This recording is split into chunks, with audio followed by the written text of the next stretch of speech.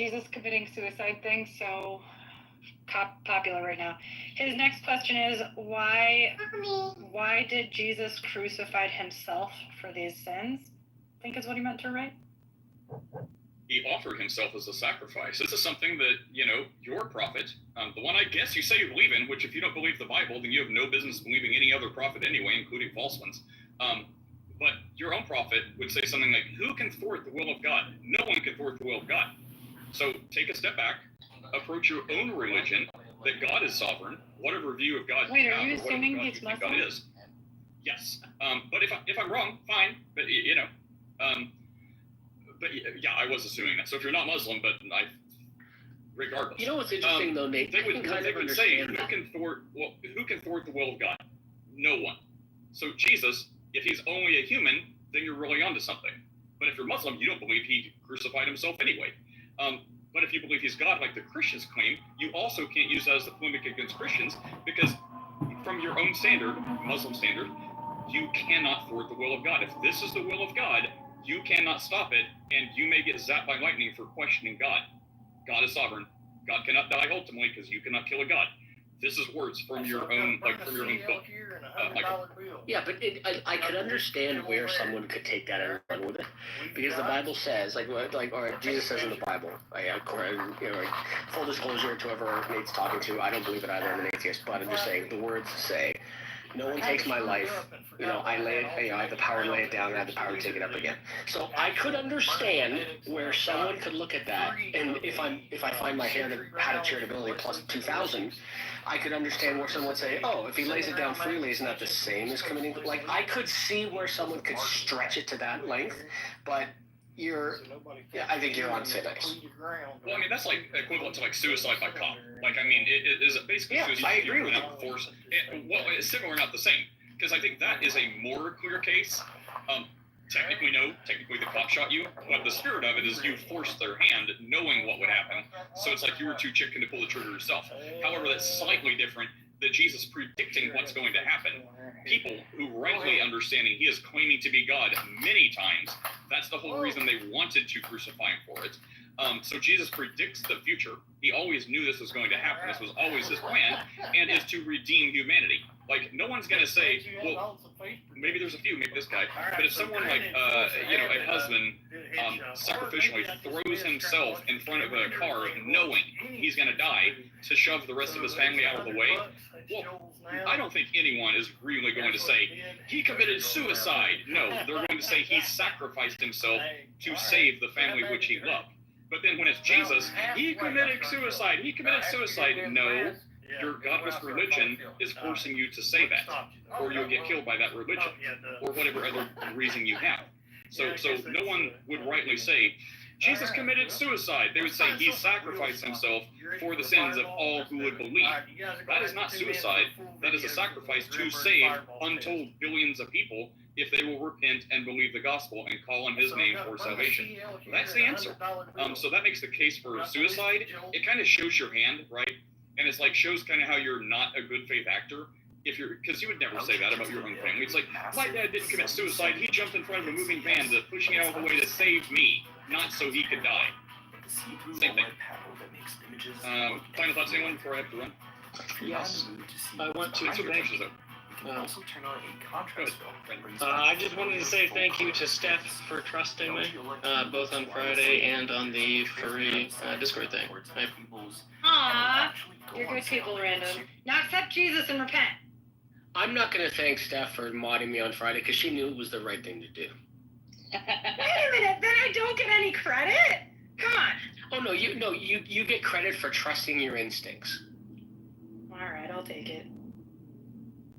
Hey, Nate, you had really good arguments today. Good job. Oh, thanks. For the furries or... No, across the board. You were very sharp today. See you. Is it the mentally blue? My tongue is still bright blue. Wait, could we close on that topic real quick? CEO, do you know anything about this and what it is? Because I'm puzzled. I am more puzzled by the blue dye brain thing than I am by the furries right now. Apparently it's in blue. No, what is blue dye? What is the blue dye? It's methylene blue. It's like a supplement that's been marketed as something to help with like the mitochondria or something in your brain or body, and like I guess, Oh, really? improve connectivity between like because I guess it's supposed to be like this. Oh, you're using that? Yeah, Nate's doping up. I've heard enough people talk about it that my curiosity was piqued. Usually I ignore all things supplement because I just don't care. But this one, I'm like, you know what? It's not that expensive. Let's see what happens. You know, So, Steph, if I see this for a week straight, I'm going to say the supplement worked.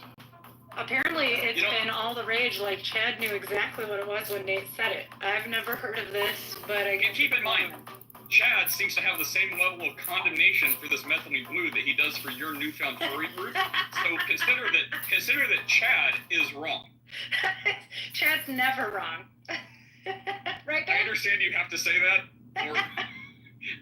but if he needs some Christian brother correction, we will send him a bottle of this and some cat ears, and we'll set him right.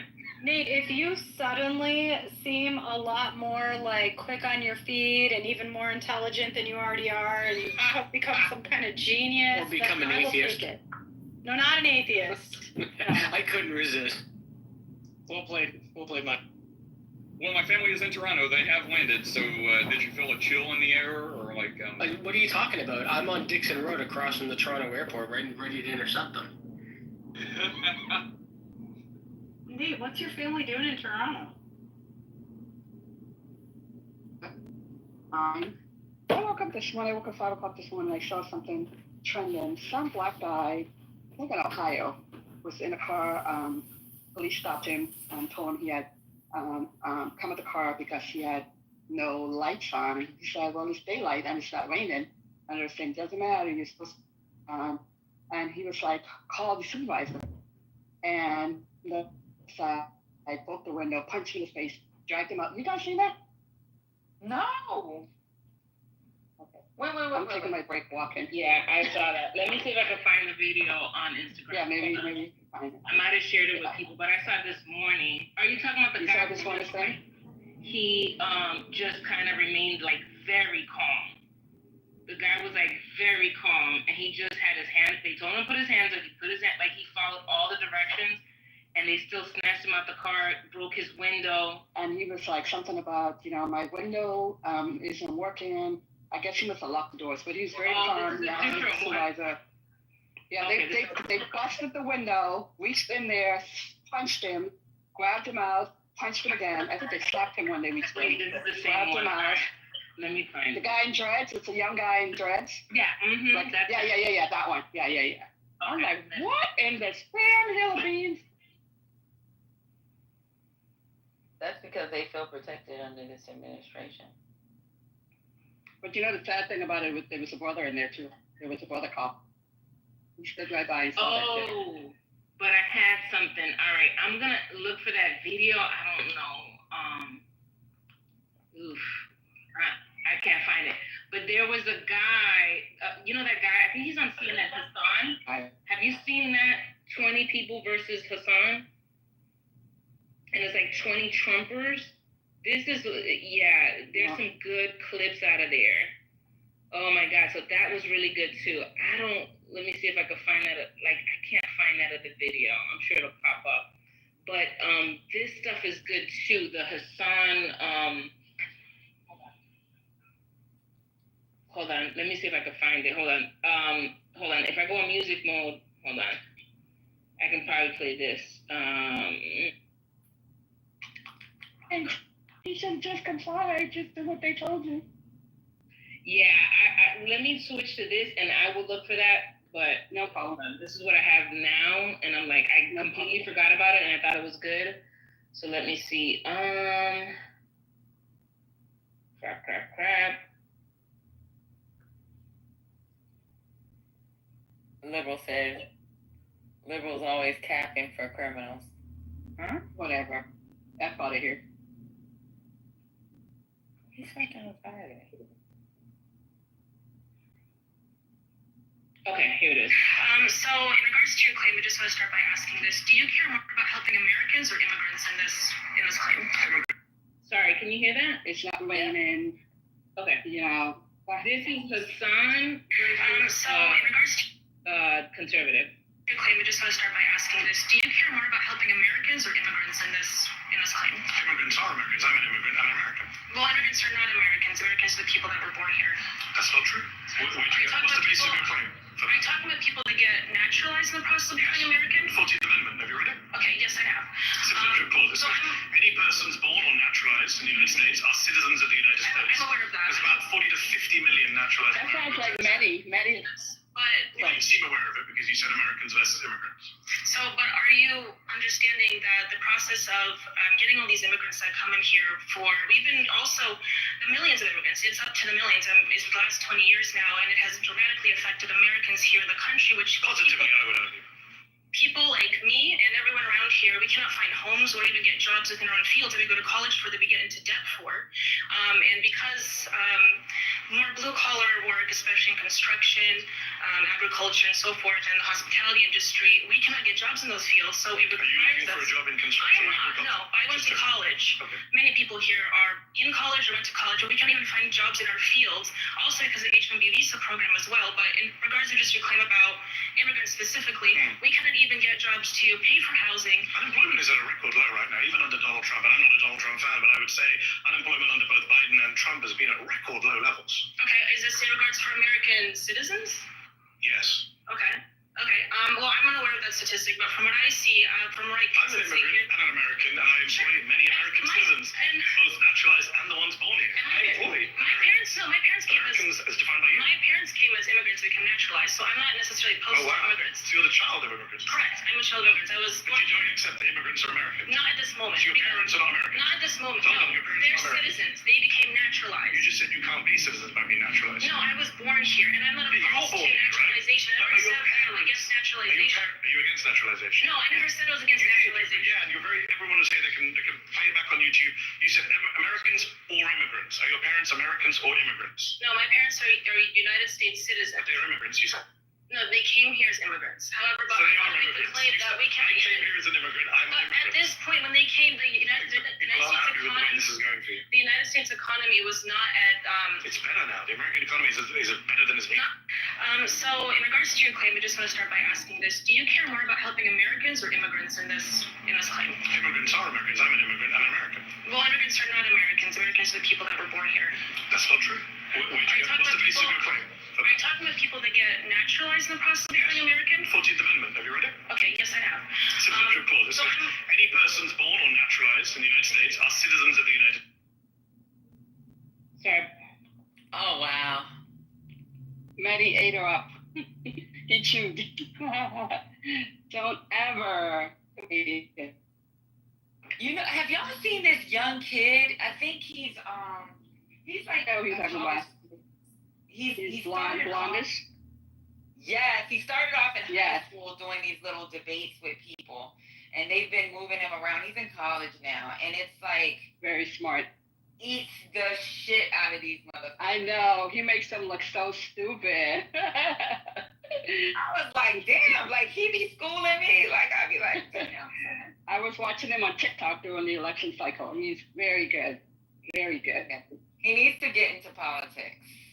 Yeah. See, it's you know who's also good too? Remember the guy who went viral at the Kamala she had a rally in Atlanta and he was like doing Kendrick Lamar, Not Like Us.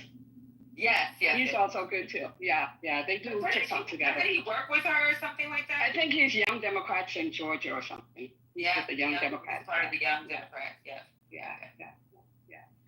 But you guys remember Maddie got fired from, they won't admit it, but from MSC because he challenged their Israeli spokesperson about what they were doing, the lying and genocide in Gaza. And then like the next couple of days he was taken off and then told him that he stepped down. They basically fired him for that. But Maddie is awesome. Don't debate him. He's a very good debater. But he had some facts.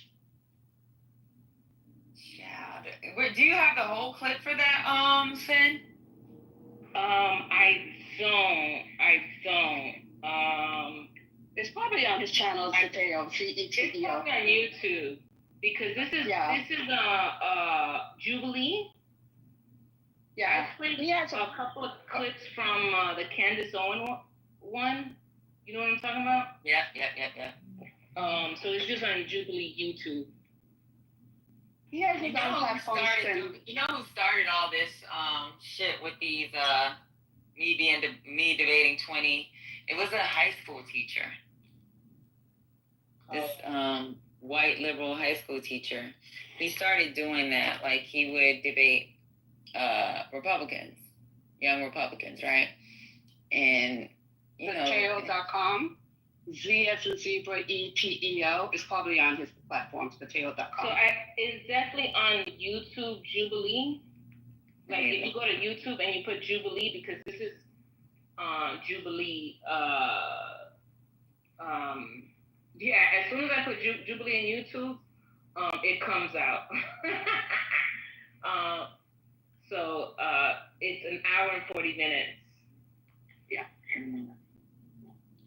But Mehdi has his own platform though, it's Mateo.com. That's another point. They keep firing these legacy media folks when they don't comply or come forth. And then they go and start their own podcast, YouTube, their own platform. And over time, they're matching, you know, they're unfettered. They can say whatever they want to say, have whatever guests they want to say. And over time, they're doing really well. Mehdi has his own platform, Sotero.com. You see Joy start her own podcast. I think she's starting to do decent numbers. Don Lemon has Lemonation. Over time, he's starting to do decent numbers. So legacy media can, you know, be both sides or, you know, lean one side or whatever. Don't give the facts or what have you, or try to obfuscate. And they're a dying breed. Yeah. I found it, Finn. Yeah. I think I want to play it. It's an hour and a half, or hour and 49 minutes. Yeah, I want to hear it. I'm not going to play the whole thing all at once. Maybe like in 10 minutes, so that'll give us 14, 15 clips to play. Or at least through each person that he debates. Hopefully y'all don't get bored. If y'all get bored in the audience, somebody come up here and tell us, like, chill out. This is just too much. Because, like, what I enjoy doesn't mean y'all enjoy it. You know what I'm saying? Hey, Spirit. Scotty. Ghetto ass Scotty. Scotty Plus. He's no longer a plus. He's moved down. That's right. I have one clip queued up. I can play it. Oh. He's in the hood now. Scotty Mahadi. Do you want me to do that? Good morning, everybody. Good morning. Good morning, everybody. Okay, let me see if this plays. Okay, let me know. Okay, play it. All right, one second. Oop, did that work? One second.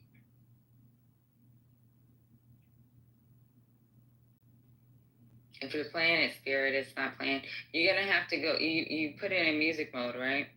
Let me see. So those three dots. Yeah. And you got it in music mode, and you're playing it from the phone. Yeah. 1 second. Let me try this again. So I'm unmuted. Let's try this. Wait, did you hear any of that? No. No. Let me try again. Pardon me.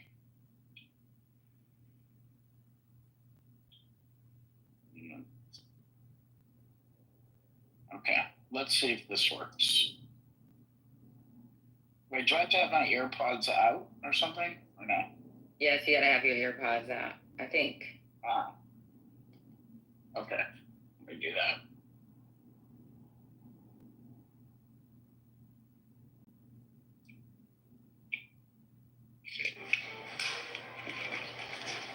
Okay, now let me know if this works.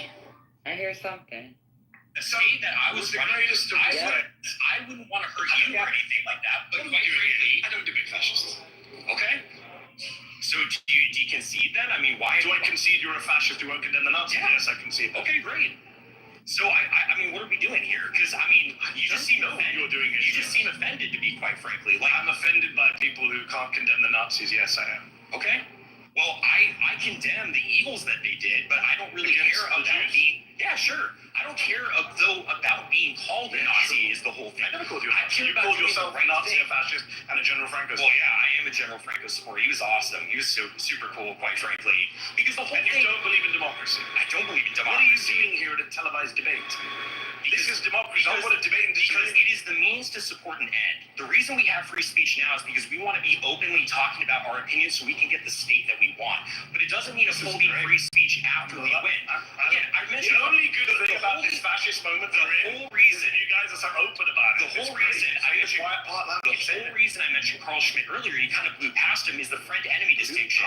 Even liberals, when they take power, they want to enact policies and they want to enact protections for their people and their ideas, and they're willing to punish their enemy. And so I'm the same way. I'm like, hey, if you're going to punish me, I'm going to get in power, and I'm going to frankly punish you when you try to leverage power against me.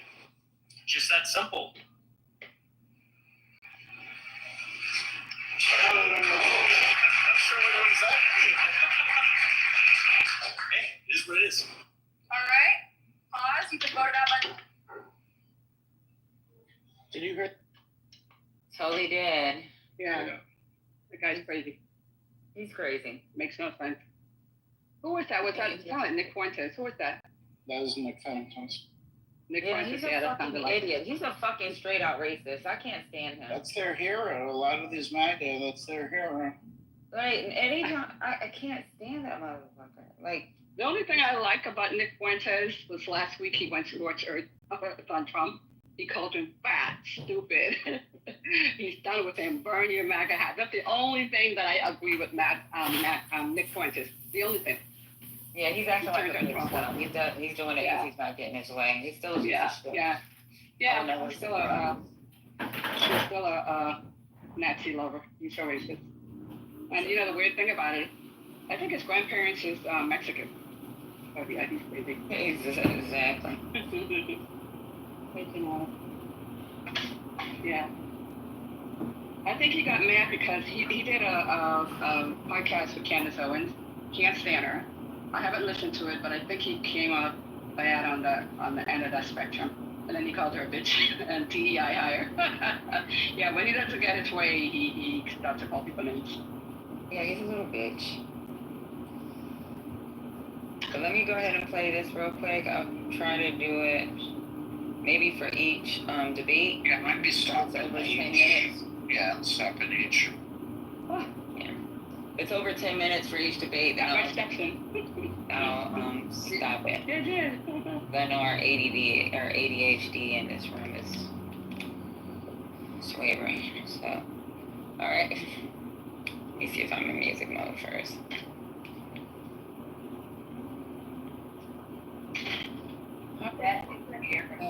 1500s, don't you this? Yeah, you know you're very Native American. I am Native American. Whites are Native Americans. What are you talking about? You were a little bit more than a far-right Republican. Hey, what can I say? I think you say I'm a fascist. Yeah, I am.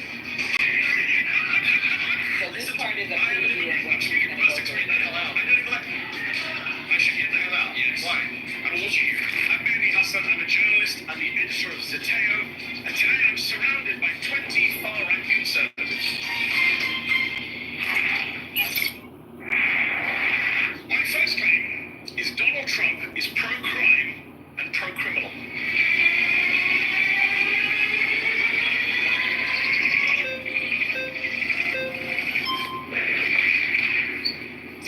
Welcome.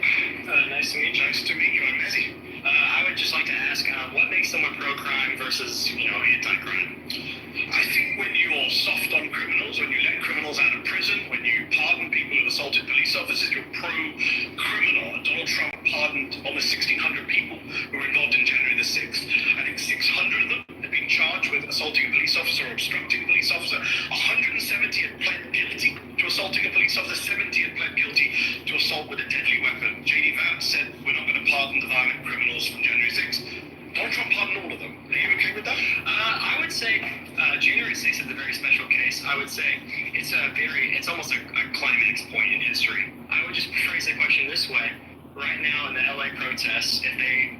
I'm so sorry. I actually will hear your conversation. Sorry, y'all. Are you saying... Commercial. Yes. just for example, if they were to rush the capital of LA, I mean, they have to move over all the homeless people living in tents on the steps of the Capitol.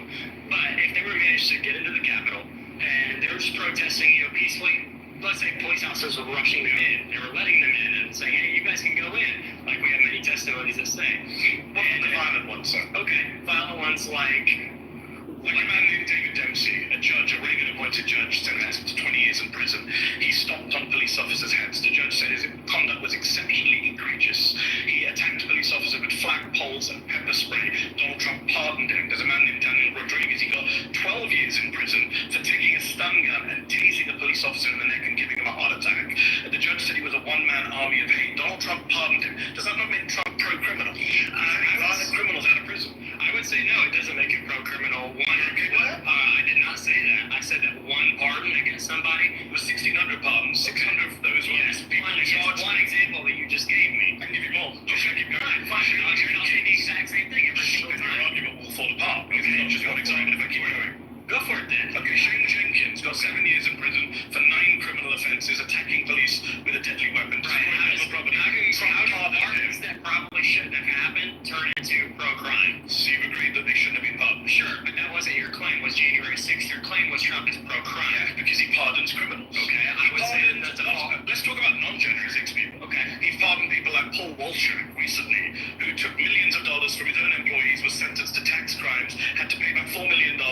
Trump pardoned him. He bought himself a $2 million yacht. Why is he pardoning criminals like that? Well, I don't know. I don't think you should. I don't think really presidential pardon should be a thing at all. But I don't think that. All right, pause.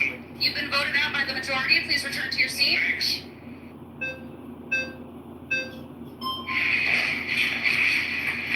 How's it going? Jenny, how's it going, Mehdi? What is it? Mehdi.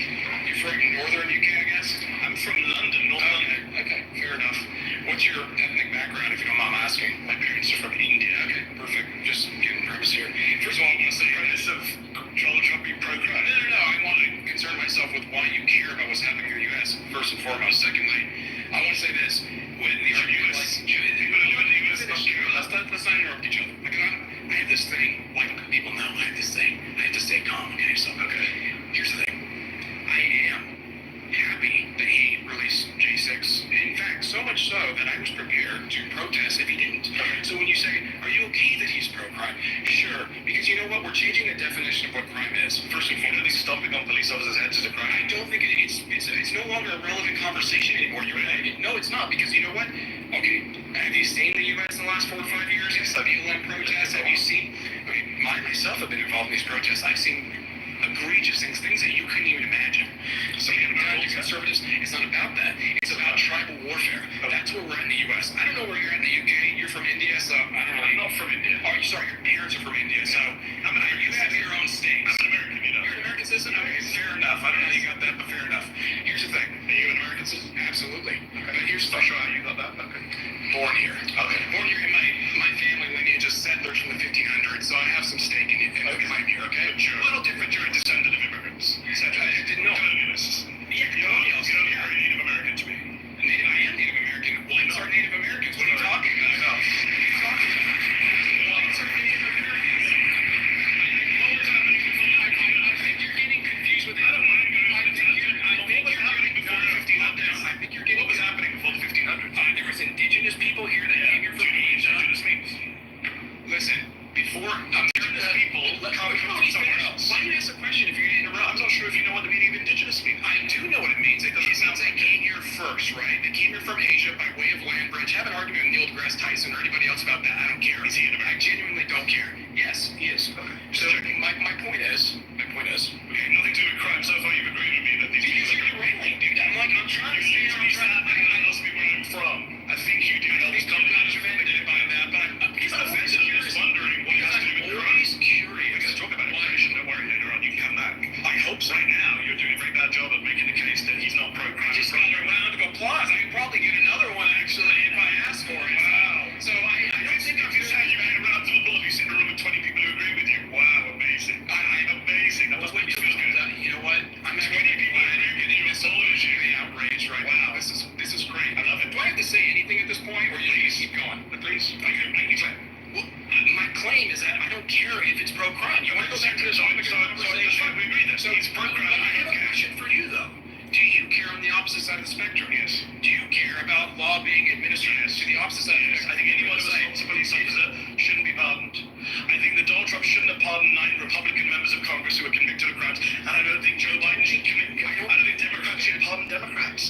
Fair, but I don't think you understand where we are on the U.S. side. I think I do know, because you're arguing for the position of like a U.S. that doesn't exist anymore. We're headed towards a nihilism. No laws, nothing matters. It's not about nihilism. It's not about that. It's that conservatives for too long have been playing it safe. They've been playing by the law. They've been playing it by the law. Yes, they have. Maybe you missed the Bush conservatives. Conservatives are playing by the law. Let's be respectful, dude. I'm not sure you've been that respectful, but okay.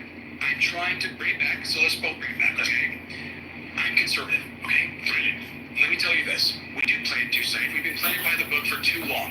At this point, gloves are off, right? The left has made their point. They're willing to do police force in Washington, the left. Never sue the other driver after a car accident. There's a better way to get paid a way bigger check without having to. Are you kidding me? The left? Are you police officers? Look at LA right here. You think those stand down the LAPD are a bunch of liberal Marxists? No, but I mean they listen to liberal Marxists who tell them what to do. I mean, I think they listen to who signs their paychecks. That's the other thing. There's lots of little divergence. We both agree Donald Trump's pro-crime. You're just fine with it. No, that's what you said so far. I don't agree with your definition. What's your definition of crime? It doesn't. Hang on, a police officer is not a crime. That's your definition of crime. That's the Native American. I am Native American, if you say so. So, going back to the topic at hand, we have different definitions of crime because you're talking about it. There's a criminal code in this country. The U.S. criminal code. You know what? Let's focus on what we focus on. I'm sure you and I actually agree on. Do we agree that people shouldn't stomp on police officers' heads? Can we agree on that? I don't agree on that, then I really think this conversation is kind of... No, because first of all, you're saying what? That the police have the authority, that they're given the authority? I don't accept the authority that's been given by liberal our position. Are you conservative and pro-police? And you know we need to find out, hey, listen, you're going to find me crying your nuts right now. I'm telling you, you are going to be blown. I mean, if you think, we're going to struggle with the English language for the next couple of hours, then you're up against right now. Newsflash, the conservatives are liberal to me, okay? Neocons, libertarians, all those mainstream people, they might as well be leftists to me, okay? That's how far to the right I am. Do you understand my position? So when you start against it, when you say, about obeying police, why would I give the authority to police? Do you know your tell me you're in America, 9 members of Congress. Do you know committed financial crime? Do you say I can remember financial crime? Do you pro financial crime? Pause. I think the people who clapped you voted you out. All right. Head back to your seat. You've been voted out by... Okay. Anybody got any comments? Man.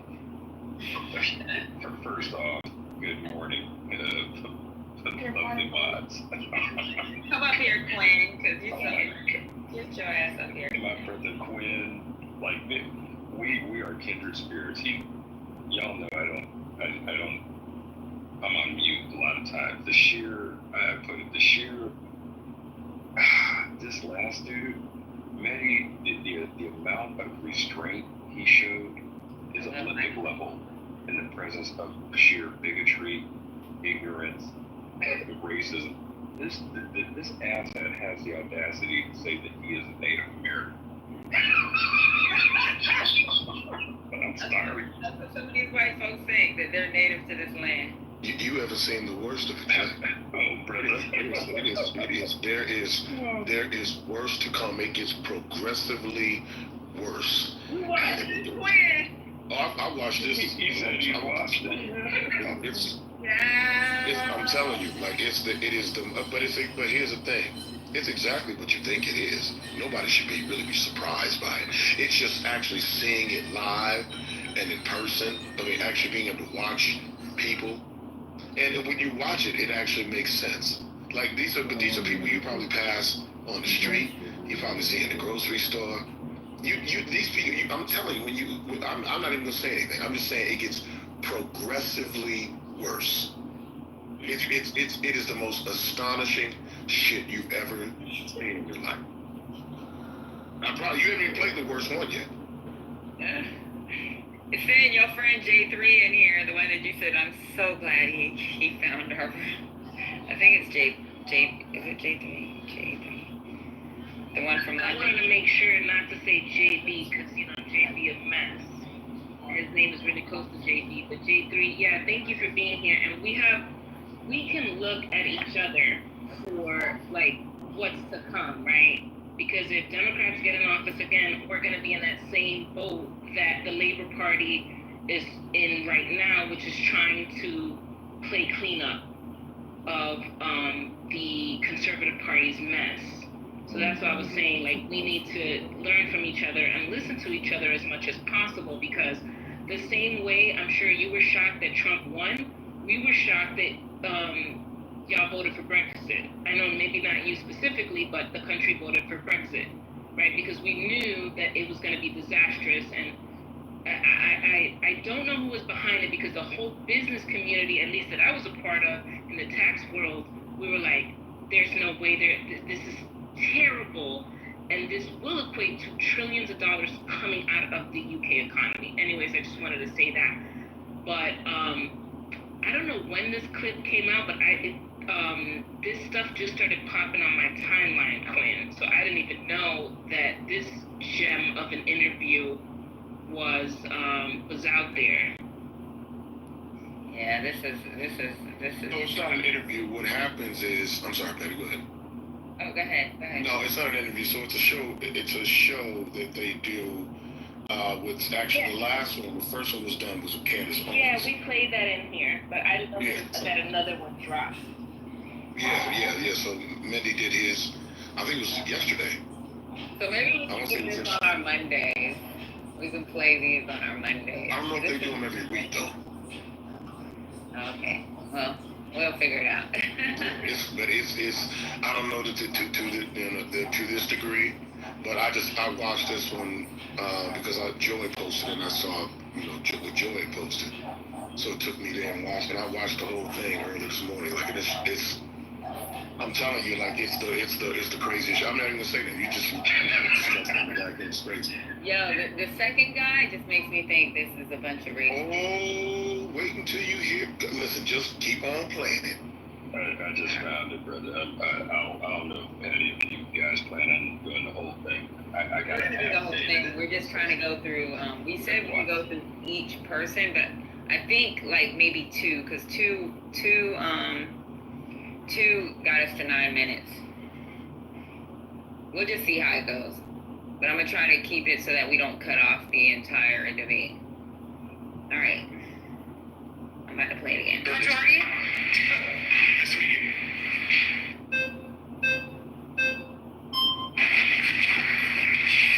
How are you? Hey, so I'm going to be as respectful about this as possible, but the truth is your claim is completely bad faith. You do not care about being anti-crime. You yourself are pro-crime. Your side is pro-crime because you're a progressive. How am I pro-crime? So I'll give you an example, right? So your side, not Donald Trump, has passed a series of laws in California. Let's go to California. It's where we are right now. It's where I'm from. I don't know. Are you from California? Okay. So in California, for example, the state legislature, completely progressive, just passed a law that limits sex offender registration to 10 years. It was life before. That's pro-crime. The legislature in California.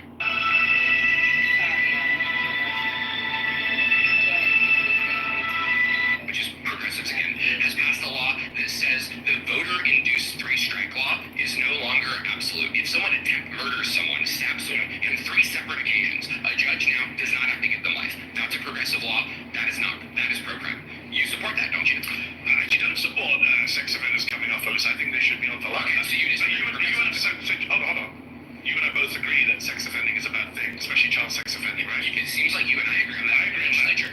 So I'm not here to debate the legislature of California. I'm here to debate Donald Trump being pro-crime. I'm saying that Donald Trump was friends with Ghislaine Maxwell when Ghislaine Maxwell was the worst child sex trafficker of our lifetime. She's serving in 26. Do you know Ghislaine Maxwell? Yeah, she's actually not. Jeffrey Epstein is the worst sex offender. He's dead. I'm talking about people alive right now. It's interesting that you didn't use his name, right? Wouldn't he be the one who did this? Oh, great. I'm glad you brought that up. Jeffrey Epstein, before he died, did an interview with Michael Wolff. He's on tape. I don't know if you heard the tape. He says my closest friend was Donald Trump. Yeah, I was his closest friend.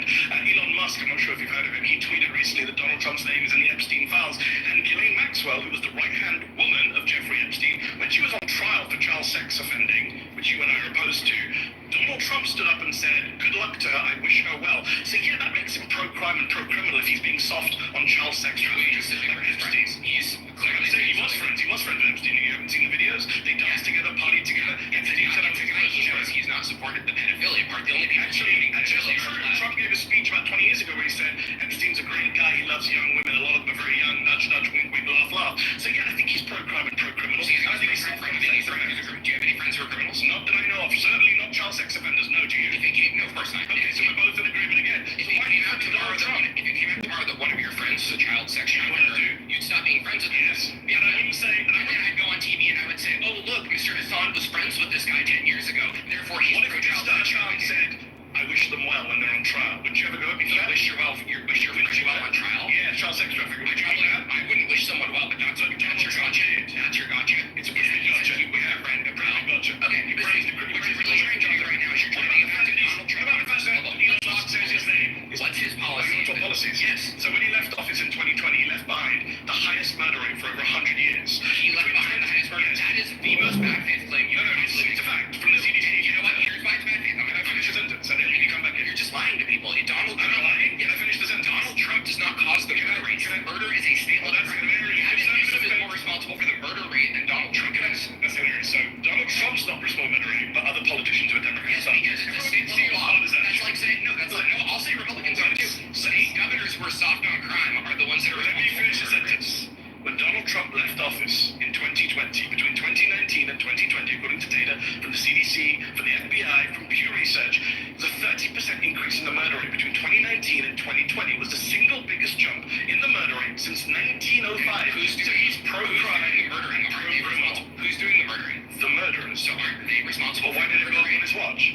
What? Why did it go up on his watch? That's a real hard one to figure out, right? We shut down the whole economy during COVID. We told everyone they couldn't go out unless it was to violently protest. We told people that if a cop tries to arrest you, that cop's probably going to get charged with murder. I think the pandemic had a lot to do with it. Right, the pandemic in 2020. What? The pandemic didn't finish in 2020. That's why the murder rate... You guys blamed Joe Biden for crime for years. But Joe Biden actively induces policies that are pro-crime. And ask Donald Trump, name the policy and then name it right now. I asked you for like 10 minutes. I'll name it right now. No, you haven't actually. Talked about California legislatures. He pardoned violent criminals and went on to commit other crimes. You don't think releasing violent crimes into criminals? What's his policy he has pushed? Name a law he has signed. Pardon is a one-time thing. A policy is not one-time thing. It's like Jimmy Carter pardoned the draft guys. They want to dodge January 6th, the pardon. I'm not judging that. Jimmy Carter, do you recommend it right now? Jimmy Carter pardoned draft dodgers. Does that mean his policy? I don't support Jimmy Carter. Do you support the pardoning of people who went on to be prosecuted for sexually abusing a 7-year-old child, illegal gun possession, reckless homicide? There's more pardon someone for sexually abusing a child. They pardon someone for rebelling against the government that they believe rigged elections. That's what he pardoned for. He didn't pardon them for sexual child abuse. But they were criminals who committed those crimes. He let them out. So that means crime rate goes up. You say they're criminals because they did the crime, right? Yeah. Would you extend that to illegal immigrants, that they're all criminals because they committed a crime? I have a feeling your position... We're going to talk about immigration.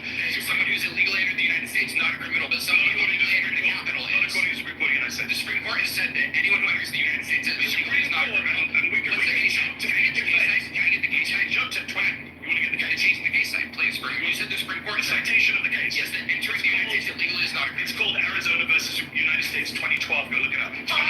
Pause. You've been voted out by the majority. Please return to your seats.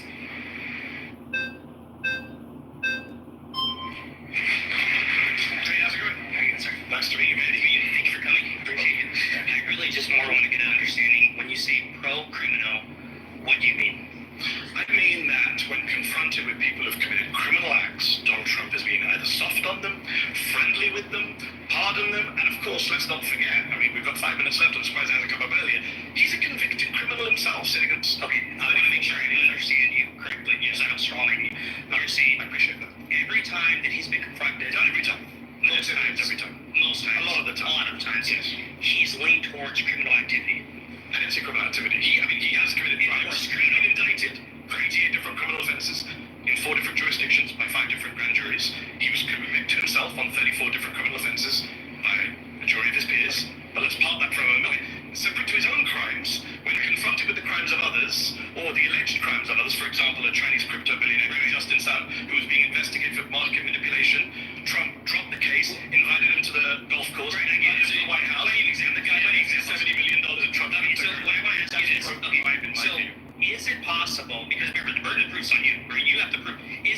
possible that all these things that he's done that supposedly make him pro-crime is there's another reason for the doing it. There's other justification. For example, let me give you an example, and you can go through it. J6. Is it possible that he could have done this to unite the country, to move past, to go to a new chapter? If it's even possible, I think you have to admit that there's another possibility. Therefore, he's not pro-crime. At least some possibility. So let me agree with this. Yeah, okay. So I agree with you that the intent could be different. I don't think Donald Trump was sitting there saying, how can I increase the level of murders? Let me release some murderers. Right. I'm not saying he did that during the sex. I don't think he was trying to unite the country. That's where we disagree. That's bullshit. In fact, he divided the country further. But intent doesn't really matter to my claim. If he's releasing violent criminals, it doesn't matter. Doesn't matter. No, he's pro-crime and pro-criminal. No, but that's a big indictment to say pro-crime. That means if I'm confronting a crime, I'm confronting. Well, he is, because for example, no. It could be possible. Sorry, forgive me. Your friend earlier, your ally, said, where has he done stuff that's increased the crime? I'm telling you, people have been pardoned who've been convicted on multiple other crimes. These people who he pardoned had previous criminal records. They were not just some folks chilling around and go, we're against the take over our country, we're opposed to rebellion. They were, a lot of these people were already hardened criminals, militia members. He looked at those people and said, you know what? They've been convicted, in many cases by Republican judges. I'm going to let them out. Yeah, that makes sense. Is it possible? If Joe Biden had done it, you'd be attacking him. Sure. Is it possible that their conviction was part of a plea? It's like, oh shit, I can't get out of this, so I got to take a plea now. Some of them, maybe. Others, we saw with our own two blinding eyes on tape. Did you watch live on January 6th? What happened? To be completely honest, I'm pretty novice on this. I'm more trying to target. You're saying he's pro-crime. In my head, I'm just thinking this live. I didn't finish. If I can finish 1 second. If you think of this live, there's a possibility that he might have had other reasons. For example, unifying the country. Next chapter, right? That could have been the reason. Therefore, it's not pro-crime. There was other reasons. I'm saying that's a possibility. And I'm not saying it's a possibility, but I'm saying it's irrelevant, because if you're knowingly releasing violent criminals out into the community, pardoning, not just releasing, then yes, you are being pro-criminal. I've interviewed police officers. I don't know about that. I've interviewed police officers who have been assaulted, beaten, had to retire from the police office, broken bones. I'll finish very quickly. I've interviewed these police officers. They've been beaten by people who they've then seen walk off the street and then carry on threatening them. Yes, when Donald Trump is responsible for that, you're definitely pro-crime. Okay, I doubt. All right, pause. You have police officers. Any comments? I mean, how do you comment on lunacy? Like, it's lunacy. It's just amazing to listen to. Some of these people are allowed around electrical outlets and there's which is scary. I didn't even know they could do this. I don't know what's going on. You know, and if they never do, they are only the same as the worst of the morons, MAGAs, that come in here. Yeah. At least they can form a sentence. However, the net result is that it's the same absolute drivelings and nonsense that the people who come in here to defend MAGA say. Well, you know, the second guy, I swear, he's a character from Healthy Debates. The one that says he's indigenous. Stop. I'm Native American, like, word. I love my Healthy Debate family. But And I guarantee you that the MAGA that come in here, they are studying this. Well, studying too intense a word for them. They don't study. They don't want to learn anything. But I would imagine that they will pick up some key phrases from these debates, and they will start using them in here. You watch. Oh, there's no question about that. I wouldn't be surprised if some of these people actually come on this app, Scotty. Oh, it would be straight on. yeah, they sound like they're on this app. They sound like the ones that are articulate, and come up with some bullshit, and these fucking MAGAs be like, preach. You know what he's talking about. No, motherfucker. He learned a couple words. That's it. Well, because they're all of a hive mind. So, I mean, they all say the same things because they get all of their garbage from the same can. That's a good one, man. Yeah, I like that. Yeah. Good morning. You see the sense of MAGA. They need to be deprogrammed before you can argue with them. Baroque, I let you up, babe. You raised your hand. Where's my Maddie? My Maddie. Matt had his hand raised. Oh, he's gone now. On that, if I could say something really quick, just that, good morning, political correct moderators and stage. I just wanted to add to that something I don't hear in these conversations often, is that with Donald Trump's first term and this term, I read something several times, we can't find an article, where he's literally brought the most criminals and felons into his actual cabinet. If you guys do a deep dive, I think it's the most in presidential history of literally bringing felons in to serve in government capacities. From his campaign manager to one of his generals, his whole cabinet is full of felons or ex-criminals, and nobody ever brings that point up. Yeah, General Flynn. The other generals that he had, though, amazing. But Flynn was a retired general. They're already, like, I'm going to be honest with y'all. His brother, Charles, is just as bad. He's just as fucking bad. And I'm not talking about, like, criminal activity. I think something's going on in their brain. So, like, if y'all remember, General Flynn's son used to do all these crazy-ass conspiracy theories on Twitter, when it was Twitter. And then you have Charles Flynn, who is still active duty. He's still active duty to this day. Like, if you've ever listened to him give speeches, like, I know this guy, right? Because he was in Indo-PACOM. He was in USAPAC in Hawaii. This dude had, I think it was a warrant officer celebration or something like that they had him as a guest speaker. So, he was speaking, it was like the weirdest shit ever. We was like, what the fuck is going on? Like, you have senior leaders like, why is he talking about conspiracy theories? Like, and this is a 4-star. I don't know why Biden didn't fucking, like, it's kind of hard to fire an officer, right? You can give them, you can't really fire an officer. That's why a lot of them, they lose their position and they might end up working paperwork or whatever. They pretty much have to get kicked out. And the only way you're going to get kicked out if you do something that's against the law or against the UCMJ.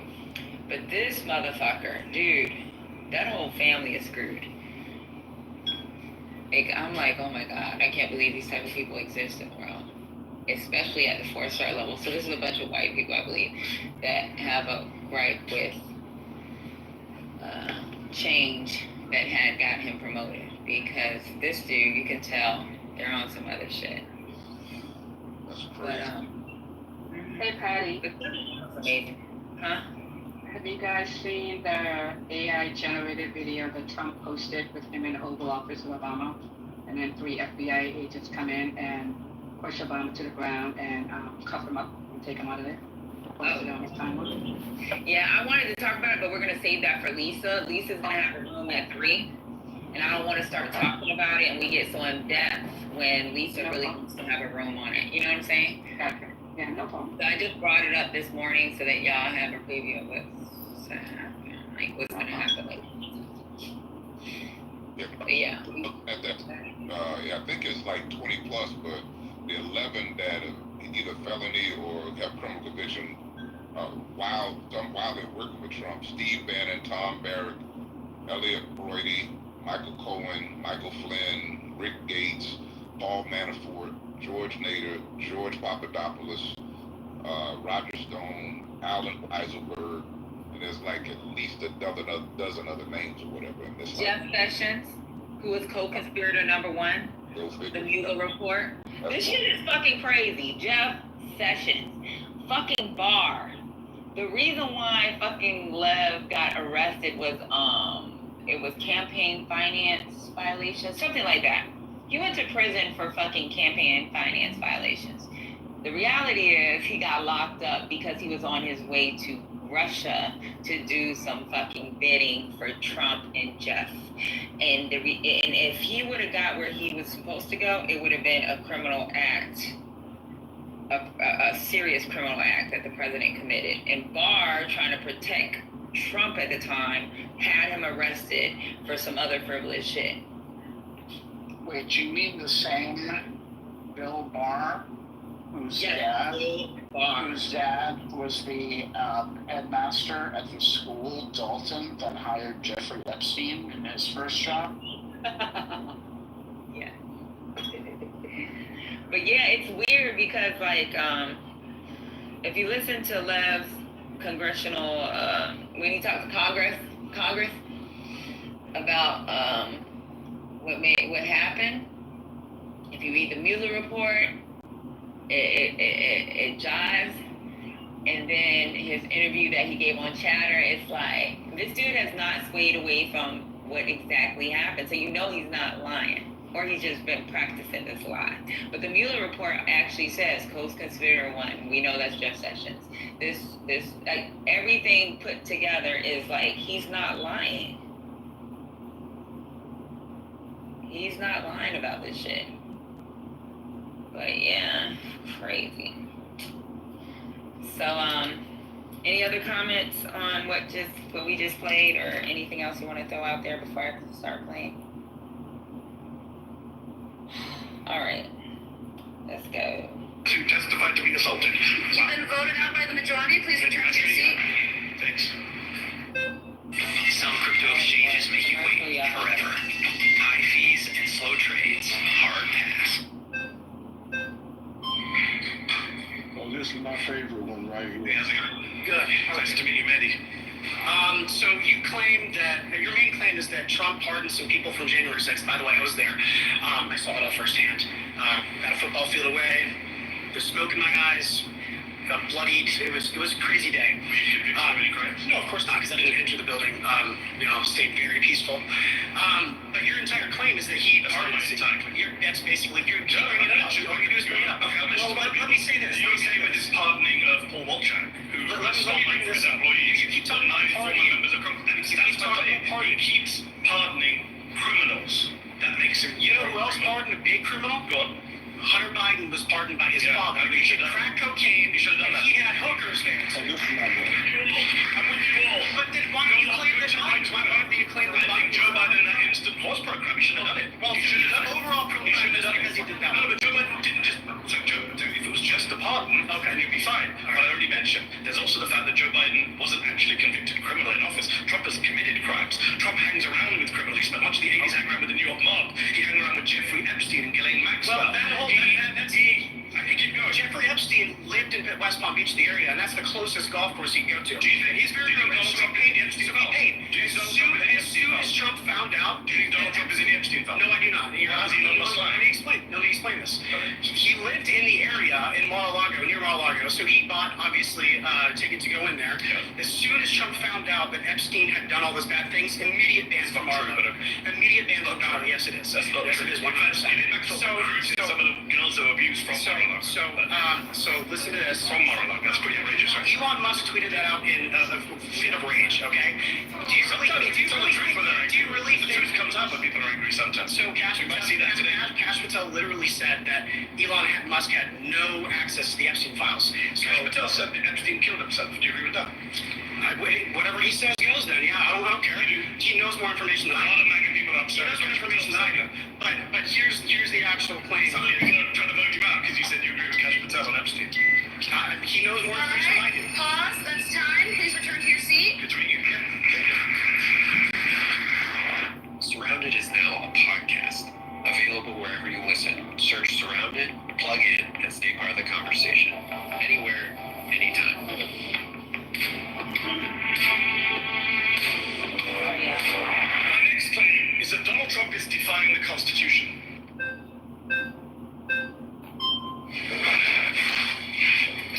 Nice to meet you, sir. Lovely to meet you.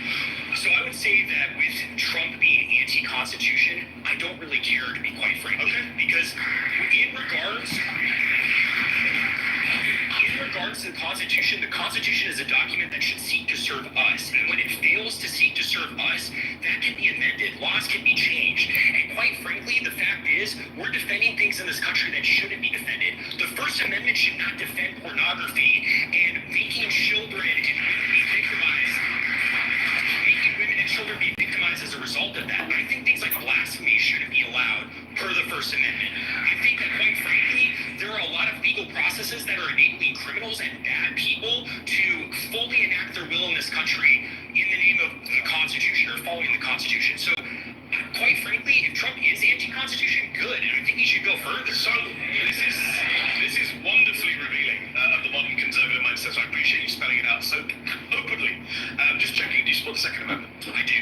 Okay, surprise! I was shocked to hear that. I'm saying that Donald Trump is defying the First Amendment, the Fourth Amendment, the Fifth Amendment, the 14th Amendment. He's thinking of defying the 12th and 22nd Amendments.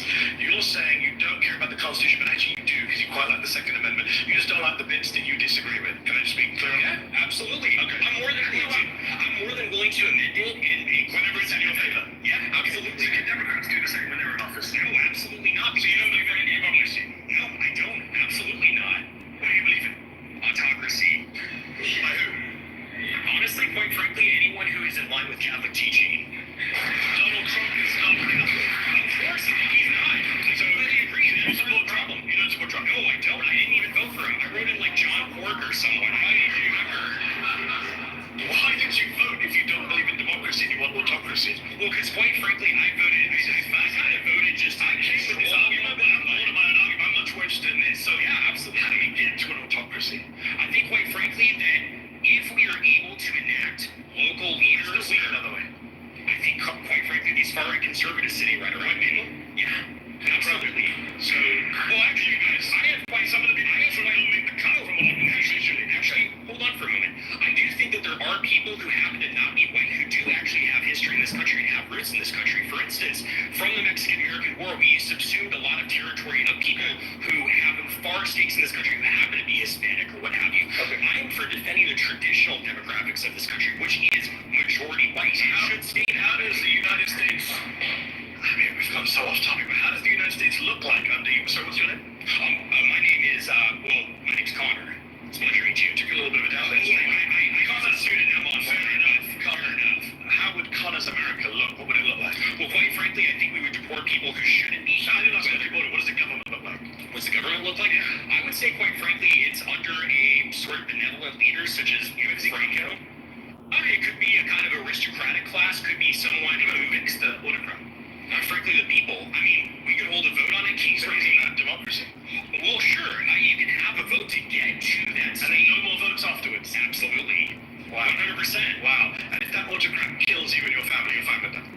Well, I'm not going to be a part of the group that he kills because that's the whole thing. How do you know? Autocrats tend to kill everybody. Carl Schmitt makes this point very well in his work. It's the friend-enemy distinction, right? Carl Schmitt, the Nazi theoretician. Absolutely, I don't care. You friend the Nazis? I frankly don't care being called a Nazi. I didn't say that. I didn't actually say that. I said, are you a fan of the Nazis? Well, they persecuted the church a little bit. I'm not a fan of that, but... What about the persecution of the Jews? Well, I mean, I certainly don't support anyone's human dignity being assaulted. I'm a Catholic. I didn't think I had a problem with procrastination. Not really. But you don't condemn Nazi persecution of the Jews? I think that there was a little bit of persecution. So that reason you should, because you were a little bit more than a far-right Republican. Hey, what can I say? I think you say I'm a fascist. Yeah, I am. Absolutely. I'm just checking who's clapping, just to get my set of where everyone is on this. Because you know that millions of people are going to be watching you on YouTube and checking out who the fascists and the Nazis are. I'm not ashamed of that whatsoever. During the pre-war period, prior to World War II, it was only those parties that properly enacted the people's will. That's why they won. The conservatives were bad cats. You're in favor of killing people who are like you. Quite frankly, I'm not. You mentioned Franco earlier. Franco killed a lot of innocent people. Oh, well, he killed communists. He killed people who raped nuns. He killed priests. What about children who he killed and women who he killed? What are you talking about? He never killed any women or children. He was He only killed combatants. Is that what you're clear? He only killed combatants. Killed any innocent people. The white terror was only punishing those people who did acts of terrorism. And again, are you supporting like raping innocent women? Nuns, dude. Killing priests? I mean, priests don't brandish guns and kill people. Just refuse to condemn the Nazi Holocaust, my friend. I don't think you're in a position to ask anyone any questions. I quite frankly don't care what you think about me. If I'm a Nazi and being a Nazi means upholding your dignity, because I even believe in your dignity. I don't in a saying that I was I wouldn't want to hurt you or anything like that, but quite frankly, I don't debate fascists. Okay. So do you concede then? I mean, why do I concede you're a fascist who won't condemn the Nazis? Yes, I concede. Okay, great. So I mean, what are we doing here? Because I mean, you just seem offended. You just seem offended, to be quite frankly. Like, I'm offended by people can't condemn the Nazis. Yes, I am. Okay. Well, I condemn the evils that they did, but I don't really care about being. Yeah, sure. I don't care about being called a Nazi. Is the whole thing. I care about yourself a Nazi, a fascist, and a General Franco. Well, yeah, I am a General Franco supporter. He was awesome. He was super cool, quite frankly. Because the whole thing. You don't believe in democracy. I don't believe in democracy. What do you see here at a televised debate? This is democracy. Don't put a debate. Because it is the means to support an end. The reason we have free speech now is because we want to be openly talking about our opinions so we can get the state that we want. But it doesn't mean it's still be free speech after we win. Yeah, I mentioned the only good thing about this fascist movement. The whole reason you guys are so open about it. The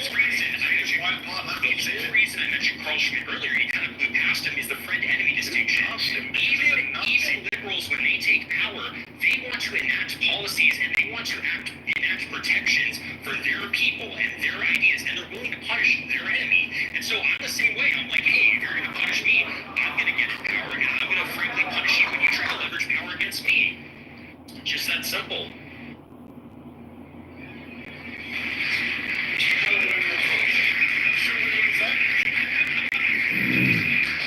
It's what it is. All right. Pause. You've been voted out by the majority. Please return to your seats. Anybody got any comments on this idiot?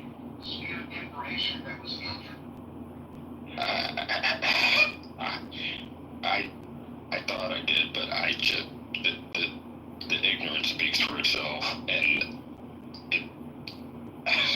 I'm gonna go back on mute. Anybody? Yeah, that pause that happened was Mendy just stopped talking to him. Like there was no point in going, and that's really profound in a discussion like that. Where a person just, I mean, there's no debating fascism. Like the whole discussion is about, I mean, the whole topic is about Trump's circumventing the Constitution.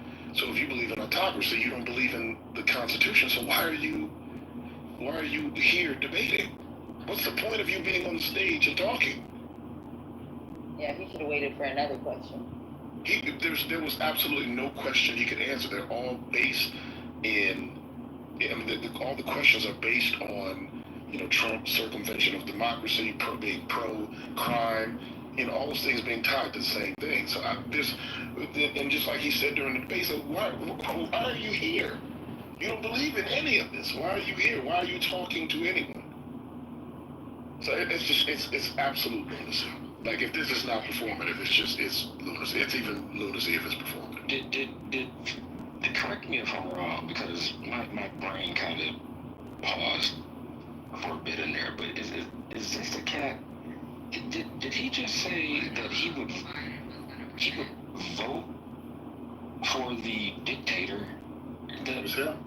Yeah, like, what? Man. And then proceeded to say, he said, well, if you vote for the dictator, would you be okay if he killed exactly. you? Well, he's not going to kill me.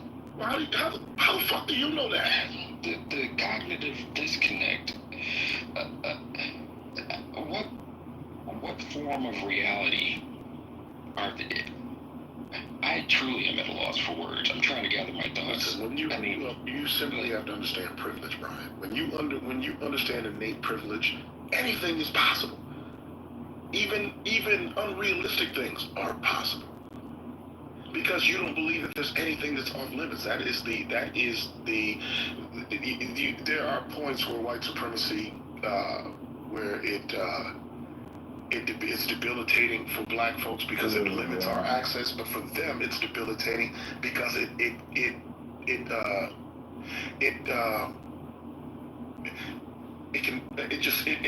erases their reality. They have no sense of what's real. Everything is on the table. So he actually believes in a world where he can live amongst a dictatorship that defends him, like that actually benefits him. Hurts everyone else but him. Yeah, until that cannon comes around, or that lens, I should say, comes back around to him. The notion, or the white supremacist feeling and belief, and I assume I'll just do a level set to make sure we're not talking about when I say white supremacists or white supremacy, that doesn't necessarily mean that, the KKK hat wearing, but it's the mindset. Because I understand that, people come in and out of the space who may not, we may say stuff that they may not get, and forgive me if I'm being too simple in that, but the mentality that you're superior, the feeling that you're the entitlement, the feeling that like the previous dude who thought he was a Native American, that mentality that if others who do not look like you gain equality with you, then you're losing. It's the same delusion. It just manifests itself differently. If you're talking about people from we can add people in there from the KKK because they're absolutely. poor people. They're poor whites. They have no access at all other than just being white. And yet they still feel superior to those who are in the same financial situation as them. And so it's absolutely applicable. Was it only like the third one? No, he's like the fourth one, but it's trust me, it gets worse than him. While we was now I got my ebonics going. But while we were listening to this, I went and found the YouTube. So I'm gonna. Oh boy, I'm gonna try to watch. I commend you, brother. An hour and 40 minutes is one thing listening, but I do believe that when there is video available for some of these things, it is beneficial to watch, even though I was centered, even though I may believe and know from facts that and observation that some of these cats can't be saved, but to watch, like you said, they are among us. I'll pause, but one of the things that got me, a reminder to me after the 2020 election, I'm going to go back to that, just looking at the numbers of that, because those are numbers that I still recall off the top of my head. President Biden won by, it was 77 million, and the orange one lost, but he still had, I think, 72 or 73 million. And, that's a total, 150, 160. That was basically almost half the country that voted. So there's still a whole other portion out there that may have that same thought process, mentality, perspective that didn't vote. And like you said, they're amongst us. We work. They're at the freaking pharmacy. They're at the repair shop when you go to get your car fixed. So how do we? And maybe this is just a thing that I think on. I don't know if there's an answer how to navigate that space.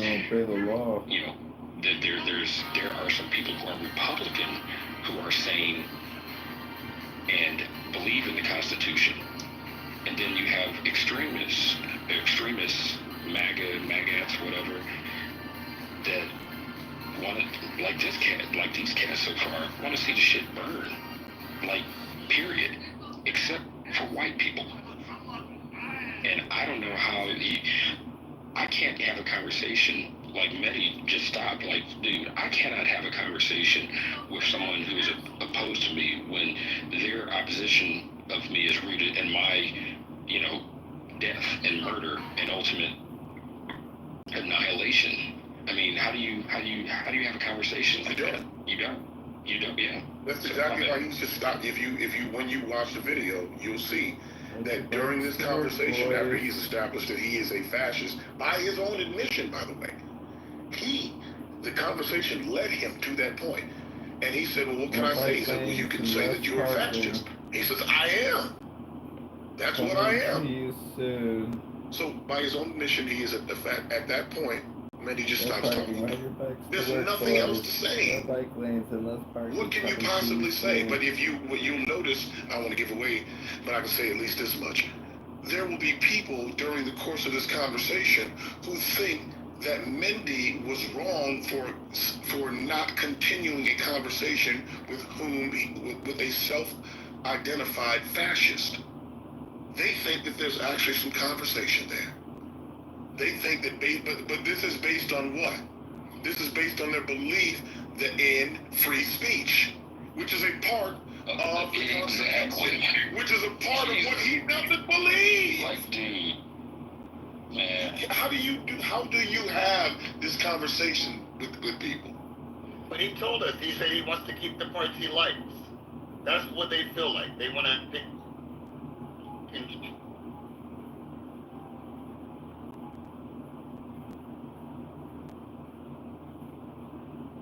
I think your phone. Yeah, Brian, your phone's going out. When the guy said that he was a self-proclaimed Baptist, did the rest of them start clapping? Yes, they did. Yeah, they did. Yeah, that was the chilling part. At which point, Mindy looked around like, listen, I'm looking around because I want to see who these people are, because you're going to be the people that get attacked by these millions of people that identify you as fascist when they watch this. And he's exactly right. That was some weird shit. Man.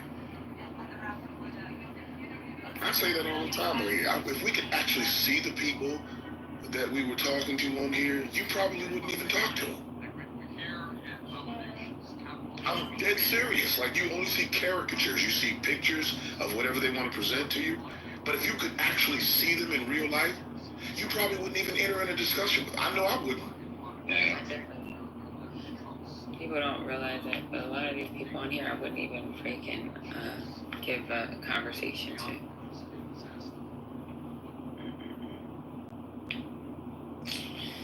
Yeah, this is a mess. Well, to that point, I mean, that's why when you guys when Lisa says, and I'm trying to be lighthearted, but when she says, ping in your MAGA friends, and I comment like, look, to me, that's an oxymoron, because I don't have the bandwidth or the even remote energy to engage with someone who has I can engage with people who have respectful disagreements with me, because I don't know everything, and I am trying to learn throughout this rest of my life.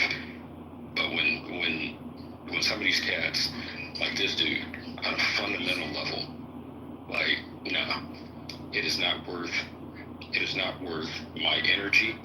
It is not worth my currency of time to engage and to be connected with people like that. And another thing, this reminds me, on another thing, like, I think, if not with all the cats Mehdi has engaged in so far, well, and this is a minor point, I guess, but the fact that I see it here on the app, or see it, I hear it, like, when he actually agrees with them on something, they keep arguing.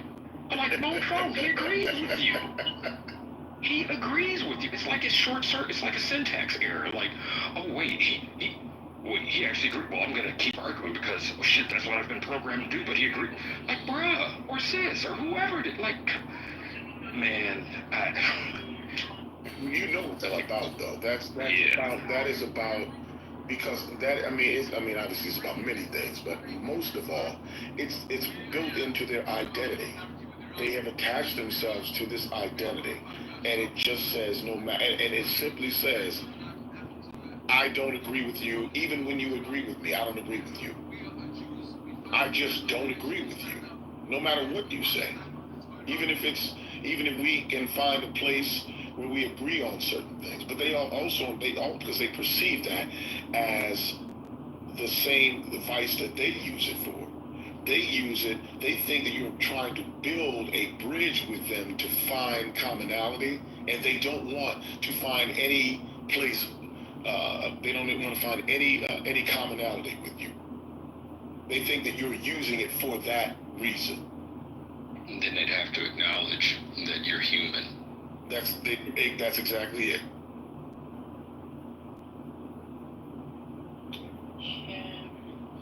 My bad, Patty. Go right ahead.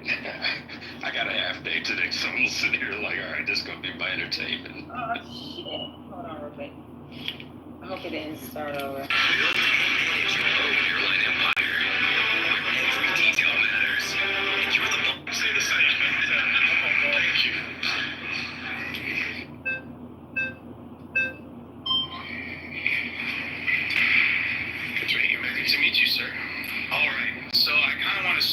the basics or the foundation. I want to see. Can I just check? Yes. Are you a fascist? No. Okay. I describe myself as, I think, just a Christian. I'm a devout Christian.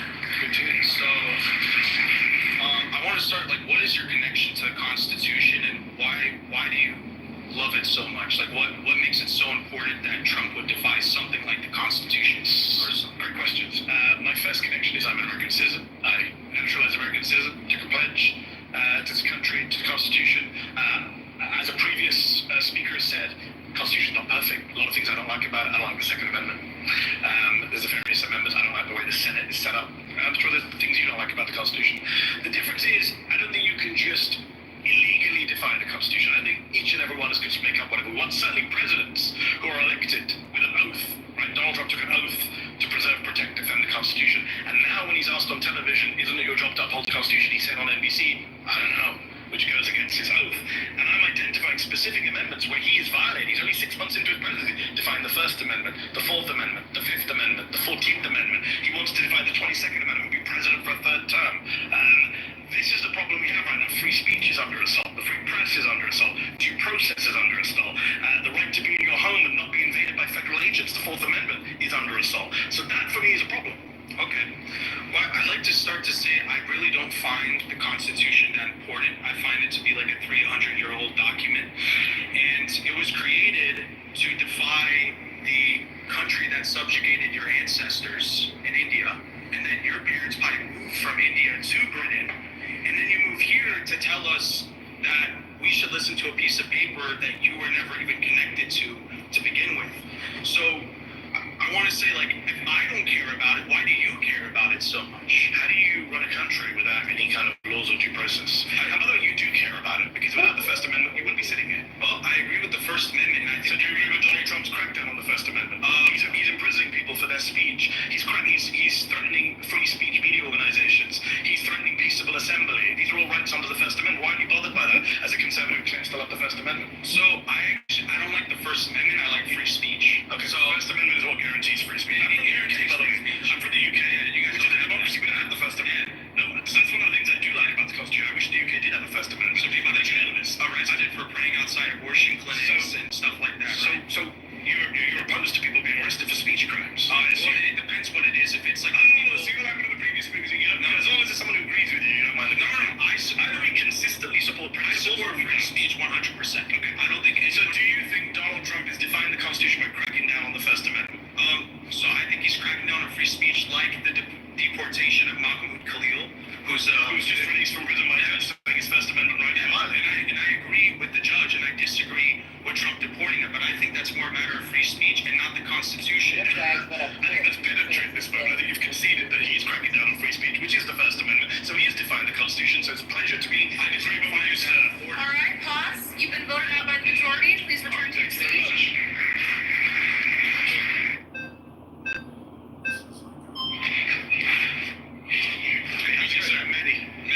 Great to meet you. My name is Kai.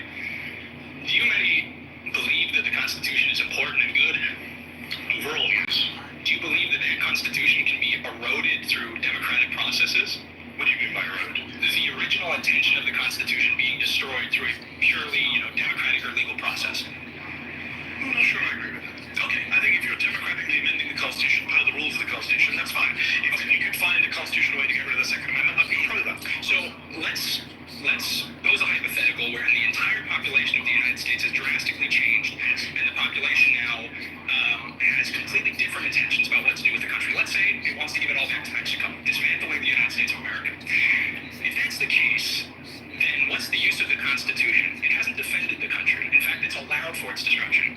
I don't understand the premise. How did the whole country change?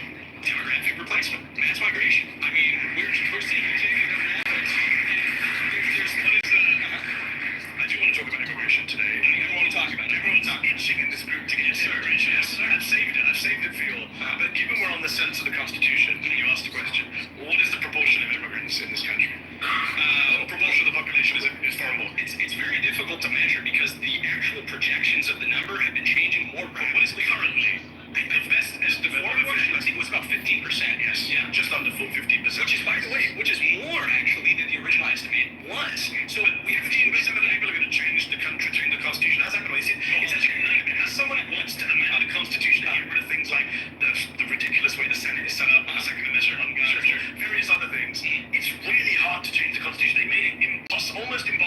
last time we had a constitutional amendment? You know, like 20, 30 years ago. I understand, which is why I think members of Congress pay. Which is why, no, I get it. Where are you getting this scenario where 350 odd million people all become foreign-born migrants, or the children of migrants, Canadian migrants, even though America is a nation of migrants, and then abandons the Constitution and gives the country back to Mexico? Outside of your imagination, where is that happening? Let's bring it back to the actual discussion. What you do is you entertain my hypothetical, but then instead of sticking to the point of the Constitution, you said, well, how would you bring about your hypothetical? And then when you missed out the part where the Constitution's quite hard to change. Hold on. I understand that. I also wanted to get a sense of where you are, and you're a great replacement guy. So. okay. Yeah, you're a real good journalist because you don't talk to people who identify as like a political ideology. I mean, that's no, I don't debate fascists. I'll talk to them. Frankly, that's upsetting. I think there's a big problem when, we value freedom of speech so much, but any, real journalist is not going to talk to somebody because they identify with the politically incorrect ideology. Just talk to the guy in front of you. What are you talking about? You literally stop talking to him, and then everybody debating versus talking is very different. It's pointless. Okay, he doesn't believe in free speech. Okay. He doesn't believe in democracy. He was freely speaking with you. You're the one who shut up. No, he said very clearly. Okay, guys, what free speech? So I can get one election. After one election, my guy comes in, and after my guy comes in, nobody gets to speak or vote again. I'll listen to your conversation. We'll listen to your conversation. Let's bring it back to the Constitution. Please do. First, fourth, fifth, 14th Amendments. Doesn't go on done saying Trump is divine. So you support that, or do you die them?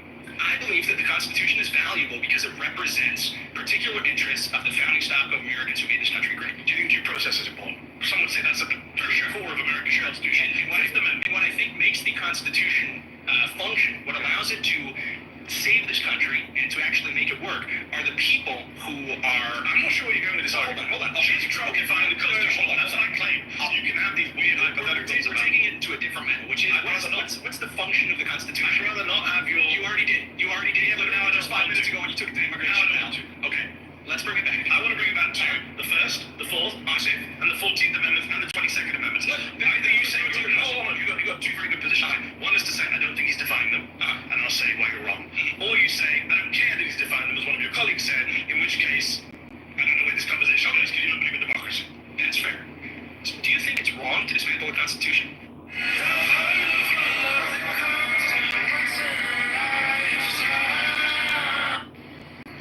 So there's two options ahead of you. Do you agree? This is important. Do you agree? Donald Trump? Okay, let me ask a question. Yes, you're not answering the basic point. Well, can I think Donald Trump is dismantling the Constitution? I agree that Donald Trump is dismantling, because I'll agree with you on that. I think he is dismantling. I think he's legally unconstitutional. I think he's interpreting it in ways that are more... Which judges do not agree with him on. Okay, hold on. The Supreme Court has not agreed with him. And the judges don't agree with the people who wrote the Constitution.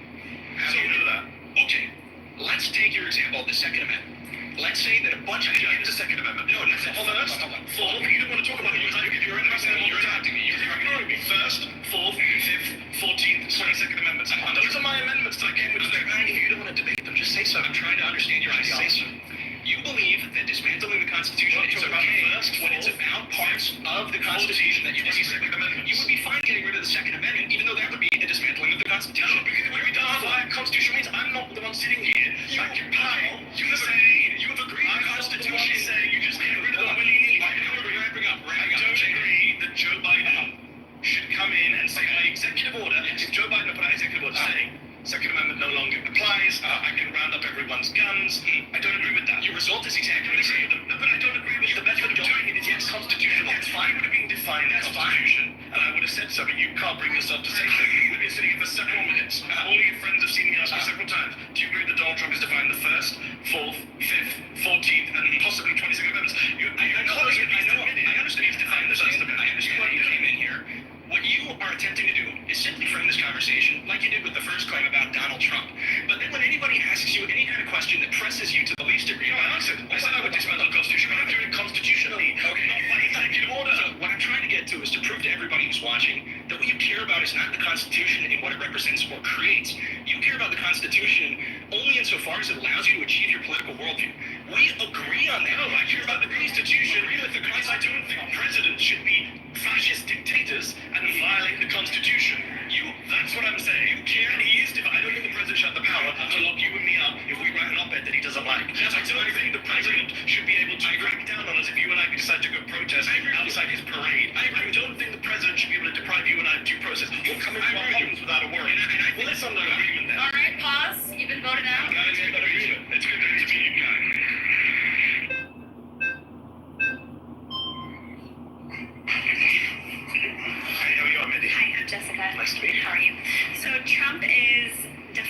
the 1st, 4th, 5th, 14th, and maybe the 22nd soon.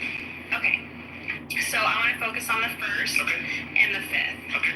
So you say that Trump is defying the First Amendment. Can you give me an example? For example, he banned the Associated Press from attending White House events. A Trump-appointed judge said that was against the First Amendment. He's been cracking down on media organizations he doesn't like over their speech. If they say stuff he doesn't like, for example, cracking down how? So, for example, he banned the Associated Press from attending White House events because they said the White House it's the Gulf of Mexico. That's not how it works. They were already at the White House. He deprived them of access, so he punished them for their speech. But are they allowed to go to the press? Which is why a judge he appointed, Trevor McFadden, said this was contrary to the First Amendment. A Trump-appointed judge. He's called MSNBC and CNN illegal. Media organizations are not ipso facto But that's free speech. illegal. He can call them whatever they want. Attacking the media. Yeah, he can The president as the executive. Yeah, he can say whatever he wants. That's literally the First Amendment. He can say whatever he wants. Absolutely. But the media can't say what they want. They do.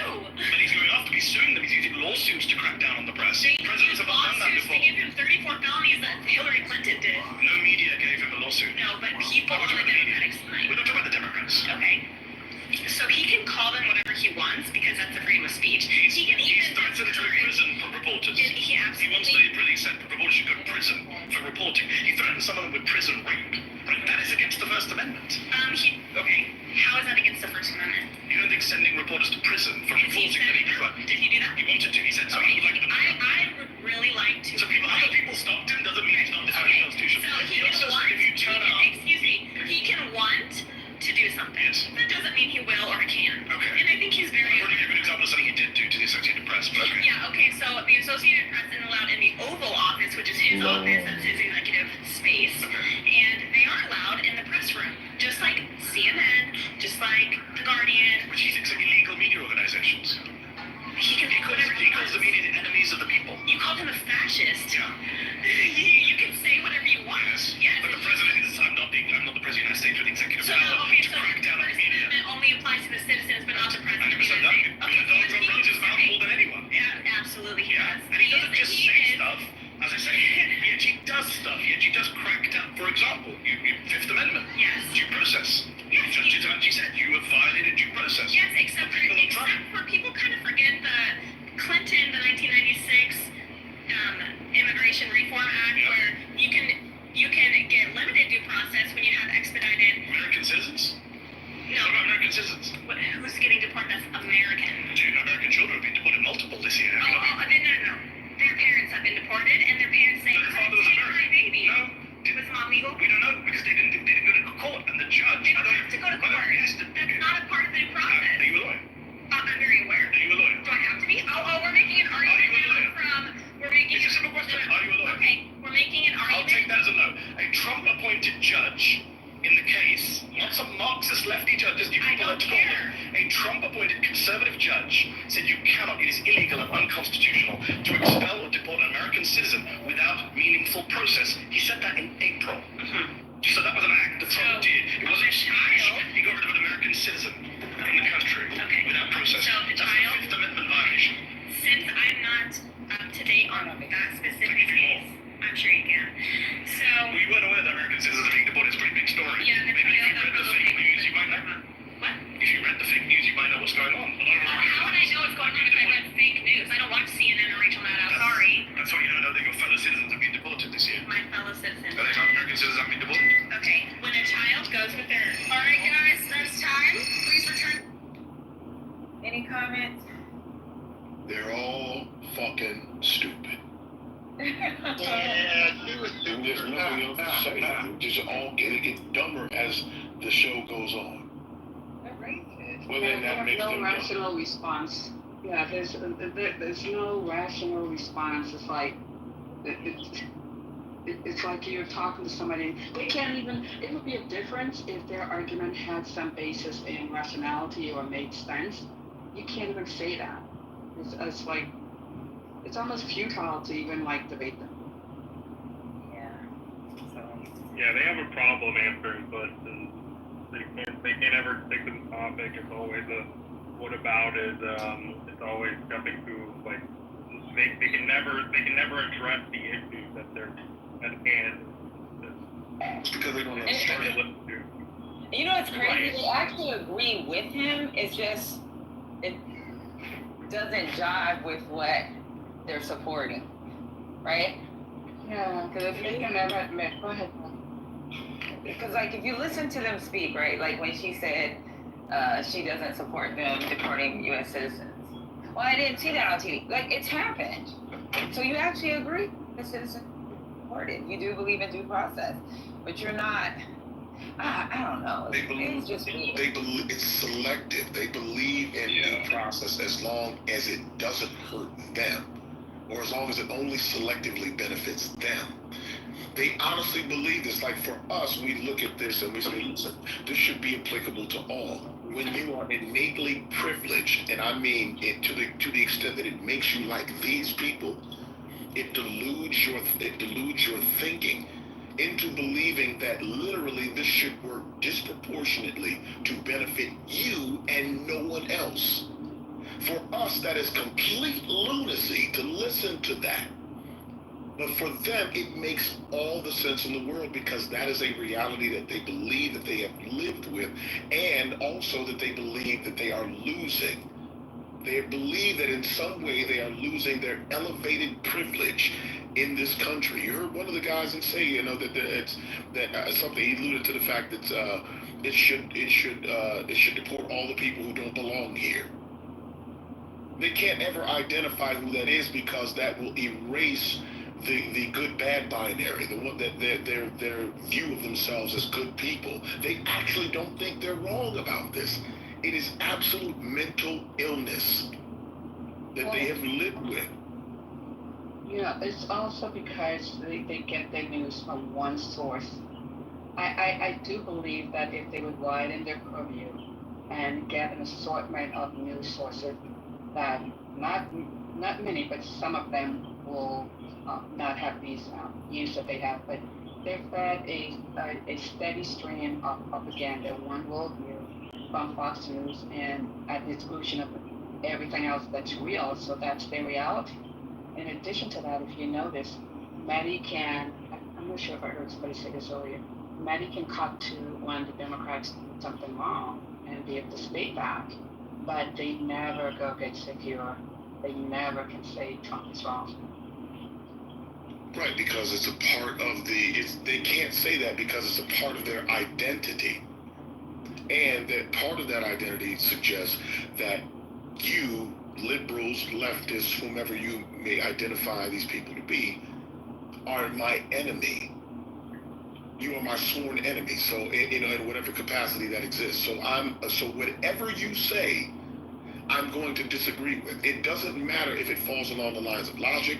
It doesn't matter if we find some commonality, some agreement. I'm not going to agree with you because you are my enemy. That is the extent. They don't have critical thinking skill. That has been eroded. It's been diluted by what they believe. That is almost the textbook definition of a cultist. That is what they believe. That is what they've attached their identity to. And because they do, you hear these conversations where they jump all over the place, trying to make it appear rational. But it's not, because they don't actually understand what they're talking about. They don't know the Constitution. And furthermore, they don't care about it. Because it's all about what disproportionately benefits me and works for me. They have this really crazy really crazy belief that somehow the country has disproportionately benefited other people, immigrants, minorities, and has somehow excluded them from the process. This is what they believe. They live in I say this consistently. We live in two different Americas. We live in two different realities. That's why we look from across like, these people are absolutely nuts. Because we live in two different realities. And one has been forged for these people to believe that they should live in an existence by themselves that disproportionately benefits them. To your point, I said it at the previous break, but again, my opinion, but the notion that others, quote unquote, that are not white, who are making progress, is somehow a threat to their position. Like, how do you ration? Maybe it's a rhetorical question, but in my mind, I cannot have a good faith dialogue with an individual like that. I mean, like, there's a whole, if Connor or whoever, Jane Doe over here believes that,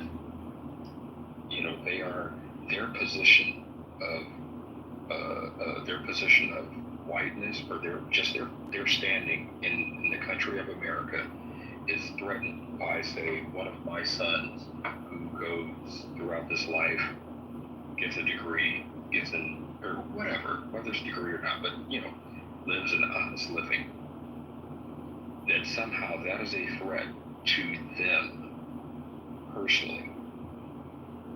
That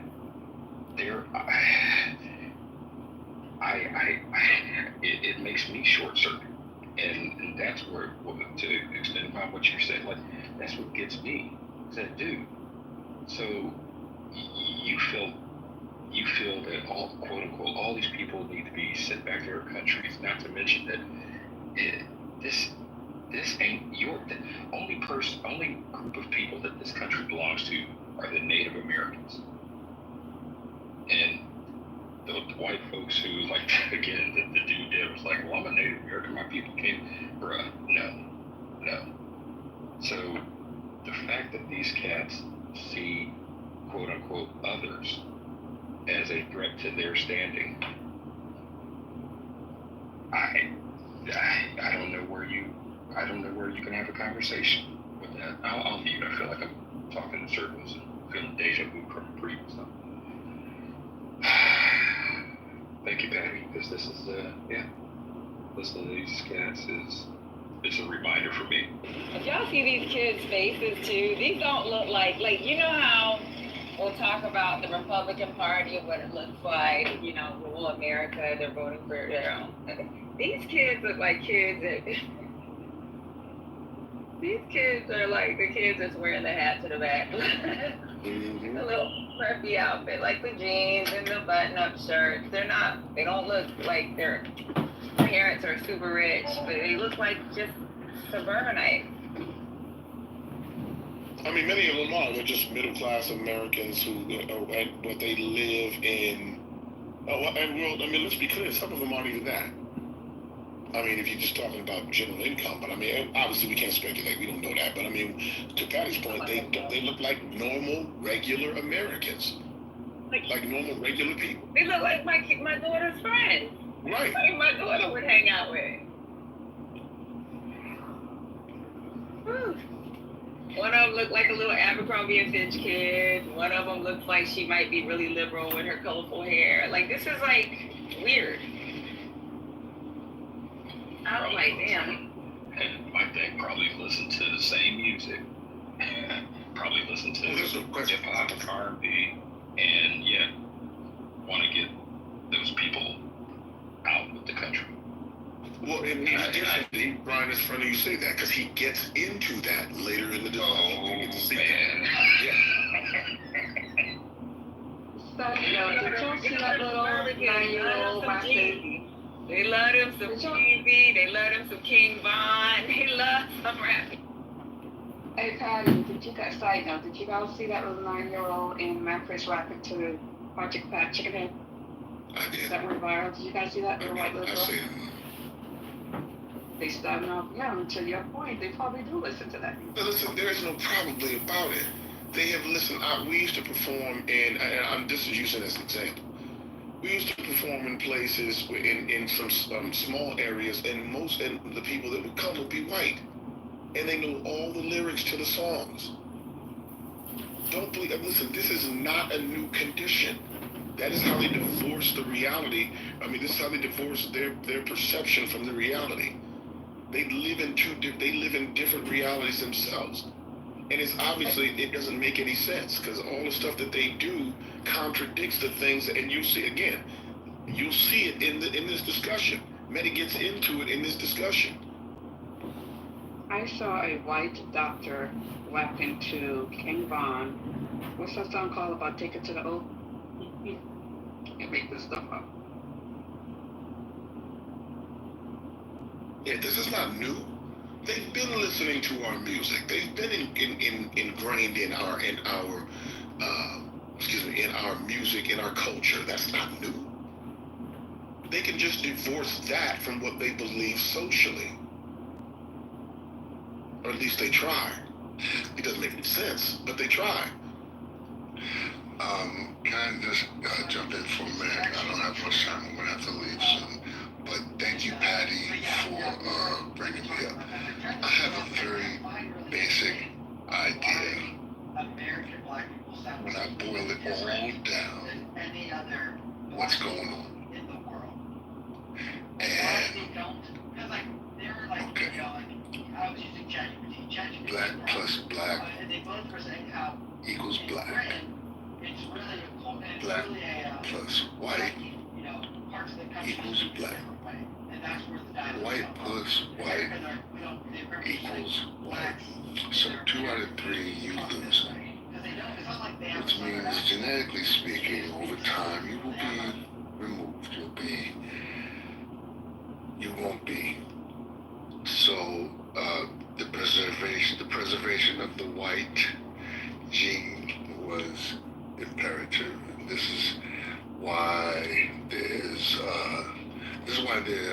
a problem with abortion. Because no, you should, if you want to keep it real, just say you cannot abort white babies. You might be in a better position. But you just want to stop abortion to prevent white children from being aborted. You don't really care about all these other children who, generally speaking, create more children. It's like birds. Robin only creates 4, but maybe a pigeon creates 8.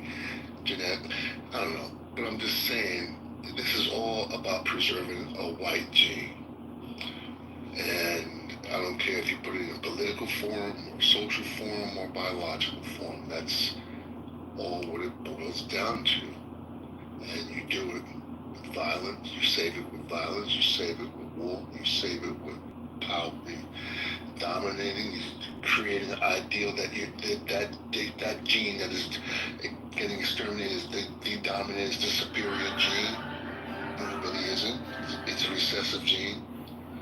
And so that's what that's why we are and where we are with Trump fighting and the white people fighting for power, and you can't really expose yourself, be that transparent, so you gotta put it in your hood. It's just, that's my idea. I don't know how, but It's the preservation of whiteness. Exactly. That's the bottom line. I'm curious why you think this, by the way. I just said, naturally speaking, if people just got together, had children, procreated normally, there was no problem, there would eventually be a combination of the humanoid. So there won't be any black, white, yellow, red. There will just be this combination of all people, this oneness, the singularity, whatever you want to call it. So you want to keep your superiority or your separate. Who says that people do that? No, I'm not saying anyone in particular. I'm saying, naturally speaking, if all the races were to combine, there would be no white race, there would be no black race, there would only be one race. I think there isn't any race right now. I don't know what you're talking about, y'all. I'm talking about race. It's an unscientific concept. Genetically, scientifically, biologically, medically, it is a false concept. It doesn't really exist. As many people will tell you, it is merely a social concept. Maybe you want to call it give it another name. It's not race, it's something else. But do you not understand the concept I just tried to explain? I completely disagree. I don't see any evidence for it. You don't see the evidence that black people plus black people equal black people plus white people equals something else? Simplistic equations, like saying 1 + 1 = 2. What's the big deal about it? I don't know what the big deal is.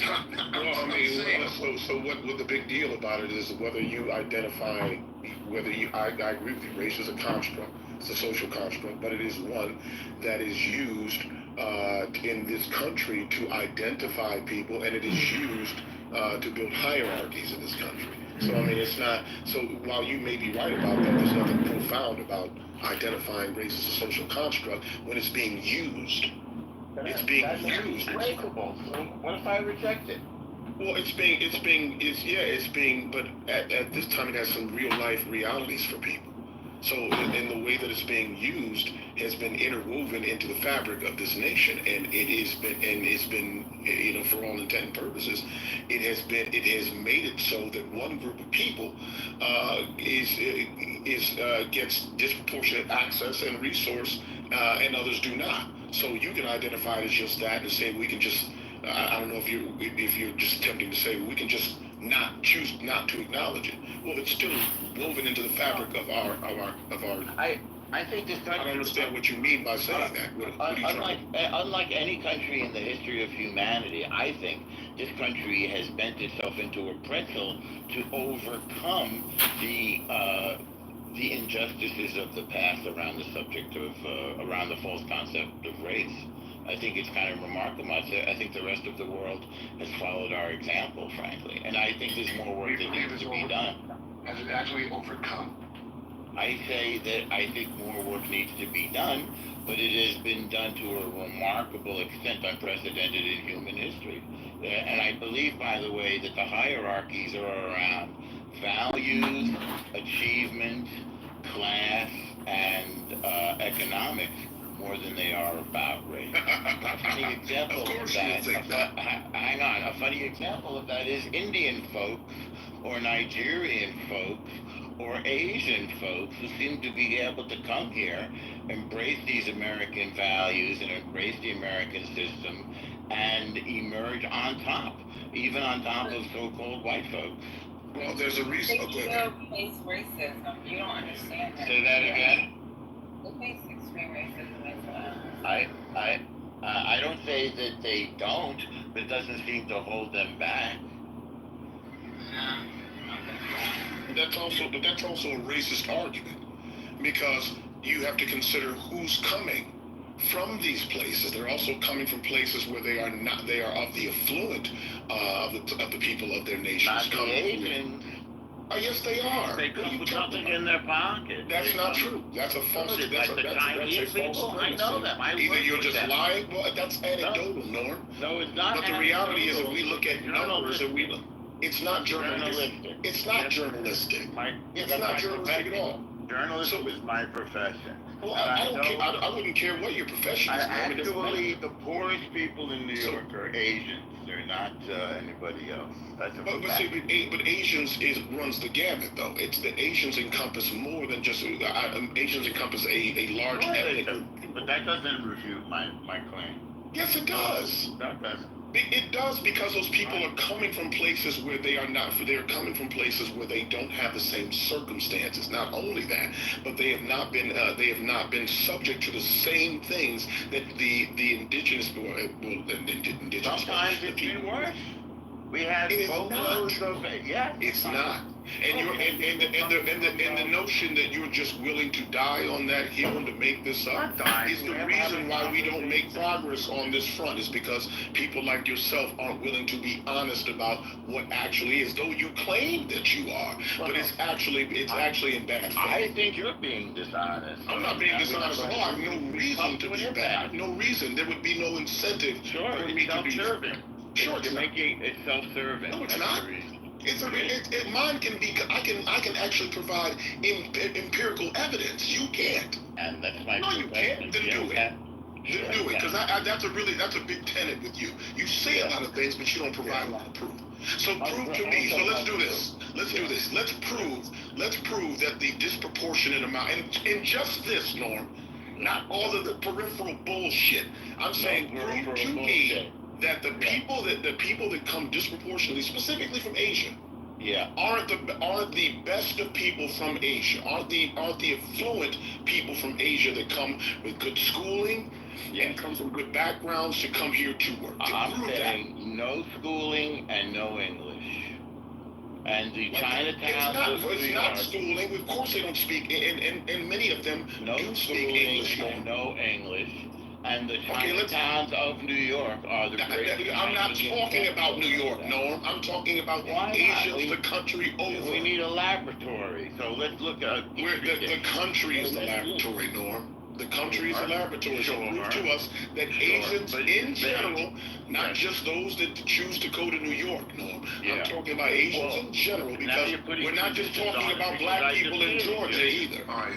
This is not the problem with arguments with you. Is that it's not even fake.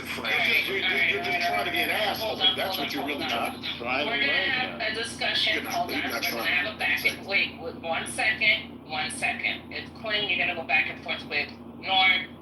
You're gonna speak. You're gonna be allowed to speak without interruptions. And then Norm is going to be allowed to speak. And I see you. They're gonna have a back and forth, and then people are gonna be able to. Other people are gonna chime in. Maybe put like a hand emoji or something. But go ahead, Quinn. Go, and then Norm. Norm, if I see you, get off your mic. You're going to the goo. All right, I have a meeting in 2 minutes, so please just stop acting a fool. All right, go. Norm thinks because his demeanor is not elevated that he's not saying foolish things, but he does. So so this is what I'd like you to do. Very simple. Prove to us that the people that you're talking about from Asia, I'm being very specific, Norm, the people that come from Asia that migrate here are not among the best people and not among the best, most affluent people that come. I'm not talking about the language that they speak, because some of them do speak English because they learn it in their country. So I don't care about that. And it's not relevant to this conversation. I'm saying that the people that come here are not of the affluent people that come from Asia. They're not their most educated. They're not their most affluent. Go.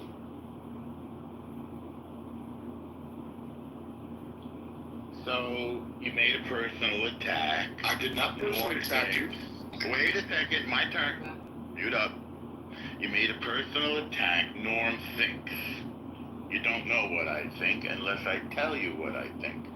Point A. Point B. Let's take a population and look into their demographics. So I made a statement based on my vast journalistic professional experience. And now we can look at the data. So, blah, blah, blah, blah, blah. I asked AI to get a quick answer for the demographics of the Asian immigration to this country over the past 30 years. What's their profile? Haven't got the answer yet. Looking for it now because it seems as though you want statistical data, but it's coming up. And if you like, we can agree on the question. Sir, I would really just like you to answer all the bullshit around it. Why are you pontificating on? No, that's a personal attack. It's not a personal attack. I'm asking you to get to the point. You're interrupting with a personal attack. That's a double loss for you. So let's try to get you to the winning column by agreeing on the question, as I was just I'm not going to agree on the question. I ask you a question. I'm asking you to answer it. It's pretty rudimentary. You're still interrupting, which I guess you're just conceding. I will take your concession. I'll take the W, and let's move on. Obviously, you don't want me to talk after I was quiet during yours, so you don't also... We haven't given us the AI answer. We should have been done by now. Fucking shit. It says it's like this long for AI to come up with statistics. Please tell me. AI should have the answer. So since it's over and we're not letting Norm talk, I'll give you the answer. So the answer is, and I'll tell. So I looked in Google Scholar, which is faster. I don't know why people use that other bullshit. But the Google Scholar says that many Asians who migrate to the United States or Western countries do tend to come from more educated and relatively affluent segments of their own countries. He's right, I just looked it up. Here is a breakdown of why that perception you didn't say all. Immigration policy favors skilled migrants. Norm, it says the majority. It says the majority of Put the link in the chat. Put the link in the chat. Put the link in the chat. The majority of the United States arrive with more education and money. Where do they come from? Okay. Oh, I have that answer. If you stop talking, I'll tell you. So the country is... We're both talking. So, okay, that's fine. I'm referring to the Chinese population of New York City because I have a lot of personal... Right, because that suits your narrative, so that's why. No, because that's the people... because those are the main... You said dad right now. You said let's go with dad, and that's why you went to... Hang on. Those are the main component demographically of the greatest wave of migration in human history, which happened in the 80s. The migration of Asian immigrants to the New York area. That's why I think they're representative of this conversation. And based on information and belief, they were poor, uneducated, didn't speak English, and they got their hands on the American dream and rose up as a result of that. That's my position. That just doesn't align with reality, and it doesn't align with the opinion. Well, I disagree with you. You have to disagree. It doesn't matter. The truth doesn't need either one of those. Offer me the evidence. I'm supposed to get right. He's walking on Canal Street. I have evidence, actually. According to the U.S. Census Bureau, AAPI immigrants who have arrived in the United States less than 5 years ago, so this is all quite recent, have even higher rates of educational achievement. 66.1% hold a college degree. More than half of immigrants from South and East Asian countries, 62.1%, had a bachelor's degree or more in 2016. So this goes back quite a ways here. Recent immigrants to the United States were more likely to, and I can provide links for all of these things. That last one was from Pew Research. This also is from Pew Research. Recent immigrants to the United States were more likely to have a college education than earlier immigrants or U.S. natives. In 2022, among immigrants who arrived since 2010, 45.2% had a bachelor's degree or higher, compared with 38% of U.S. natives. You went wrong in just saying the last 5 years. That's where you went wrong. I think the last 20 years. I think the last 30. Hold on, the second point that was from 2016. The second point, hold on. The second thing from Pew Research I said was from 2016, which is more than 5 years ago for us to do math. Further, the third point that I said, immigrants who have arrived since 2010, which is over 20 years ago, for those that can do math. Okay, this is not 5 years ago. You were a senile old man. But quit. At the end of the day, listen, you are retarded. Racism is over. Hallelujah, guys. Want to be Jew, but that's another thing.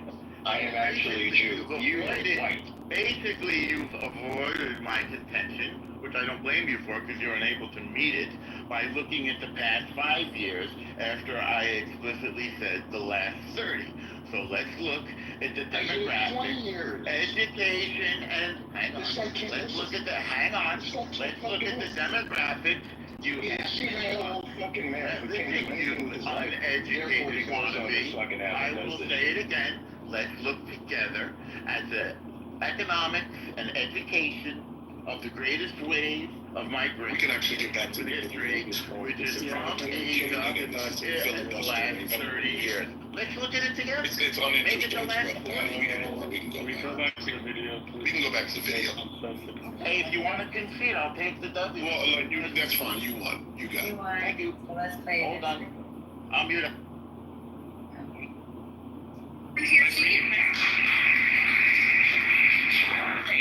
Before we go any further, we want to take a moment to say thanks so much to Straight Arrow News for powering the fact checks in this video. Straight Arrow News is on a mission to raise the bar on journalism in a time of media bias and mistrust. Straight Arrow News helps you quickly find trusted information you need to understand the news, allowing you to dive deep into the topics that matter to you and the world around you.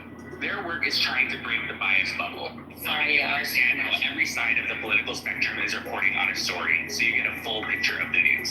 That's why we're so happy to be partnering with Straight Arrow News. They deliver the facts, unbiased, balanced, and designed to make sense of a complex world, getting you the clarity you deserve and news you can trust. Go to san.com/surrounded or click the link in the description to check it out. By clicking that link, you're not just supporting this channel.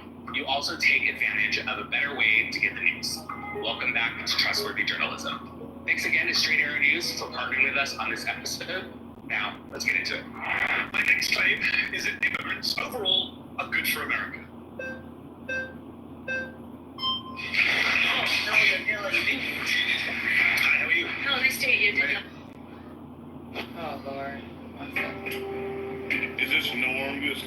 next segment? It's what? So in regards to In this next segment? more about helping Americans It's or a white immigrants in this claim. Immigrants are Americans. I'm an immigrant. I'm American. Well, immigrants are not Americans. Americans are the people that were born here.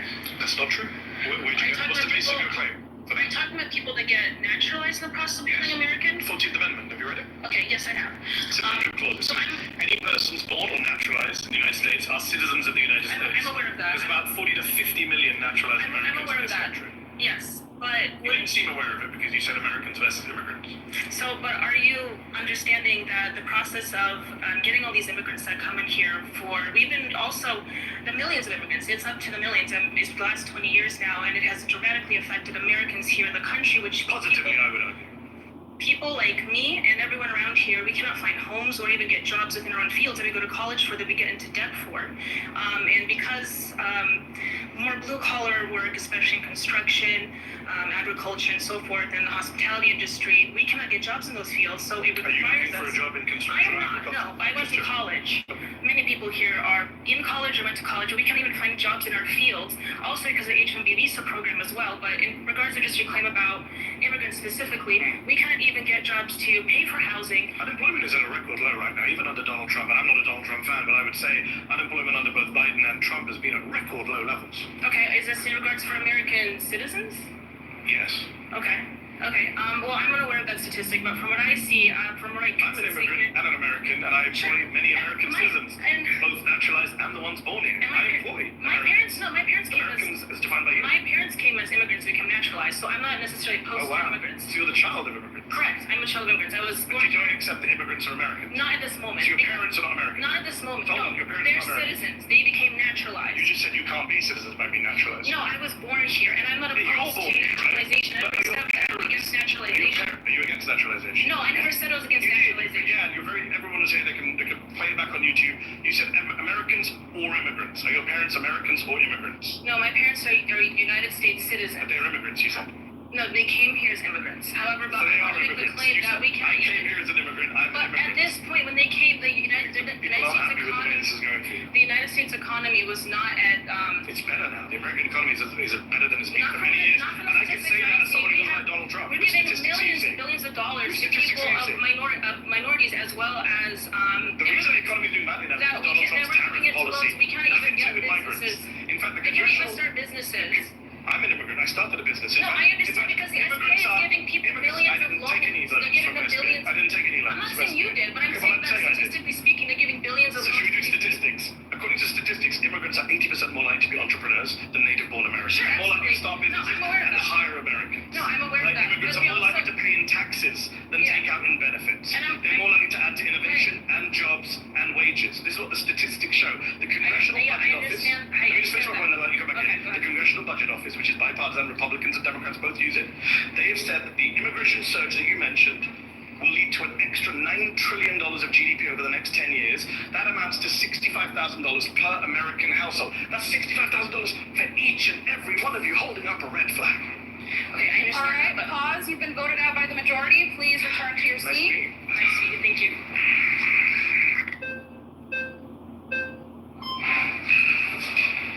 Hey, how's it going, Eddie? What's going on, man? Nice to meet you. All right, so first before I start, I need to know what you mean by good. I can talk about the economy, I can talk about culture, I can talk about all those things. I need to know what you mean. All of them. I'm saying immigrants are good for the economy. They're good for culture. They're good for society. Where's the lower wages? What do you mean, where's the lower wages? Where's the lower wages? Yeah, so you can look at the basis for saying that lower wages. Sure, so you can look at like the STEM industry. It's been in like a complete and total recession. There's been tons of studies like from the Economic Policy Institute that shows that like the companies like Tesla, companies from like Silicon Valley, they engaged in mass firing of workers, around 35,000, but then they hired around 12,000 H-1B visas, and it's kind of just standard economic thinking. It's not standard economic thinking. The vast majority of economists and economic studies suggest that there is a negligible, if no impact on wages over time. That's not immigrants. In fact, your colleague mentioned earlier construction. There is actually evidence in construction, yes, but in some industries, in some areas, there is an impact. But overall, no. In fact, a study from the National Bureau of Economic Research found that migrants since 1965 have raised wages and raised innovation. Who's that by? National Bureau of Economic Research. No, hold on. That's where you publish studies. I'm excited. I'll memorize the names of the authors. Yeah, I know you didn't, right? It's from the authors you hold on. The study you're talking about is from Giovanni Perry, and what he did is he didn't account for aggregation issues, nor did he. The vast majority of studies. Let me speak, please. Yeah, thank you, right? So listen, he didn't account for aggregation issues, right? And when you look at like these spatial approaches that all these economists use, you're not accounting for the fact that when immigrants come into an area, natives leave. If you look at an occupational approach where you look at the specific firms that immigration's going into, like Kim ETAL 2013 did, you find a net negative impact when there's a 10% increase of immigration. You find around a 0.5% decline in wages when it comes to the specific occupations they're going to. So all your studies are flawed. So 0.5%. Weigh that up against what I just mentioned from the Congressional Budget Office, which is a massive boost in GDP per head, which you're not counting for, massive increase in tax revenue, immigrants actually funding the deficits and debts by paying way more in taxes, proportionally into undocumented rates. And what's interesting about wages is, I'm in a room full of, I don't know what to call you anymore, conservatives, Republicans, fascists, I don't know. One of you has probably said that. One of us is right. Okay, correct. I'm in a room full of correct people, but do any of you actually care about wages? Yeah, I actually do. For example, do you support raising the minimum wage? Absolutely, you can't do that when you're bringing all these people coming into That's not the reason the Republican Party blocks the minimum wage. You think Republican politicians don't vote for an increase in minimum wage because they're worried about immigration? Did I say about Republicans? Did I say about Republicans? Well, I'm in a show that was called 25 far-right Republicans. That doesn't mean I'm going to support every single Republican candidate. So you and I, let's agree. We both support raising the minimum wage. Yes? 100%. $7.25 since 2009. It's lost 30% of its value. If you care about wages, we should be raising the minimum wage in this country, not scapegoating migrants who aren't the cause of low wages. You know who's causing low wages? Millionaires, and the people who won't pay fair wages to their wages, regardless of whether you are an immigrant or a native. I get the monologue right now. Let me respond. You had one. One study that had a 0.5% impact. Yeah, and your study sucked that you didn't even know who wrote it, right? So let's get back to the point, right? Because I don't use it. The majority of studies say that wages are not impacted. The majority of your studies are flawed. That's what I'm telling you. My studies, right? I don't know if it's economists. It's the economist studies. This app pays your bills now and you pay back later. Turn big bills into 4 manageable payments. Assume who I am. Are you an economist? I could be. Are you? I could be. Are you? I'm not going to tell you. Are you?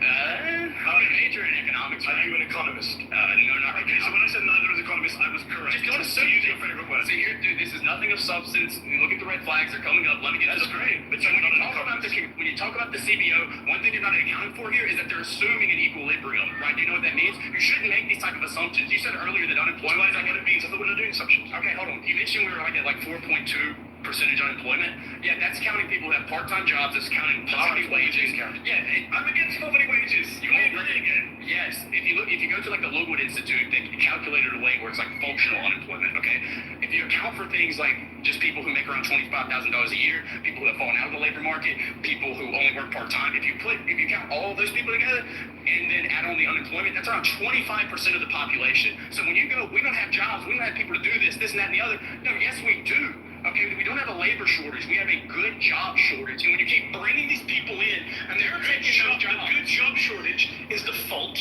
of big firms employed. I can say that. The immigrants. Who hires the immigrants? Yeah. Employers. Exactly. So that's the labor of these big firms. Okay, so let me ask you a question. If you got rid of all immigrants coming in tomorrow, moratorium, you think that Republicans and employers of big firms suddenly raise all the way? That's what you believe. What I said. That's what you believe. It's complete immigration. That's what you believe. That's what you believe. Is that what you believe? Do you believe that wages? I'm just wondering how naive you are. You believe that the 1% will raise wages in the federal if we stop immigration? They will be forced to. When you increase labor's relationship to capital, okay, and you give labor more bargaining power because you're tightening the supply of labor. Understanding of economics because you can't explain it wrong. I'm telling you how you're wrong. Because you're ignoring the fact that when immigrants come into an area, they spend money. They create jobs. What fifth of their monthly income leaves the country? That's a good thing also because you don't have USA foreign aid. So this is the point. They create jobs that get into this country. So far, every one of my assumptions about you has been correct. But listen to me. I am an immigrant. I'm speaking from personal experience. Get the hell out. I don't even like. I should get the hell out. Yes. Why? I don't want you here. Why? Because you come here and say all this bullshit about how Americans are lazy. Why? You push your left. I never said Americans are lazy. I don't know why you say that. I never said Americans are lazy. Yes, you are. You're supposed to say immigrants are coming to this country so they can do jobs that we don't want to do. I never said that's what I said. When did I say? Really? When did I say it? We're lying to you. Guys watching on YouTube, rewind to the time where I said immigrants are doing drugs we don't want to do. When did I say those words? When did I get out of my mouth? Okay, so why do we have to bring in immigrants to the country? We have people who are going to do the jobs. Pause, you've been voted out. Nice talking to you. Nice talking to you. You're going to have to go, bro, is what he said as I left, to an American citizen. Good to know where you stand on immigration. It's not about immigration, is it? That's what it's not about.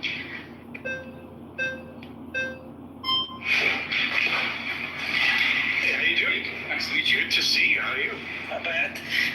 So, what type of immigrants are we talking about? What do you mean? Like any immigrants or immigrants? That's why I said immigrants. Illegal immigrants. Yep, undocumented immigrants also contribute greatly to the U.S. I say undocumented, the people are illegal. So, let's put it this way. I mean, I'm an immigrant too, from Iran. Okay. There isn't even How a do you U.S. feel about the fact that people here want you out? Are you okay with that? I'm here to debate you, not debate them. I mean, you're all on the same side. You're part of one group. No. You mean clapping each other? No, I mean, there are conservatives here, there are far-right people here, there are Republicans But how do here. you feel about that guy wanting me and you to leave? But, you know, let's I'm just wondering. Wait, this is the topic of immigration. It's not about my feelings towards them. Okay. It's about staying on this topic. Okay. And Immigrants are good for America, yeah? It's you and me. We're good for America. And the guy over there wants us to leave. So I'm just wondering how you feel about that. So I believe that there has to be strict immigration laws. Okay. We have to make sure that the people are coming here have the good intent of the United States in mind. That's not my claim, but okay. So my claim is about if you just open our borders to every single person that comes in here, you know, that claims that they have to come for in the country. I'm just saying, you know. It's a straw man, so you're just saying straw man. No, I'm saying wasting time with straw man. No, it's going for the bullseye. you wasted time trying to cause division between me and my division. He wants you to leave the country. That's a pretty big deal. I mean, you can ignore it. That's your side, my friend. Like I said, you were the one that tried to derail this argument by bringing that. It's even though we're trying to argument. I'm saying immigrants are good to America. People on your side say we should leave. Not me. I asked you what type of immigrants are we talking about? Are we talking about overall? Overall. So, I mean, so you want me to get into like particular communities? I'm not playing that. So you believe that people that come here without overall, without any respect to our laws and our border, you know, are going to be good for this country? No, of course not. So you can't say that all immigrants overall. I never said all immigrants. I said immigrants overall. Immigrants overall doesn't mean all immigrants. Sorry to break that to you. All right, so we have to make sure that the people are coming here have the good intent of this country in mind. Agreed? Yes. All right, good. But when you have undocumented immigration going on, you can't vet that. You can't make sure about that. Let me real quick, you know, talk about, you know, my background. There is no American embassy in Iran. So in order to come here, you have to stay in line for 4 years, and you have to go through some serious vetting procedure to get here.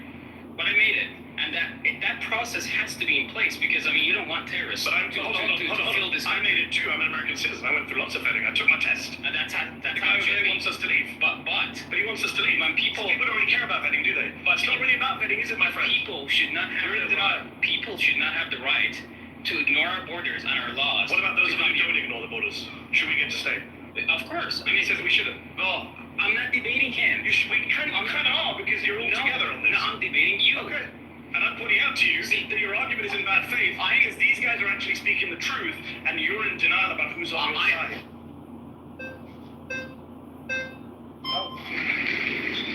Hey, how you doing, Eddie? Nice to meet you. The question is, immigration is good for America, right? Overall. If you look at the net positives to things like our society, our culture, our food, our economy, general diversity, I know the D word is a bad word in places like this. I think immigrants have been a net positive. I think if you look at your everyday lives, we all benefit from immigration. And what kind of conservatives disagree with that? Some of the guys who told me to leave this place and go back to, you know, I'm not a citizen. Do you think all conservatives? No. Oh, no, in fact, Ronald Reagan, who's a president I wasn't a big fan of until Donald Trump came along. Now people like Reagan look good in comparison. Reagan said in 1986, our country is a nation of immigrants. Our immigrant heritage is our strength. He gave an amnesty to 3 million undocumented migrants. He understood the value of immigration. So I'm with Reagan. Although this guy's putting his thumb down there, so Reagan's not popular in right-wing crowds these days. Yeah. Well, he's popular with me. Good too. I'm a deferred action of childhood arrivals. Actually, I was an illegal immigrant myself. I came here when I was 10. I'm what you would call a legal alien now. I didn't have any say on my parents' choices. Yes.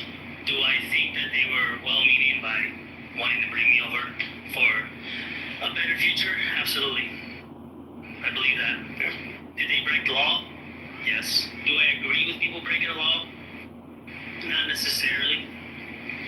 Do I think that there's ever a situation where you can break the law? Learn languages by watching movies and TV shows. While watching, you can translate words straight away. For the better or the greater good. You know, immigration is it's an interesting issue because I do agree with you that everyone is an immigrant in the sense that. Can you tell me a little bit more about your journey? I've been here 10 years. I'm a proud American citizen. I'm a dual national. I'm British. I'm American. And I am an immigrant who's contributing to this country. So, yes, I'm very much proud of America's immigrant heritage. I'm part of it. And despite what one of the other people said on this show earlier, yeah, everyone here, unless you're Native American, All right, pause. Sorry, you've been voted out. Please return to your seat. Thank you. Nice to meet you.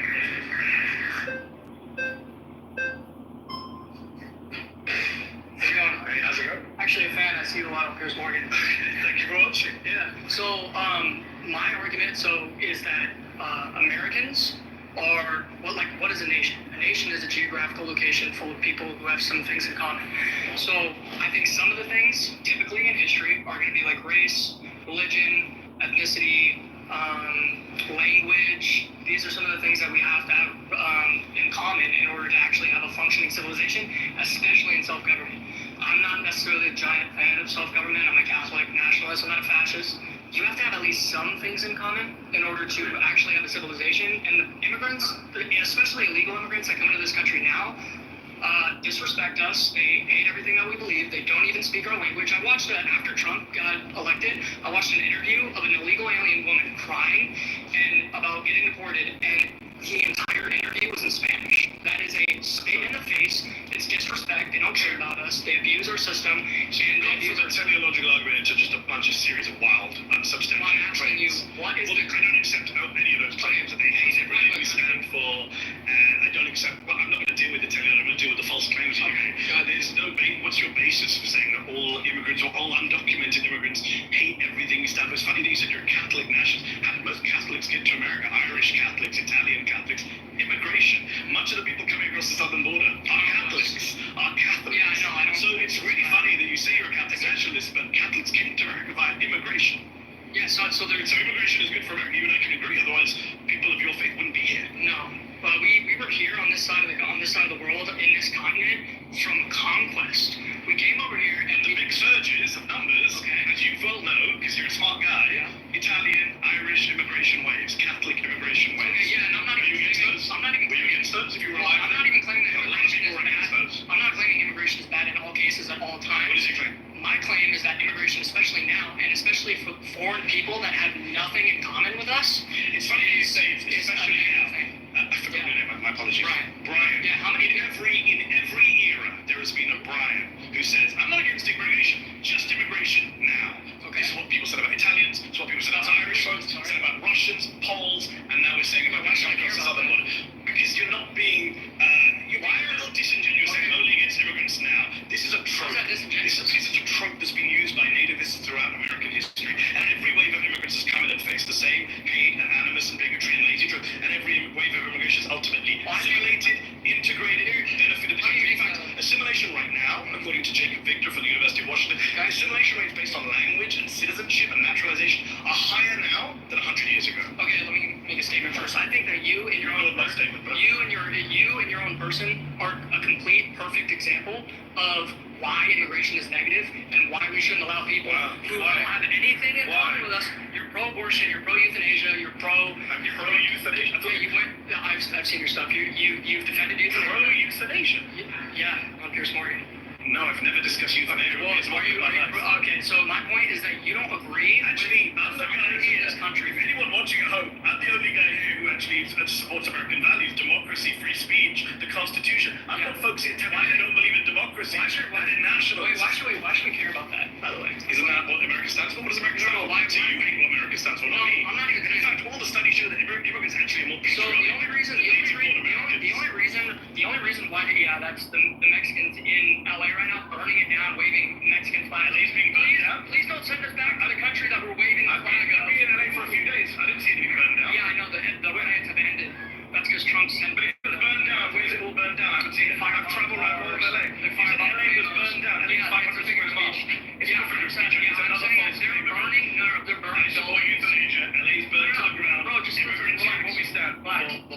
So you're pro-abortion. What you say? Where's the thing off? No. So you're pro-abortion. I'm standing by my position. Here's a.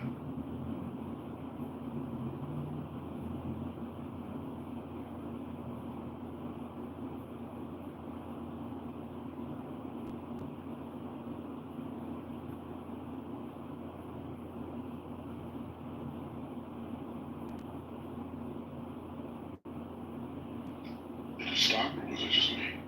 Wait, it cut off? I think she got a phone call. Hey, Mel. Wow. That debate sounded like Clubhouse. That's interesting. That was interesting. That was definitely Clubhouse soda. I thought we was abnormal, but I guess we're normal looking. Well, it's the same group of people. I mean, it's not. I mean, it's not like that. Clubhouse is not an isolated group of people, and it feels like that, but it's not. I mean, this is a broad mindset. Obviously, there's people on the stage who believe the same delusion. They just express it differently. Yeah, I just mean the dynamic of when people can't see you. I think we can agree. There is a slight degree of like people just be saying stuff. In person, it's much more interesting to see, recognize all this going on. No, I'm not saying it's not. People aren't the same everywhere we go. I think we get the point. Yeah, I mean, in my estimation, it's no different. I mean, these people are the same here. I mean, I think the difference is that you can see them. People may not be as demonstrative, may not be as bold with some of the things that they do say, obviously in person, because it has a different consequence. But I mean, maybe rather have a different consequence. But I mean, it's the same level of delusion. It's the same uneducated, unlearned people who say things not based on reality. I mean, that's not new. No, I get it. I get your point, but I'm sure you get my point. Yes, sir. Perhaps the moderators can allow a different perspective. Let's assume that it's been proven that migrants help America and immigration is great for America. It raises the question of which immigrants should we accept right now, right? So I posted in the room chat a link to a book called 1 Billion Americans. 1 Billion Americans. I urge everyone to read it. And I would put forth that immigrants are great for America, but our biggest threat is AI from China. So why not prioritize letting in all the Chinese scientists smart enough to work on AI? Put them at the front of the line, steal every single smart person from China immediately, and then we don't have to fight a war with China. Now, after we've stolen, and I'm about to land my plane, after we've stolen every single smart person from China, and they've settled in, then we can start accepting immigrants from other places. But the urgency to steal smart people from China trumps everything else. Read the book, I'm done. Okay, I know you don't think that's the exact game plan, like follow exactly what you said, like steal the Chinese, but I'm sure there's some nuance in what you really... Nope, it's not nuanced. Actually, I've traveled to China many times. Pretty much all the smart people would prefer to live in America. America is a better place than China in every... Yeah, I mean, we're not going to steal them and just put them all over here somewhere in some Chinese camp. And while we just... No, that's not what he's saying. That's my point. I know that's not what he's saying, so I'm trying to go past the literal into like what he's doing. Well, if all the smart people prefer to live Well, wait a minute. For the sake of conversation, why don't we just ask him what he means versus me? Yeah, that's what I just asked. Exactly. Okay, all right, go ahead. What do you mean by steal all the Chinese and I'll answer you very briefly. There's internet access in China. Have an online test of how good you are with AI and with science and with robotics. Have it set up in a non-cheatable way and allow every single Chinese person without exception to take that test. If you are in the top 20%, you get an interview at the US consulate in Beijing and Shanghai. And then you take the test again inside the US consulate so that it's impossible to cheat.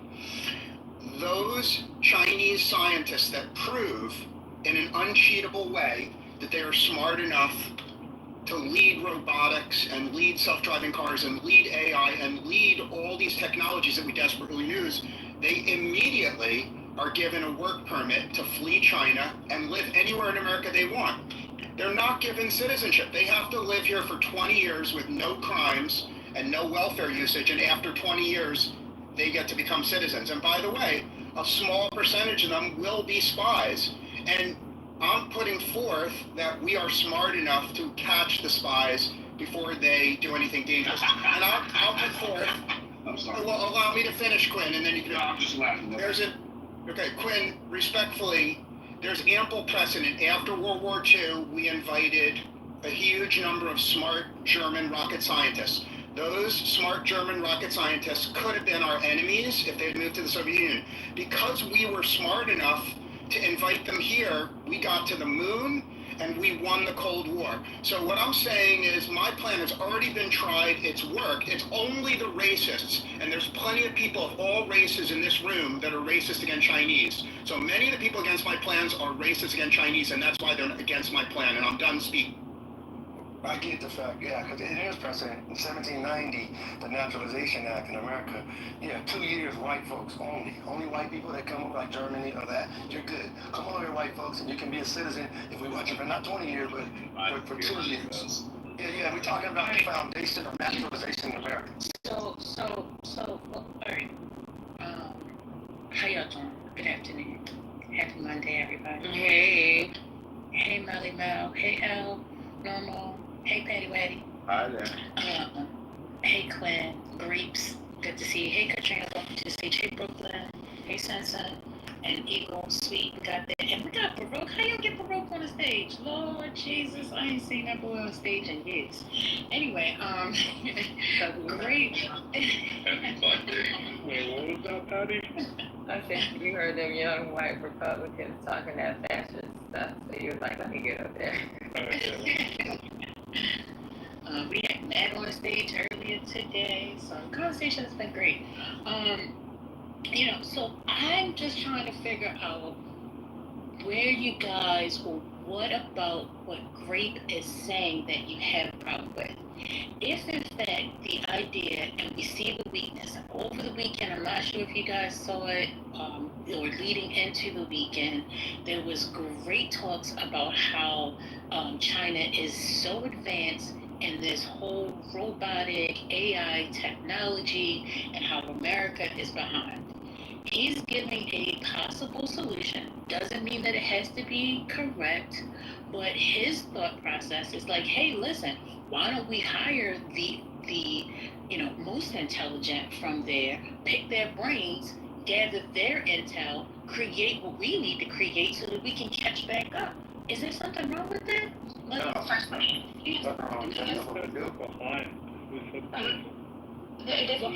what the news says. First of all, it already exists. Programs like that already exist. Even from Russia, quote unquote, right? They really strict on Russian immigration now. They don't give out visas and tourist visas, but even during the Biden administration, they actually have an expedited process for anybody who is a professional in STEM, especially in, if you are working with nuclear power plants, anything, right? There's an expedited immigration process for people from that area. If that program already exists, and we have that for a lot of countries, they take priority. So that's nothing new, and we have been doing that since World War II. He was correct. The thing is that he was saying, I think what was said is that we only allow those. We don't allow anyone else in the meantime. And then when we, quote unquote, have all the talent, only then we still pick and choose the rest who we bring into this country. That's the problem. There's no problem with hiring and bringing talent over here. I mean, hey, we're stealing talent from Russians. That's fine. And we have always done that, and those programs still exist to this day. They're working. Except America is not the star-spangled awesome fucking place to people from across seas that you think it is. More importantly, because of the heightened amount of degenerates that we have developed over the last 40 years. It's not as attractive as you think it is. You're not as good looking a girl as you thought you were, a guy as you thought you were. There's some people in the world that think you're fucking ugly. That's the point. So those programs aren't new. We've always attracted people who wanted to be a part of the American experiment. It's not as attractive as you think it is to some people, or else they would be here. You have 50 million immigrants in this country. 50 million. That's more than any nation in the history of humanity. Which means what? Which means that they disagree with you. We are also trying to actively dissuade people from fucking coming here. Yeah. Which doesn't look very attractive on a world stage, Norman. Yeah, so what are you talking about? Okay, so now we're going to argue semantics as to how many people really want to come to America or how many people No, I'm talking about the actual people who do. I'm not talking about right, people that's who what I'm saying. immigrate here for Like, opportunities. I'm talking about the kind of. We don't have a quantitative way of actually quantifying that to make it.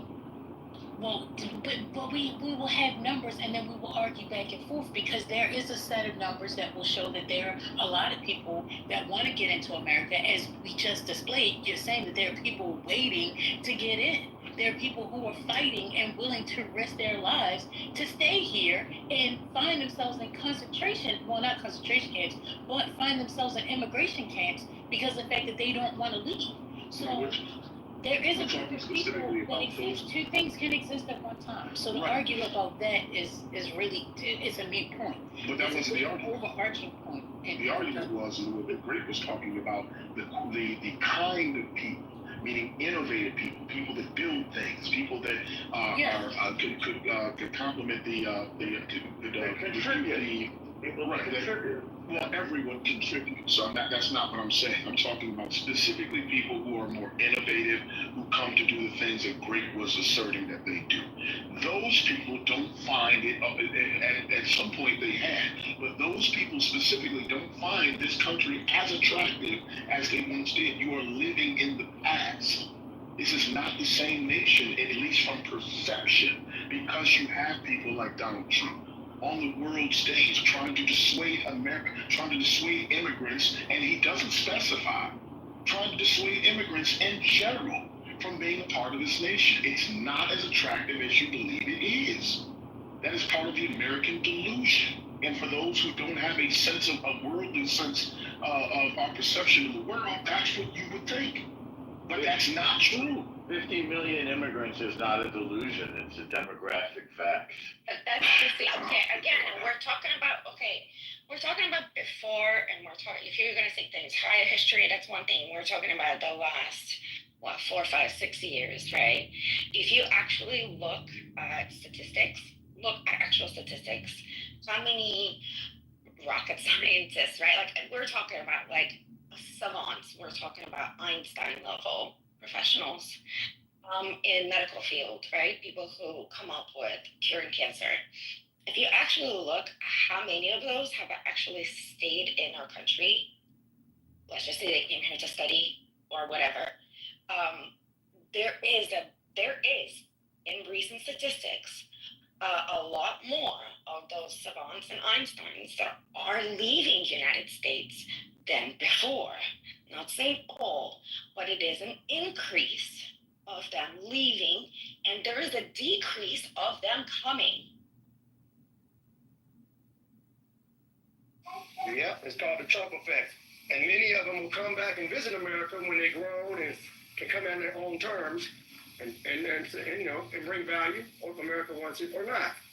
So America should get real nice and really try to win these people over and to try to want to come, because they're making it very unattractive opposed to being in Saudi Arabia, the Middle East, Australia, who knows where, everywhere else, and have whole new opportunities where they don't have to deal with no shit or they're going to get snatched up one day.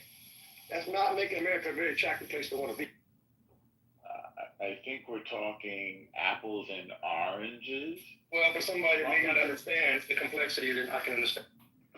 Why do y'all always gotta find yourselves? Okay, why you gotta say apples and oranges? They couldn't see the parallel. Why do we have to degrade it by the things? Listen, I'm saying we're talking apples and oranges because what I heard Grape saying, and then everybody saying why his solution won't work. He said steal Chinese. What do you mean?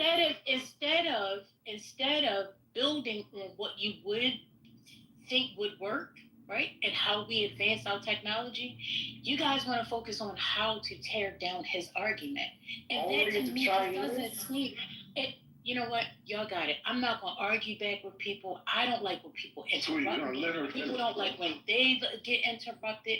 I don't have the energy for it. So y'all got it. I'll come back later when I don't have anything. No, I'm gone. I gotta go. I can't. I don't have the energy for it. You just moving. Oh, God. I think All that right, it's disgraceful. wait, hold the fuck up. Because lady wasn't even here last week. Okay? So what's going on? I understand everybody wants to speak, etc. I get it. But the only reason that you're here and the only reason why we're here is people like Lady, right? That time and time again try to moderate y'all. So I don't like it. Like when you see Lady, think of a red carpet rolling on out. That's how we should treat Lady, because time and time, like she's in here sometimes for hours, day in, day out. And it's like, y'all just be talking over Lady. I just be like, believe me, Lady pays attention. She's looking on the phone. She tries to let everyone speak. I don't. I'm more of a fascist, if you will, when it comes to Clubhouse, right? I be blocking y'all. I go on and on. That's right. Okay? You don't want me and Mel to be in charge. Believe me. You want a lady to be in charge because she's fair and she's nice. Okay? Me, I'm not nice. Thank you, Grape. All right. So let's keep on going. Lady decides to grace us with her presence again. I don't want the malarkey, okay? All right. Okay, Sin, I think the next time someone interrupts Lady, just move them to the goo for the day, period. Now, I'm going to respond very briefly to what other people on the stage said. My observation on Clubhouse is most MAGA white people are racist. They only want white immigrants, period. And I'm not here to argue with them. That's my opinion, the MAGA white people. They only want white immigrants. However, my impression of many of the leftists here is they only want immigrants who are going to be leftist and vote for leftist policies. And my impression of the leftists in this room, and I'm about to land my plane, Sin, my impression of the leftists in this room is they only want immigrants who hate America, who will burn shit down and vote for their leftist policies. And I'm asking for a compromise where we let in immigrants who, of all races and all religions, who love America, who are going to produce and pay very high taxes. And that's the reason why the MAGA racists hate what I have to say, and every leftist hates what I have to say. Because what I have to say is good for America. It's bad for racists and it's bad for leftism. I'm done speaking. I don't disagree with what you're saying. When I think what Katrina and I were saying in some capacity is that those things already happen. What you're implying is that we should, in order to offset whatever deficiency we have in technology or whatever you were referencing, that we should invite those people, via, as you specified, Chinese, to come here and do the same work. Well, we didn't have to make invites to those people. At one point, they were just here in some capacity, maybe not in large. Maybe not in large capacity, but maybe sometimes in large capacity, whatever you perceive that to be. But those people were here. The problem is that there are places that look more attractive on a world stage now. This is what we're saying. So we're not arguing against what you're saying fundamentally, because we agree. Those things that we just don't agree with the way that you're framing it. We didn't have to invite or coerce these people to come. They would do that on their own because of what their perception of America was, which has now changed on the world stage because we have a degenerate and his cohorts running the highest offices in the land. Does that make sense? So Trump is a villain, but he's addressing a problem that is undeniable. And that problem is the percentage of people in this country who are undocumented immigrants. He's doing it in a heavy-handed and apparently often illegal way, but he is addressing it. The previous administration did. And he was elected to address precisely that problem. Namely, 10 to 20 million people who are here We don't know who they are or where they are. What does that have to do with what we're talking about? It has to do with the way we are addressing immigration. Trump is addressing immigration in a heavy-handed and simultaneously making it look unattractive to the rest of the world, more specifically the people that Great is referring to. That's the point. So your point is moot. We don't even care about that point. So the point is I don't know about we. He's solving a problem. The senile old man get it out. Listen, you're a retarded halfwit. He's solving a problem that everybody agrees exists. That's undeniable. What does that have to do with what we're talking about? Just let him get it out. The senile old man get it. I think we attract talent to this country. Are you listening to the conversation? I'm puzzled by you don't understand. We're not talking about Trump and his way of immigration. We're talking about how do we bring talent into this country. Right. Okay. All right, mute up. Oh, normal. Mute up.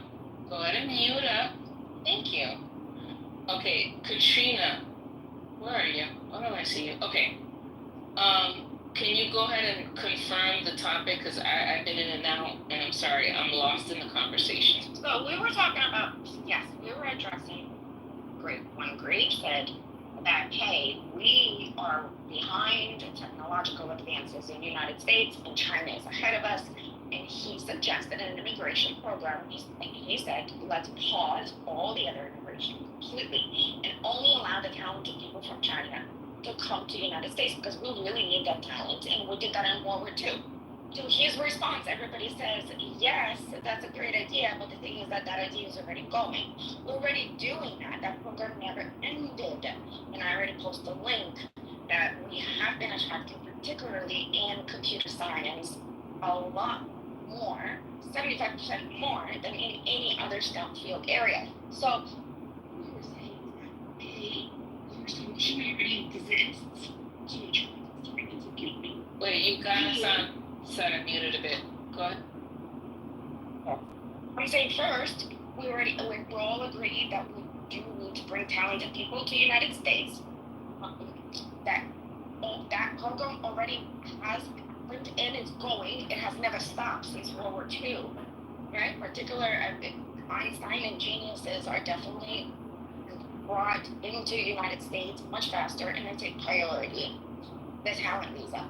And then number 3 is the fact that he's saying we're not going to allow anybody else to come to this country until we bring all the talent in. Well, that kind of sounds ridiculous.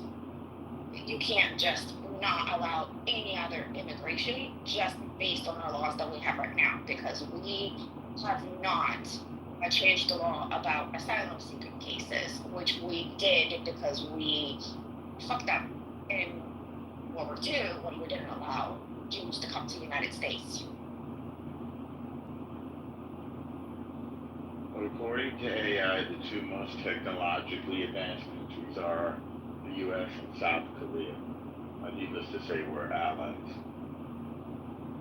Yeah, because you're not looking at this thing in time. We're taking North Korea to task on a trade regime unilaterally. I wouldn't throw around the word ally so easily right now. South Korea.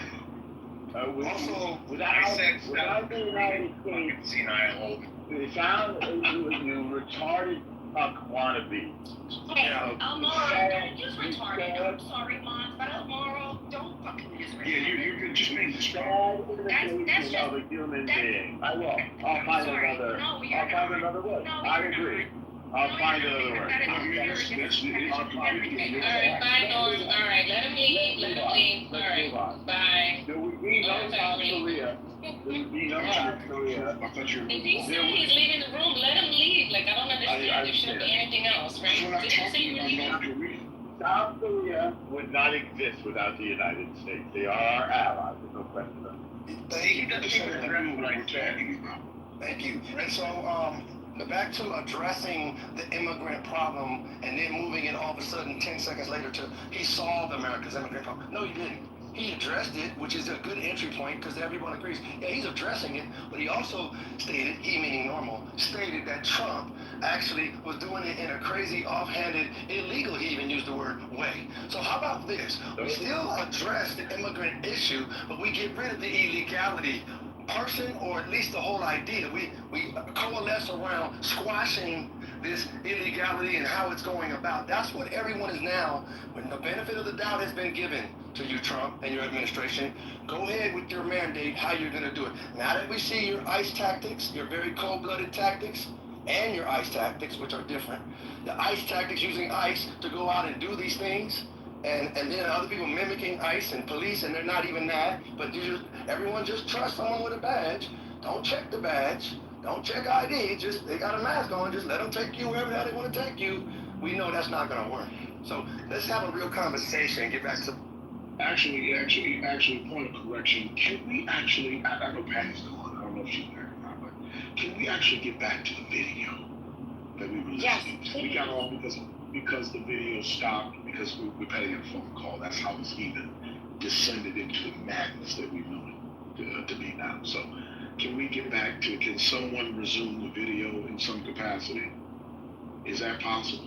Because that's what we really want. Yeah, I love it. We went down. I could find the link and maybe I can send it to you. Oh, you have it? Okay. Yeah. Oh, you can send it. So I can't. I'm like, I gotta make a couple calls for work and I gotta do a couple things, so I can't. Well, I'll be in and out, so I can't necessarily play a video right now, especially like a long one, because I have to call. Well, there wasn't that much of it left. Yeah, it's 30. I got it. You got it, Brian? Well, I can't. Thanks to you, man. I started because watching these faces. It's amazing. 35 minutes, because Quinn, like when she started it, Quinn's you watch it this morning, and there is something about watching these people sit at the table. So I just had it on mute, watching as Patty was playing. But this is it. She stopped at the 105 mark. It's 140. An hour and 40 minutes. So there's about 35 minutes left. I don't know how many other people he's going to be. Does he debate all 20? Or just those within the time frame. Yeah. So I don't know how Patty and the mods, they're better at knowing how to. Yeah, I don't know how to do that either. I don't know. Me, I'm old school. I just turn up the speaker and put my phone next to it. That's exactly right. Oh, you go up to music mode and you can play it from YouTube and everybody will hear it. Yeah, let's see something. So I can play, but I'm gonna have to press play and walk away and put it in a different room because my son can't have certain noises around him. So, but then I'm gonna walk away and you guys, and it's just gonna keep playing. So you put this in, you said you put it in music mode? Yeah, so the top 3 dots. Right. Yeah. Make sure you don't have your headphones on. You have to have your Yeah, go to audio quality, select music, and then it should play. And then we'll give you a thumbs up when it starts playing. Oh, so I can just play it on my normal YouTube and you'll hear it? That's correct. Just make sure you have your AirPods on. No AirPods. Oh, no earpods on. Okay. Dude, Quinn up in here learning. Shout out to that long. No, man, listen to me. Learning something over here.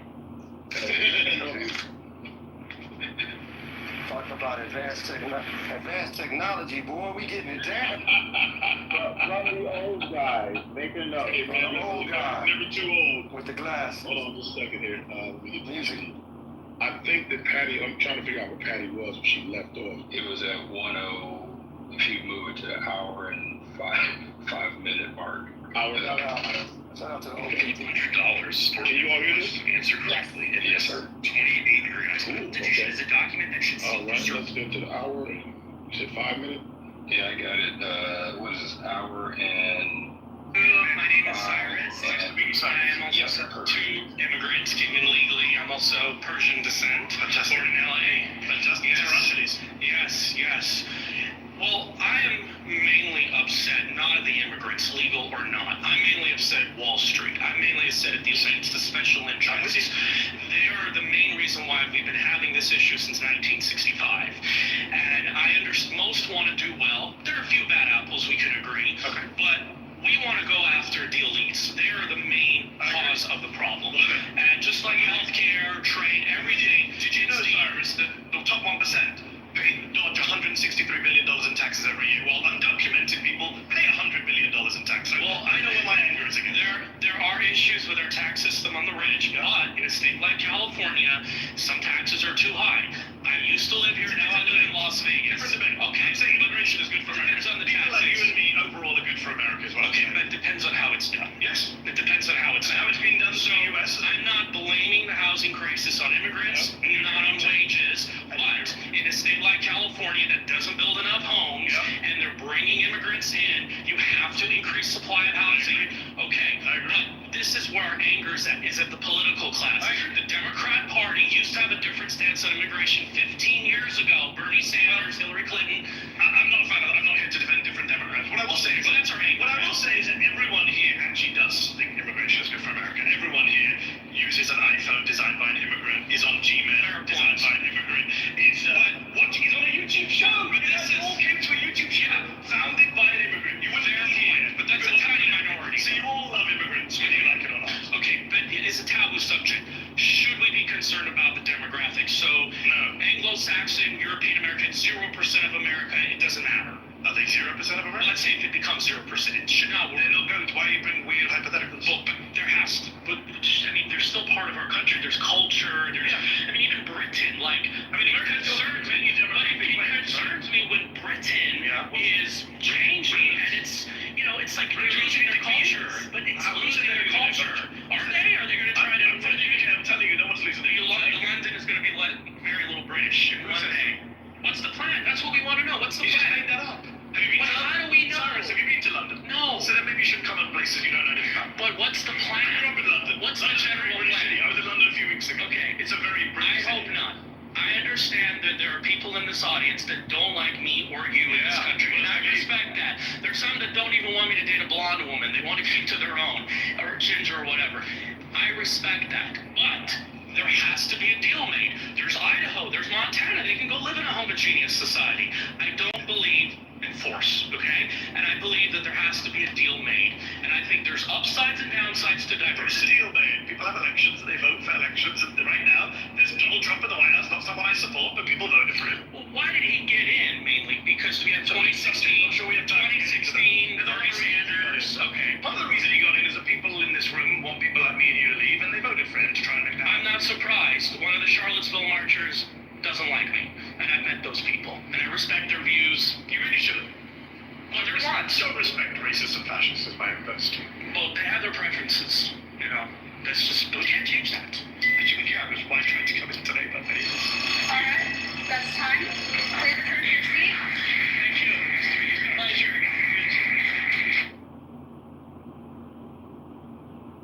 All right. Moderators, is on you.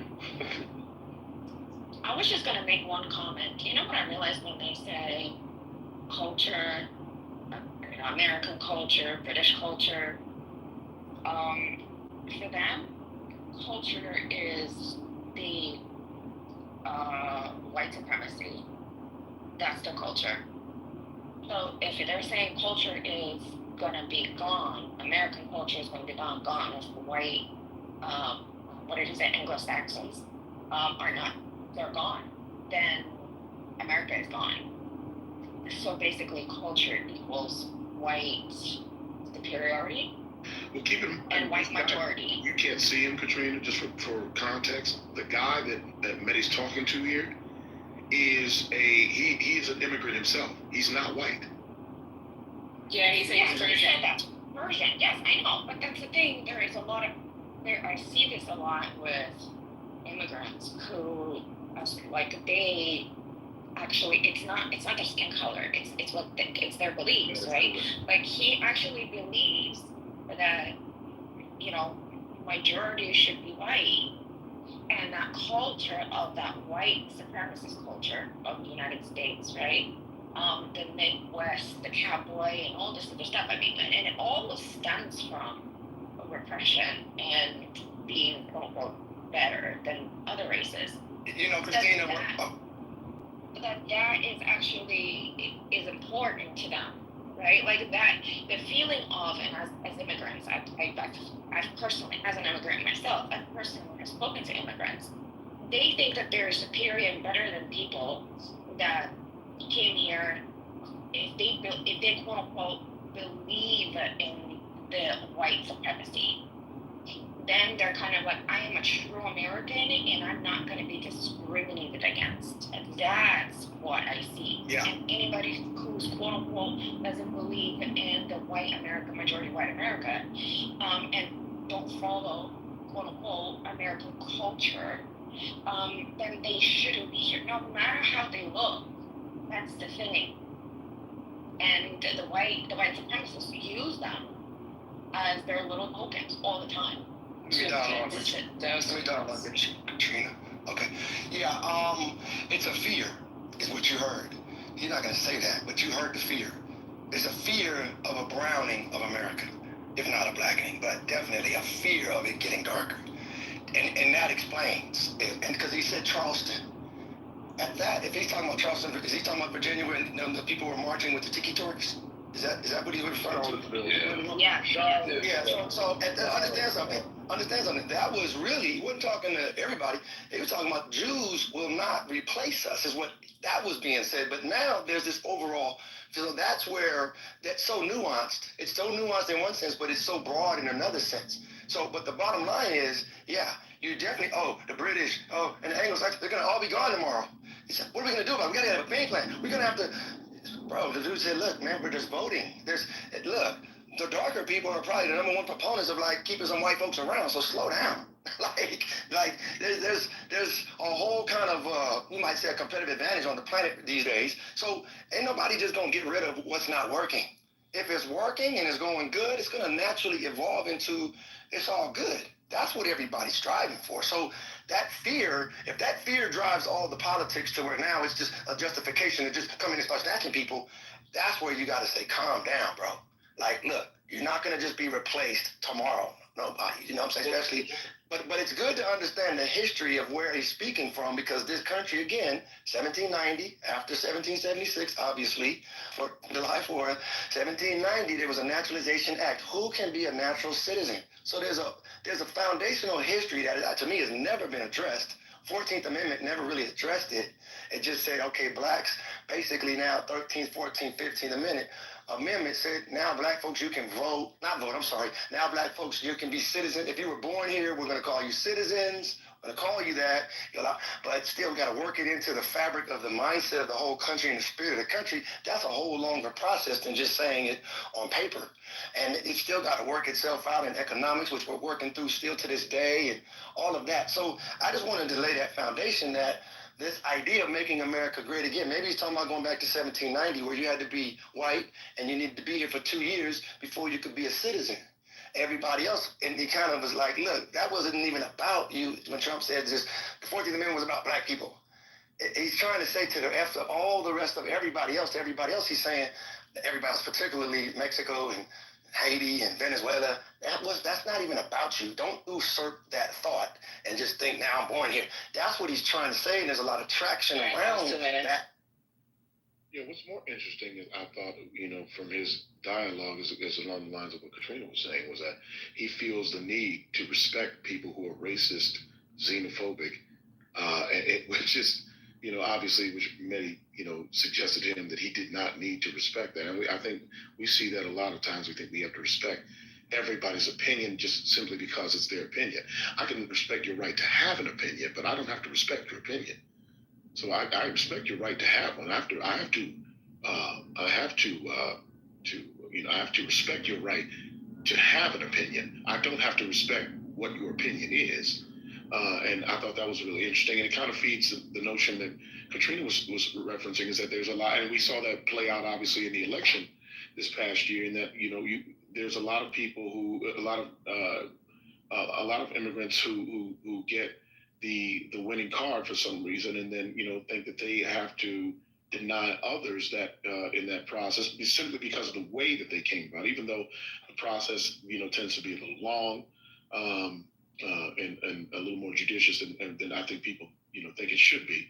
But yeah, I think that that's an interesting dynamic in that they protect white supremacy because it's essentially the de facto law of the land, right? So it makes it feel like you have to do that in order to gain closer proximity to whiteness or those whom you feel are in the majority in terms of the way that they feel. So they feel like they have to protect that. It's interesting that he thought he had to adhere to that. What is the law that protects whiteness? Well, there's several of them. Every fucking law. Well, let's name one of them. Let's start with one, and then we can build. Pick one. Look, okay, you tell me. What law protects whiteness? Stop and frisk. Okay, stop, questioning, frisk. How does that protect whiteness?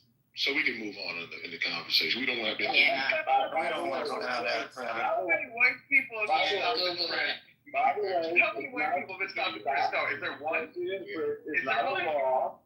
It's not a law. It's a practice which is discouraged. So tell me a law again that protects white. We really don't want to go down that rabbit hole. If we just have you don't want to name one? We'll be stuck having to figure out the answer to that question where you steer the room. If I can just answer him for 1 second, and we could just move on. I really feel like we should move on. And I think that we had this conversation with you several years ago, actually, on Clubhouse. But speaking of search and frisk, my husband, who is not white, would be stopped at Penn Station almost every single fucking day,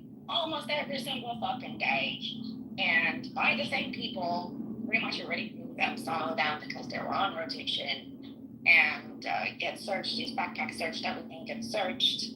But every time I would come into the city, I would never fucking get stopped. And yes, there is such a thing as white pretty privilege, and don't fucking deny that. And that shit happens. No one ever pulls me aside at airports or cops or anybody else. Yes, you can say woman, yes, I'm pretty, and yes, that also exists. The white pretty privilege exists. Discrimination exists in this country. So That's no it. laws, though. Move on. Okay, normal. This is not the topic. You derail again, I'm putting you in the goo. You're being disingenuous. This is not what we were talking about. Somebody made a point. I asked a follow-up question. I'll drop it. I don't give a fuck. Okay? You know what? That's it. I'm fucking tired of your ass. Then, Mel, should I continue with the video? Sure. Thank you. I actually have an answer to that question. Laws that specifically protect all things equally actually entrench systemic inequities by treating it as equal. Therefore, many laws could be suggested as protecting whiteness because they put it on the same level. The most relaxing game of 2025. My bad, Aaron. I didn't mean to jump in when you were talking about that. No, it's all good. It's all good. Basically, any law that protects equalities across the board entrenches whiteness because whiteness is far larger of a pot than anything else at the moment. Although by 2045, that might be different. And for folks under 40, that'll be true for 2035. And no amount of immigration possibly change that. But generally speaking, any law that entrenches the current status quo as equal, de facto protects white. Here we go. My final claim is that Donald Trump's plan for Gaza is ethnic cleansing. Hi, how are you? Nice to meet you. Nice to meet you. You too. So why do you say this is Donald Trump's plan? What do you think that? He says it's his plan. Have you seen his plan? When did he say it? He said it standing next to Benjamin Netanyahu in January, February. He said it on Fox News in an interview on Fox. He said it on Air Force One. Word for word, what's an example of what he said? Word for word, he said, for example, we're going to clean out the Gaza Strip. He said they're going to leave. We're going to take control of it. He says, we'll own it. I would own it. He says, I'm not sure under international law how he can own a foreign piece of land. And when he was asked on Fox News, the people, the Palestinians who are being forced to leave, would they be able to come back? He said, No, they wouldn't.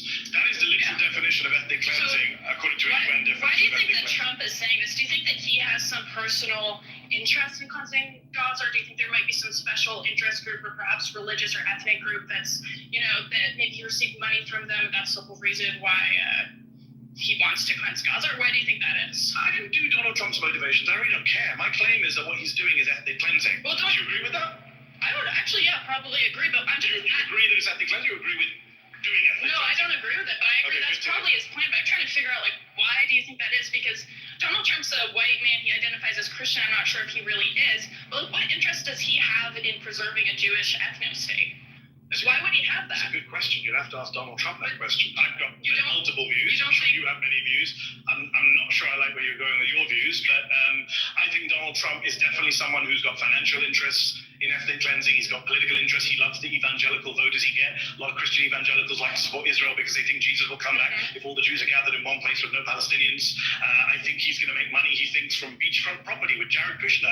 He said something similar in the past. You think that's the real reason? I think there's multiple reasons, yeah. I think financial, geopolitical, ideological, evangelical. I don't really care. My claim is that what he's doing is ethnic cleansing. Ethnic cleansing is a war crime according to the Fourth Geneva Convention. Yeah, I agree. It's against international law under the Rome Statute. So we shouldn't be part of that. The United States should not be supporting Donald Trump's plan. I agree. Cleansing. I agree. What do you think should be done instead with the Israel-Gaza situation? I'm not sure what your stance is on I would like to see a ceasefire in Gaza. Two-state I would solution. like to see, I don't really get into debates about what solutions. I would like to see an end to the killing. I would like to see Gazans have freedom. I would like to see the Palestinians in Gaza somehow get their land. 80% of Gaza right now is under Israeli military control or displacement. I would like to see freedom for the Palestinian people. I'm an American. To go back to the core of this show, I support American values. One person wants it really is a religious and ethnic. It's not a religious one. Well, yes, that is what it's obviously between Jews and Muslims. No, it's not control of the Holy No, it's not. Yes, it is. No, it's not. What else? What other? Actually, the founders of Israel were secular. They were not religious, actually. And I think some religious Jews, like Bezalel Smotrich, the Israeli government minister, it doesn't really. is a religious fanatic. The core of the conflict is over land. It's colonial.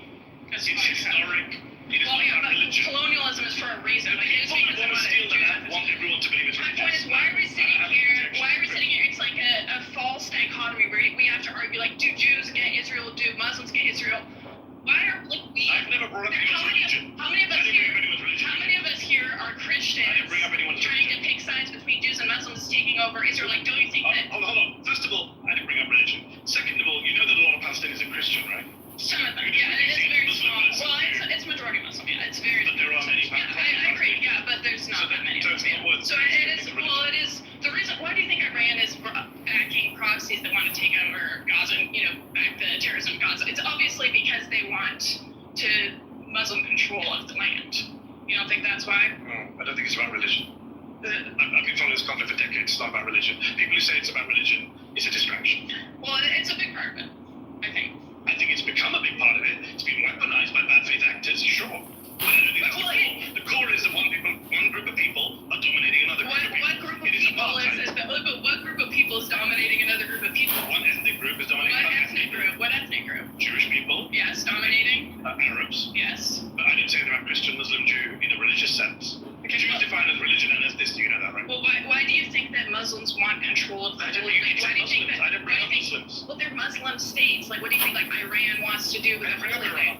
But that's part of the conversation. What do you mean? It's not. The conversation is Donald Trump is doing ethnic cleansing and you agree. Yeah, but so I'm not sure why he's really it's part of the larger context of the debate when you conversation. actually agree with me. What I was trying to say is we kind of have this false dichotomy here where we're trying to take the side of the Gazans, which mostly it's a Muslim majority, or the side of the Jews to try to decide who gets control over Israel. I see no control. America is a majority Christian country. Should we be deciding Christians should have control over I agree. Donald Trump should not. Nothing to do with religion. Donald Trump should not be deciding what happens to Gaza. That's my claim. If you agree with me, great. Let's shake hands. Do you think that America should just cut ties with Israel altogether? What's your definition of cut ties? Stop funding them, stop being a military arm. Yes, one second. That was the easiest one.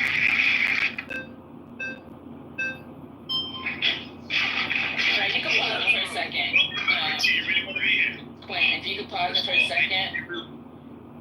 Yeah, there's some stuff going on in the chat, Zark. I'm sorry. I had to remove somebody. This person accused Dark of something, and I removed that person. I removed someone else. I took screenshots just in case, before I remove somebody, I put the sick shit that they put. Some of y'all need to be removed as well, and I'm just kind of giving you a chance to do not mention Dark's name, and Dark, just don't even speak about these people. If you want to talk about the issue at hand, you can talk about the issue at hand, okay? No more personal attacks moving forward as of 1:17 p.m. Eastern Time. I don't want to hear that shit.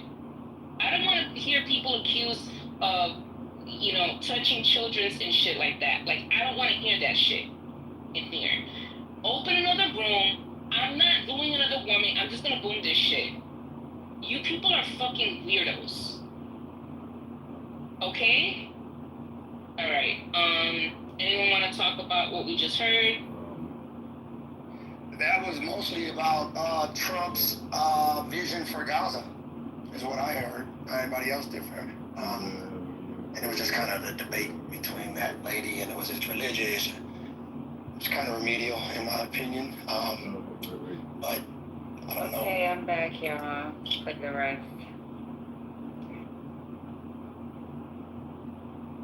Yay! Where did she go? I'm right here. Okay, there you are. Alright, there were some shenanigans, and I took some screenshots. They're accusing Dark of liking children and along those lines. And so Matt Cool was part of that train. Someone else was part of that train. So I was like, any personal attacks, I'm not having it. Normal's been very disrespectful as well. He's begging because he knows you're back. He feels like he's padding protected, so now he's begging to come back on stage. So, but no. Does anyone want to talk before we bring El Normo back? Because it's going to be all about him. He's going to keep interrupting y'all left and right. Does anyone want to say anything about the clip that we just heard first? Yeah, I thought it was. Yeah, his stupid ass. Go ahead, Katrina. Just really quick, but all I wanted to say is that I don't think she really had a good argument. Like, there was no debate. He kind of schooled her in 2 seconds. So, I don't see, she has no strength whatsoever, to me personally. There was nothing to debate about. And also, moderators, can we not allow people to also go down to such a level of personal attacks as calling, demeaning people who are in special ed, please, as somebody who does have a child with special needs. Like, that's just disgusting. Thank you. Yeah, my comments on what we just heard, it sounded similar to Katrina. It sounded like Brian put 100% up at that point. But reducing it to, I appreciate the moderator for not getting, he's obviously educated, understands, and he has a nuanced understanding, and has a big enough heart. Sometimes it comes down to a heart, and it's just wanting to hear somebody like her getting down into the weeds and just trying to make it into, to make it into talking points that we all know serve nobody, all leads to what the hell's going on and nobody says anything. It's just like, this is okay. And so I appreciate the moderator or the person that was, answering the question back and forth with the lady. I appreciate him for actually dealing with it. Great, let's move on. Like, okay, let's get back to some real. I got breaking news, y'all. Oh, let me shut up. Did y'all hear Malcolm Jamal Warner died? No. He drowned. What? No, he died, bro. He drowned. No. Yeah. I'm sorry to, bring bad news. Whoa, I'm seeing it right now. 54 years old, Theo. Yeah. Damn, one of the first dyslexic characters on TV. Y'all remember when he came out and he had dyslexia? Yeah. Damn, I remember that episode. Fuck. He's from Bed-Stuy too. I believe he's from Bed. Is he from Bed-Stuy? I believe he's from Brooklyn. Is he from Brooklyn? That's so sad. He's from, he was born in Jersey City, New Jersey.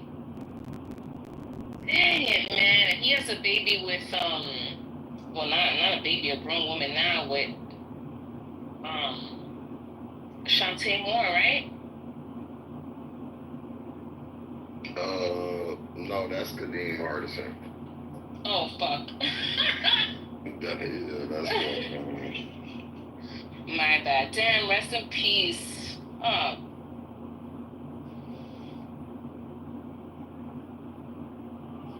So did y'all stop did you play it? Or is this the last conversation from the last part that was played? Sam. Yeah, Quinn just finished playing the clip, and it was about the Gaza, how Trump's handling Gaza. Go ahead. Yeah, sorry, I've been following the video on mute. So Quinn stopped it at 1 hour 14 minute, and the news threw me off. 1:14 27, give or take. Yeah. You can go to 1:14, 1 hour 14 minute and 20 seconds. That's where the last debater, Sarah. I still have it. Just for the record, I missed it. Who's the main guy being debated?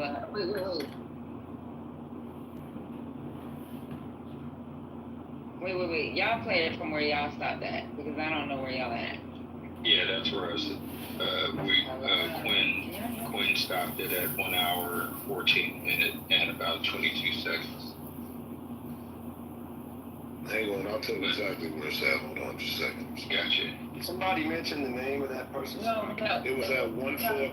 It was actually. Can you play it, Quinn? Can you play it, Quinn? Yeah, right here, go ahead.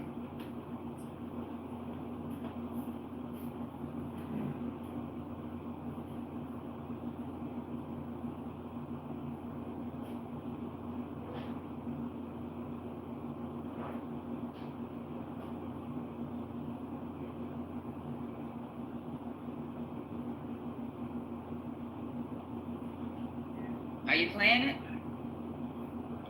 I'm sorry, I thought y'all was hearing it. You gotta go on audio. Hold on, let me do it. You know, I'm new to that. Hold on just a second. Yeah, roll it back a bit. I'm sorry. I know exactly where to go because I know where we're all. What does that?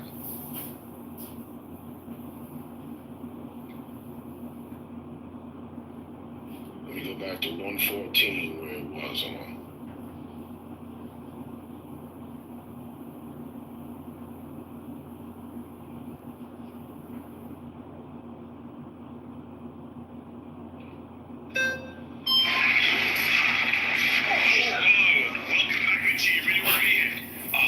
First of all, I really thought that obviously where we started, where it ended up, there's a lot of aggression. I can see in your eyes, there's a level of exhaustion from being here. This is where my empathy comes in. Where it doesn't is, when you have a room full of people that do agree with you, we have this opportunity to come together, and you're kind of mocking people when they do. So you mocked Sarah a little bit when you guys clearly had a common interest and goal to reach. So I can tell you're agitated. I want to bring that all down. Please. I'm guessing you're not going to do this. No, I'm going to. I do want to point out some contradictions. First and foremost, I don't believe you're pro-American in the value system that you claim to uphold, especially with free speech, if you're not willing to debate people that don't share your values. That's very un-American. Plan for Gaza's ethnic cleansing. I emphasize again, it is free to join my community. The stocks I share are also free. The techniques and strategies I teach. I don't believe it's ethnic cleansing. Because it's not his plan. It is a plan. It's my plan. No, he's obeying someone else's plan. You cannot do nothing about an anonymous. Oh, he works for the Mossad. Mossad, come and get me. I need to be killed. Because you know why? I'm interested in the world about Zionists. Anybody can be Zionist. Anybody can be Zionist. If your mom kicks you out, I will see if you're a Zionist. Be proud to be a Zionist. No, but I believe everybody should be Zionist, in my opinion. The whole world should be Zionist. I agree. But the question is, how do we do that? So you have to have tactic, because now you have social media. So the girl that lives in Egypt, the girl that lives in Syria, she has TikTok. the girl, Tyler is smart. How do you come about that? How do you change that mentality? This aggressive anger is not going to work for you. You have to find different tactics. You have a lot of well-spoken who started by Israel, Judaism, Israel as Jewish. So you need to find solution for that. So now, what you need to do, you need to bring a more... But I gave you the best solution. We're not killing anybody, it's okay. No one's killing nobody. Zionists are very respectful people. Doesn't kill anybody, they save lives. Zionist ideology, no, they don't kill anybody, no, with all due respect. They save lives. So whatever happened in Gaza, that was because of October the 7th. If you went to war and you knew what was going to happen, you wouldn't do that. So that blame, whatever happens in Gaza, that blame is Hamas and Qatar, UAE, as well as Syria. Nick Fuentes, all of those people. He's Australian. But that's the point. I'm saying people that are on our side of the aisle that get shut down by people like you because you're leveraging this position of emotion. You're joking, right? No, I'm not. You're leveraging the position of emotion. My side of the aisle is trying to deport you. You only shut down. They're trying to. They're already shutting down the entire race. So what are you talking about? What are you talking about? You're a white genocide guy? Are you kidding me? You know the fact that you're amazed that Jubilee find some of you guys. They find you. Do you see the email you? Why are you trying to oust me? This is such a cheap tactic. Do you go to Nordstrom? No, you love immigrants. Have you ever been on eBay? No, but you love immigrants. No, you love immigrants when they're helping you. You just don't like the color of my skin. We're having a All right. Genocide. Pause. All right, you've been voted out. Please return to your seat. Okay. I really wish we could walk. I mean, believe it was genocide, so it's very hard to... If you guys could see, Man, his face. Bruh, you gotta watch that. Is that a thing? White genocide? Is that a thing? Oh my God. I gotta see it. Where we find the video? Go to Jubilee suite. It's or you can just type it in YouTube. Many. It's a Jubilee. It's a Jubilee platform. His look. Okay, I'm about to use a movie reference because I paused it right where you stopped the video. He reminds me of Neo in The Matrix when he discovered he was the one fighting the robots, or whatever. He just looks like bored, and I don't know how to describe it, but man, his face, like, really. So, as America, are we gonna have a white genocide conversation from now on? Is that what we're up against here? Genociding of white Anglo-Saxon cultures. Absolutely. Yes, it's the replacement theory. You notice all of these white guys, or all of these, they're mostly white as far as I understand, and young as far as I understand. And yes, very true. Where did Jubilee find these people? Like, I know they exist. I've only met one personally in my life, like that, to that degree. But damn, the fact that they're all younger men is kind of scary. Very scary. And the fact that he is saying that Nick Fuentes is on his side, like he is like one of his bros.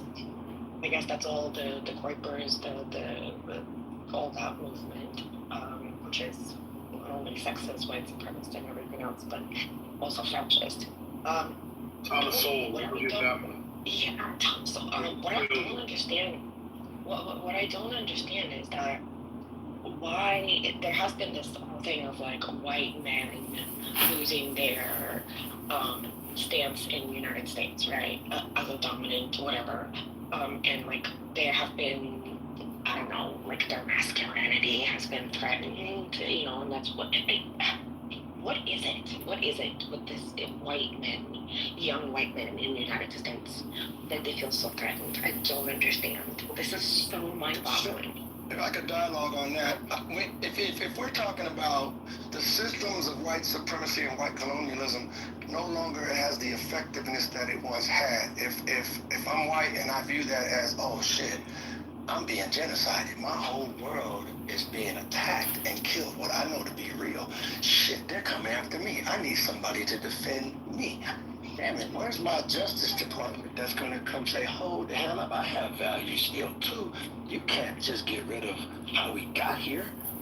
I think it's somewhere in that vein, and the other people that aren't really aren't in that category of white, whatever that, which was all a construct that was kind of crazy, but the bottom line is, then it's like everyone's watching that play out, watching like, okay, there's some people that, you know, in that vote that have benefited from colonialism around the planet, from white supremacy ideas around the planet and systemic things, and now that's losing weight. So if you have them on Downey, you've got different people that have a voice, and you've got all these bring us everybody into America from around the world, and now they actually can be contributing Americans with real citizenship.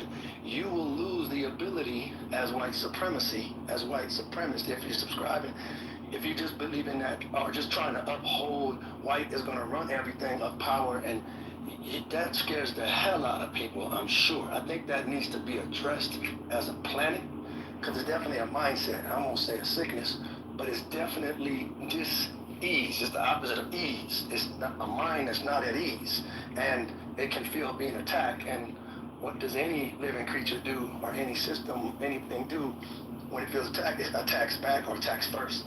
And I think that's a real study. It looks like it's not going away. Yeah, I think it sweeps partially, right? I don't think the impactfulness of white supremacy has depleted it anyway. So that's not actually true. What's happened is exactly what he is saying, is that these are people who feel like they are losing their elevated position within that within that construct. They don't believe it is treating them the same way that it always has. That obviously comes from the loss of jobs to technology. They're a black president, which signifies the elevation of people who do not look like them at the highest office in the land. Excuse me, I'm sorry, I'm doing two things at once. It is a combination of a few things. So it's not just one thing, but all of those things in the appearance that it appears that they are losing their place in the construct, and that's what's and then they're also being fed propaganda simultaneously that confirms that with them. Then other people feel the same way they do, which is, allowing them to, which is emboldening them. Obviously, then there's a grifter at the highest office now who confirms all of these things, and who panders to them, based on those things. So it's a multitude of things, but ultimately, in the serving exactly what Sweet was saying, is that they feel like they're losing their privilege, and that's caused the response that we're seeing. I watched a really cool interview by a journalist that went undercover dating on right-wing dating apps, and her biggest takeaway is that these men are like very, very insecure. It was interesting. One of the things she talked about is this is in New York, and they all act liberal with their friends because they don't want to lose their friends, but they're very right-wing in their private thing. But yeah, her ultimate takeaway is insecurity and exactly right. Dang, I lost my train of thought. ADHD. So it's when they're feeling like, like you said, they're losing their stuff. But ultimately it boils down. Oh, that's what I was gonna say. The propaganda. I watched a video of a guy who just watched thousands of TikTok videos to see how long it would take different locations to go to the right or to the left, and it was actually pretty evenly spread, but one location in particular stood out to him, and that was when he set the location in Mississippi, and it was only like 40 or 50 TikTok videos before it went hard incel, and then it was like 1,000 incel videos in a row, and then it went right wing. But yeah, there's a lot of stuff happening out there, but I think it boils down to insecurity and then feeding on that insecurity. But we all agree that it is their perception, right? Like, there is no laws that have been changed to quote unquote, like legally, or I guess the tolerance of white supremacy has really gone down. And is that why they feel uncomfortable? Because, a white man is still as much privileged as he was before. Like, he still has a majority of privilege in this country. It's because we have, and this stems a lot from capitalism, but ultimately, wherever it comes from, we have a very scarcity mindset. And so if somebody else is getting something, then I'm not getting something, because there's a pie, and if a piece of the pie is missing, that's my piece of the pie. So that's that scarcity mindset. And so they're thinking that, if black people get rights, well, then I'm losing my right. Yeah, I agree with that. There's a twofold thing. Like, those that have a lot of wealth, they're watching a lot of that wealth being lost in this. I'm making it very general, but that wealth may be diminishing to some extent. Others are getting wealthier, but at the same time. But the bigger thing, I think, is like he said, this idea.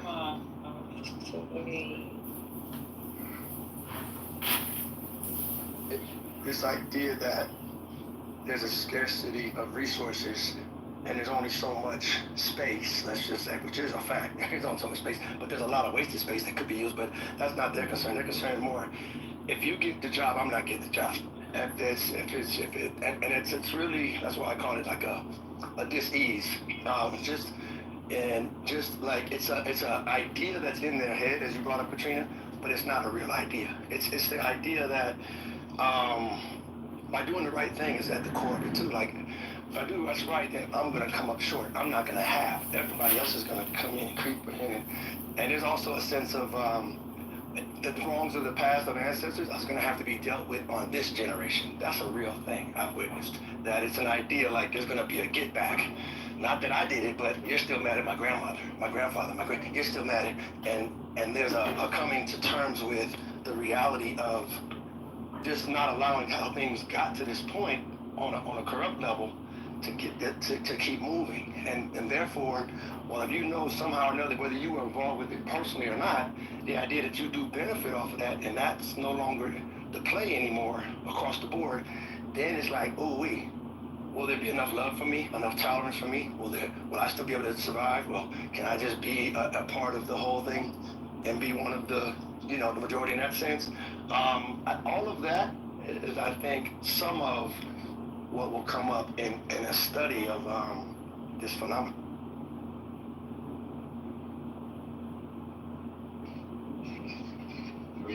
Sorry, I'll put that in the, I was just going to say this, but I've been, sorry. I'll put that for pizza. Real-time parenting. No, just what I've been mentioning since Patty started sharing his video with us, and we're having these pauses at various clips. Why non-people of color gaining in their respective lanes is a threat, or a perceived threat, to the white, the whites. That's what I come back to. Why? Like, I think one of the earlier women that Eddie debated was talking about her college degree and graduating, and yet they, quote unquote, are taking construction jobs.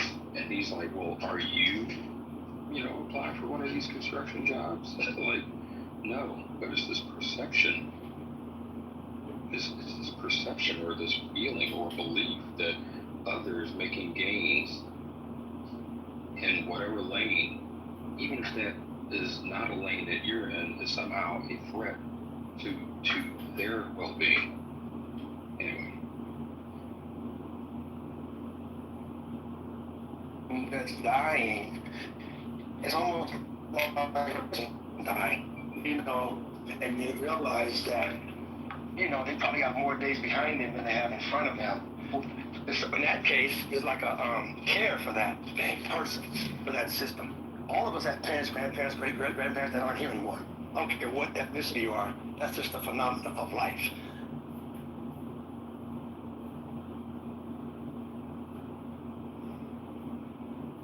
Alright, Quinn, was that the end of the video or is there? To carry on. Well, there's a little more, Okay, let's see. I gotta see if I got kicked out of that thing again. Was it on YouTube? Yes. Oh, I'm on it still. Okay, cool. Yeah, it'll go right back to it if you.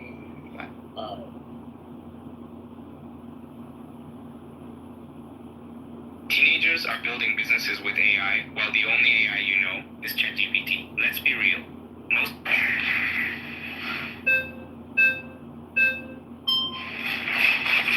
Hello. Hey, how's it going? Nice to meet you. Hello. So, I'll switch over to the Gaza thing in a second, but first off, I just wanted to touch on that. You said that you support free speech, of course, right? So, what I'm confused about is you refuse to debate people that have disagreed with you. You said that they're racist or they're fascist, right? No. If we're going to do facts, they said they were racist and fascist. Get your facts right before you start. Okay. So isn't the whole entire point of the debate to debate people that you don't agree with? I don't debate people who don't see me, A, as equal. Good point. Or B, support democracy, because that would undermine the whole idea of the debate. If you don't support democracy, as our friend here doesn't, and support General Franco, then what is the point of a debate? The First Amendment doesn't mean you have to debate everyone. Somebody comes up to you in the street and starts talking to you, you don't have an obligation to carry on talking to them. I'm sure you go about your own business. Somebody comes up to you in the subway and sits next to you and starts ranting in your face. So you're not going to start debating. Everyone here has hygiene standards, as do you. There are people you wouldn't debate, I'm sure, as well. Okay.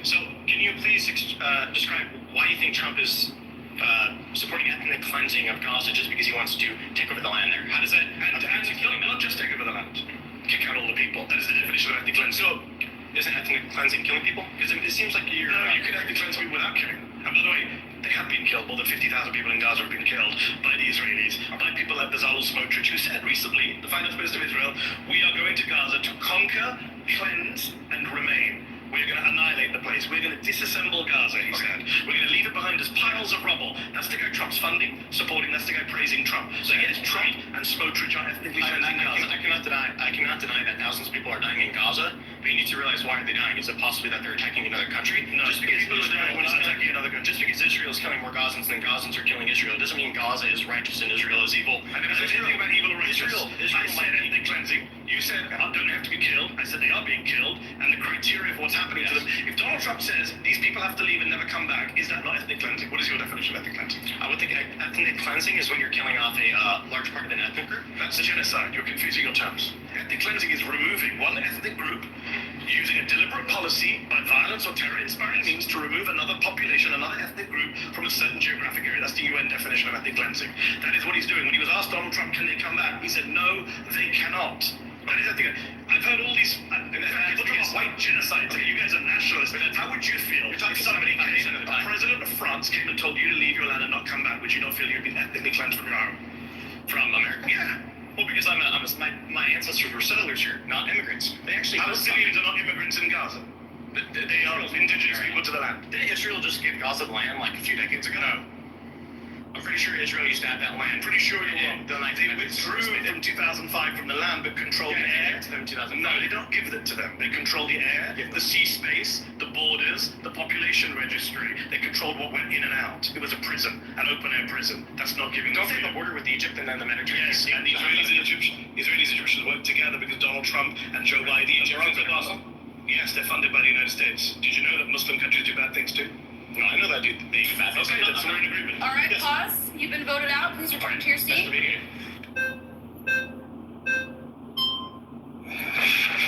No one. Great. Hello, sir. Welcome back. See you, Mehdi. All right, so I agree that Trump wants to do a cleansing, but not an ethnic one, because that area requires a lot of cleansing. Because when you have a population that was taught from early childhood age to hate Jews, Christians, and pagans, you need some serious re-education. Number one, that's not true. Number two, that's not what he's proposing. Well, I mean, most Palestinians, by polling number, do support Hamas. They support resisting Israel. Well, I mean, the thing is, what did they do in the first place that they were in this, what you call open-air prison? Great question. What did they do to deserve being occupied?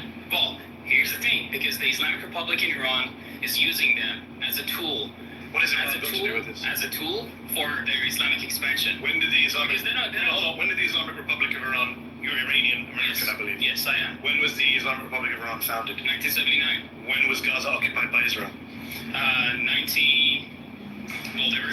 67, yeah. So, can we do the maths together? 12 years before the Islamic Republic of Iran existed, Israel was oppressing, occupying, dispossessing the people of Gaza. So your argument makes no sense. Are there any terrorist organizations at the time? The PLO was considered a terrorist organization by the entire Western world. All right, so was Hamas there? Hamas did not exist till 1980. Exactly. My point is, after the Islamic Republic came, it became chaotic because the Islamic Republic has started to use the so-called innocent Palestinians for their own so-called innocent Palestinians. You don't think Palestinians are innocent? Not all of them. Because what about the 17,000 children who were killed? They're doing the 17,000 children were killed. Were they not innocent? Were they not innocent? Who's responsible for that?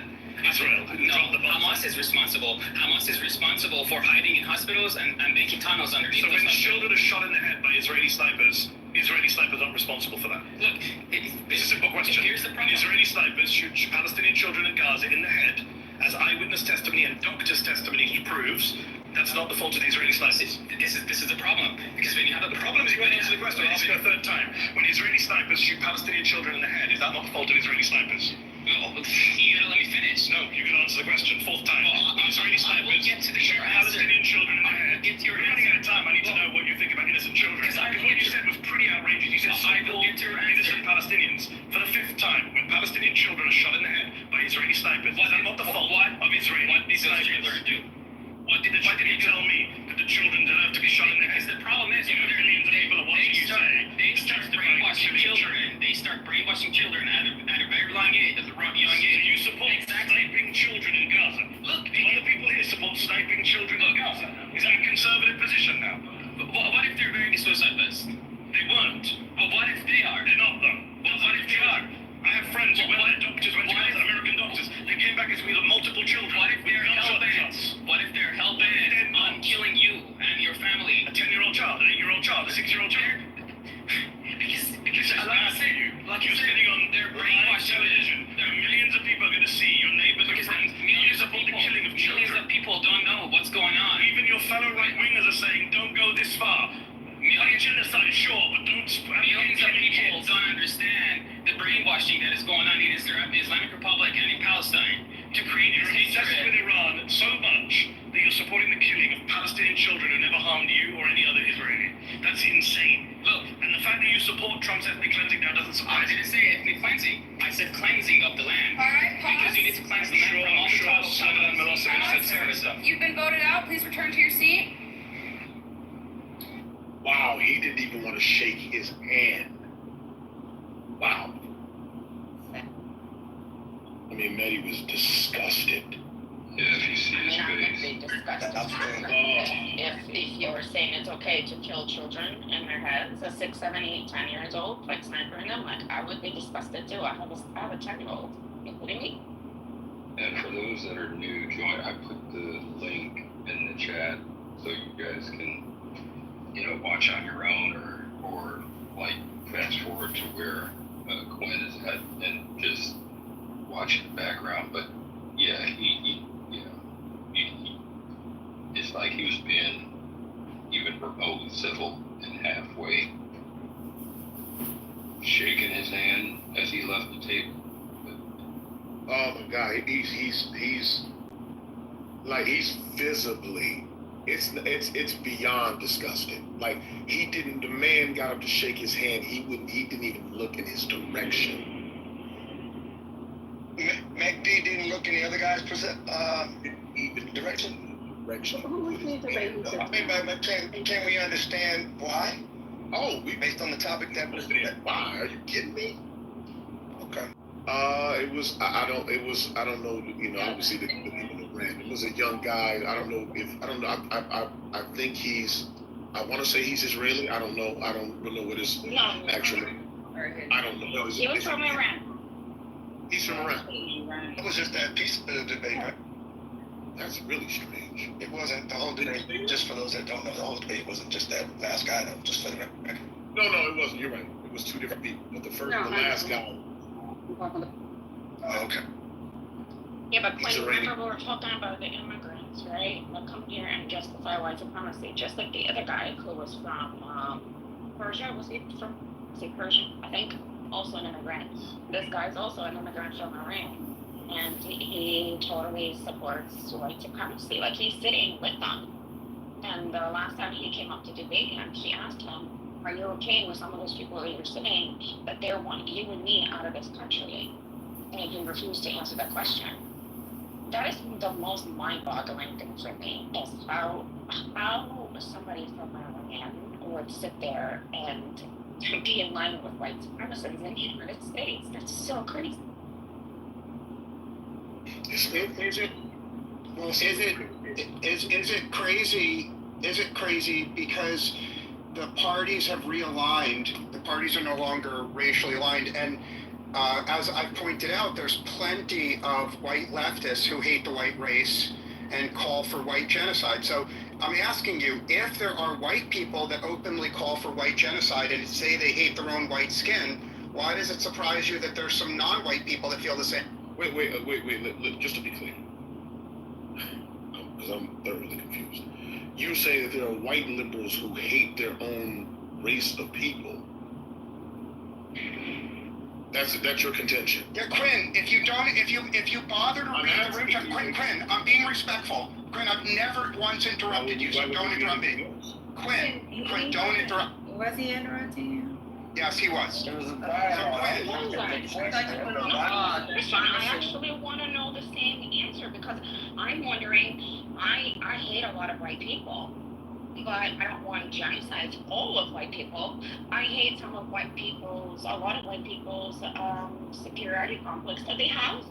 Okay. So what is your definition of white people wanting a genocide on their own white people? Okay, well, if I'm not interrupted, I actually just posted in the room chat a Clubhouse white leftist, openly, he got a job teaching in a university, and he teaches his white students that there is a necessity for white genocide. That is to say, this white professor says because he is liberal, because he is leftist, because he is progressive, and because he's on Clubhouse, he says there should be death camps where white people are around. People in here. Okay. Yeah. Well, where is that? I don't see the link number one. It's in the. Well, respectfully, I'm about to land my plane. It's in the room chat. So go ahead and delete it now, before you say anything else. You don't want that in your room chat? No, I don't. You're not putting people's profile in here. Snoopy, what does that have to do with us, like, with a person saying that, what does that have to do with us or the other white people? Read it now, Snoopy. Absolutely. Is it just whataboutism? I don't understand. Like, why you're trying to flip. There's a white Republicans hate white Democrats. We can have the argument about whatever, but what he's not going to do is put people's profile in here for us to be trying to, for him to talk. That's this crap bag. Well, unemotionally,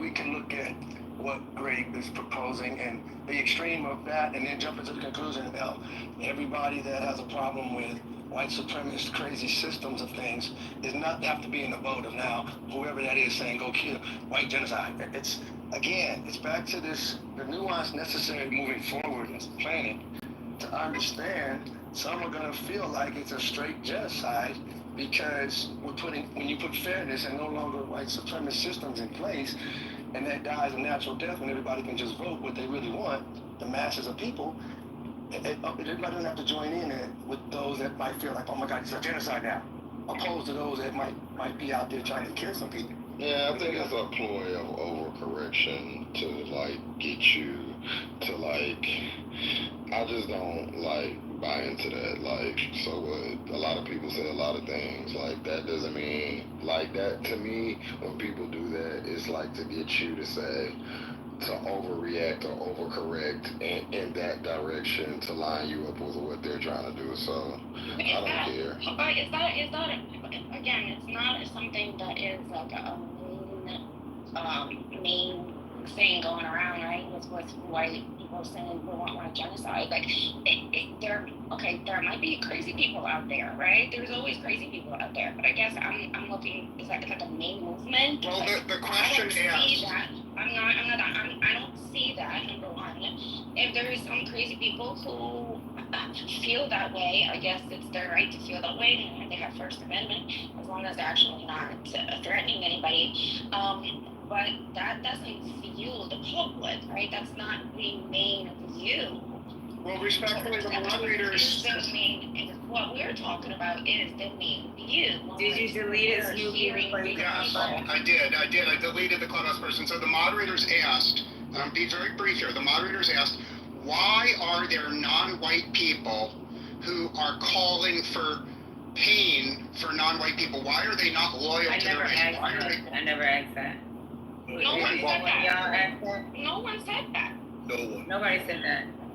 Again, that's always the framing. So what the question I would ask you is, how does one, if that one person is representative of what you're talking about, how does one person's perspective become representative of the whole? Well, there's proof that it represents the whole, because there were a series, I'll answer you very briefly, Quinn. There were a series of surveys of tens of thousands of people where they asked people of all races, how do you feel about your own race? So tens of thousands of people of each race in America were asked, how do you feel? Now, what's interesting is every single race felt good about their own race. You start saying that stuff in the link. I will, but because I feel like you're going to be getting misinformation. Well, actually, I will sit and look at the link. The moderator, you're not a moderator. Okay, so I posted 4 links to college professors, white college professors, saying there should be a genocide of whites. Now, the link I'm about to post is a survey of tens of thousands of people of all races, and people of all races in America like their own race. There's only one exception. White liberals hate the white race, and in 4 surveys, the average white liberal said they hate white people. Now, I am done speaking. I'll just post it in the room chat. You can read for yourself. Trust me, there's black people that hate being black. Trust me, there's some Chinese folks that don't like being black. If a white person points out some wrongs that they know their people have done, I think that's what's going on. Some white folks probably have said, you know what, we white folks have really done some jacked up shit around this planet. If they're saying that, I'm not going to put them in the vote of now white genocide. Now, some other folks might, what they decide to do with that data, that empirical data, by the way, so, I mean, some jacked up shit has been done. I never had white people in the room say that they sick of white people, so I don't know that that's now you want to genocide. That's the fear part. I said that I'm sick and tired of racist white people. That I've said, I think they're immoral. I think those people do a lot of damage to society.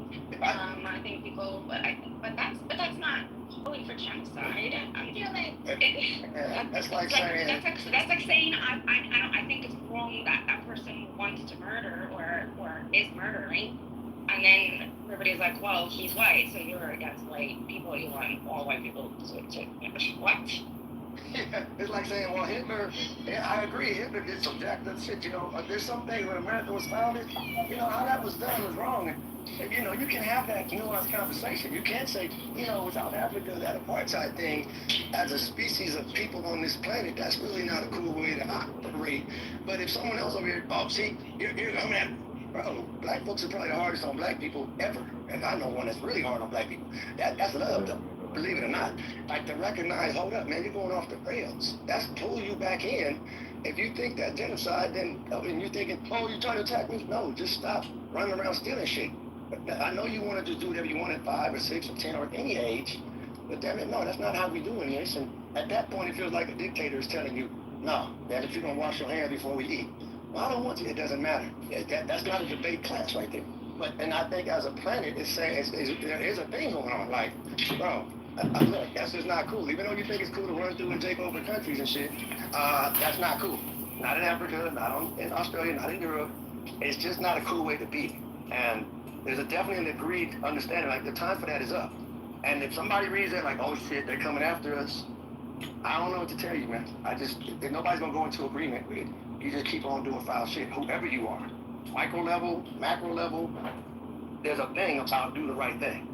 And just taking over because it's not doing it. Sorry, the link that is been put forward is either quorum threats. I just don't understand. There's a peer-reviewed, respectfully, Katrina, there's a peer-reviewed study in the. And let her When people Is it tens of thousands of respondents? It's actually not peer reviewed. There is a peer-reviewed study in That's the. why I was having an issue when somebody is talking and saying that there is factual evidence for this, and then there is no factual evidence. That's why I was saying put it in the chat so that we can go through it together as you're talking about it. I've been reading. Because everything that you have put is not. This is not like real research. Like, I'm sorry, I can go and quote unquote ask people questionnaires tomorrow on the street. And then say that's research. Like, Even simpler than that, if you go to the actual link and read it at the very top of the fucking article, it explicitly says it's not peer reviewed. I would never do that. I don't believe in that. I was just reading, and I'm reading some novel, and the guy mentioned his aunt who had beaten him for wasting a piece of string. This is a British novel post World War II, spy novel. Actually, it's the spy who came in from the cold. It's a really, really good novel. But he mentioned that his aunt hit him for wasting string. Imagine that poverty. Yeah, exactly. They were that broke. Everything mattered. Hell yeah. I'd beat that ass too if I was that broke. But I noticed that back then for that time they used fear to make things happen a lot. They hit you to make you submit. They tell you that this God is real and judging you and gonna send you to hell if you don't submit and do right. Like everything was so fear driven. And even today, like my parents and my grandparents and all of that generation that's older than 55, like they're so fearful. Not all of them, but a big portion of them, they're just so fearful. I don't know. You're projecting on them, Barbie. Me? You. How am I projecting, Congressman? You're saying that baby boomers are fearful, but the truth is you're fearful. I don't fear homosexuals and marijuana like they do. Oh, well, that's not the type of fear I'm thinking about. Well, that's what I'm talking about. Like making a child submit so they beat them. You know what I mean? But why do you think, young people should be using cannabis? I mean, it's a sacred herb. If you're just going to use it to look at TikTok videos and not even go to the gym and just waste all your time consuming propaganda, I mean, it's not beneficial for young people. What, marijuana? Yeah. Well, I never said that young people should smoke marijuana. Well, you said that's what the baby boomers are fearful of for these younger people. Are you not following your own conversation? I never said that. That's not at all what I said. So what is it then you think baby boomers fear? Did anybody else in this room hear me say that? I claimed that you were projecting onto baby boomers your own fear. Yeah, well, I just told you that's not what I just said. So maybe pay attention. It is what you said. That's not what I said. Well, how about you have a seat in the audience, and yeah, we'll have you back up. Men are gonna be masters for life.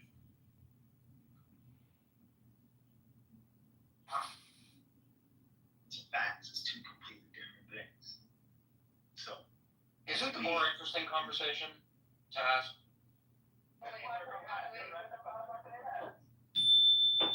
All right, take a deep breath, everybody. Just relax.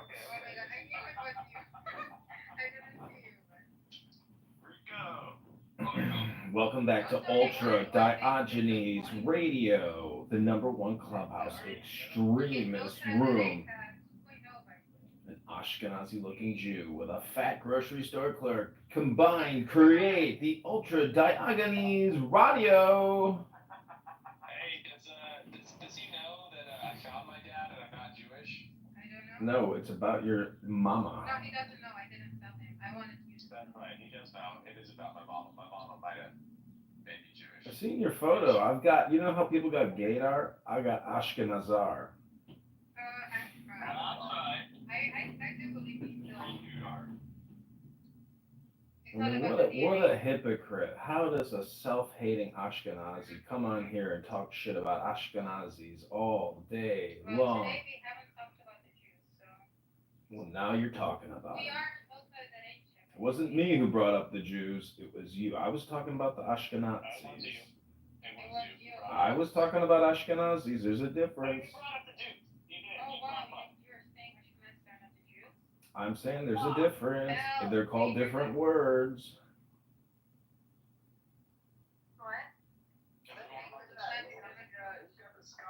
He's got the Scottish Freemasons thing back there. That's cool. Yeah, American history. Oh, that's maybe why you look Ashkenazi.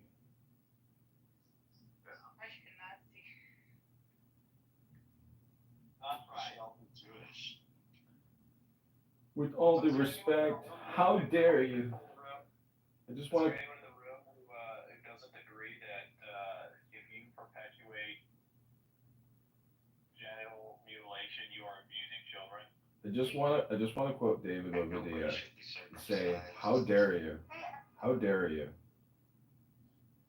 My wrench is circumcised, but I didn't have circumcised. How dare you? There you go. With all due respect, you go. Wait, John Kitover, did you hear that Dajin's found his dad? How did you find him? Like, were you on Craigslist or something? Whoa. This is not a gay thing. No, that's so bad. Where did you find him and in what state of disrepair? First of all, okay, it was Craigslist, but it's a sad story. What's the sad part of it? Yeah, it's it's ancestry.com, You used Ancestry.com? I did, yep. And then you somehow found your absentee father? It's hard to call him an absentee father when he didn't know that he had created me, right? He didn't know that he inseminated your mother's uterus with his genetic material? Well, I mean, if we're going by, did he keep a logbook of all of his, the answer is no. Interesting. Well, I congratulate you on finding out where you came from. Well, thanks. I got to take this call from someone who seems very louder more than yes. Commercial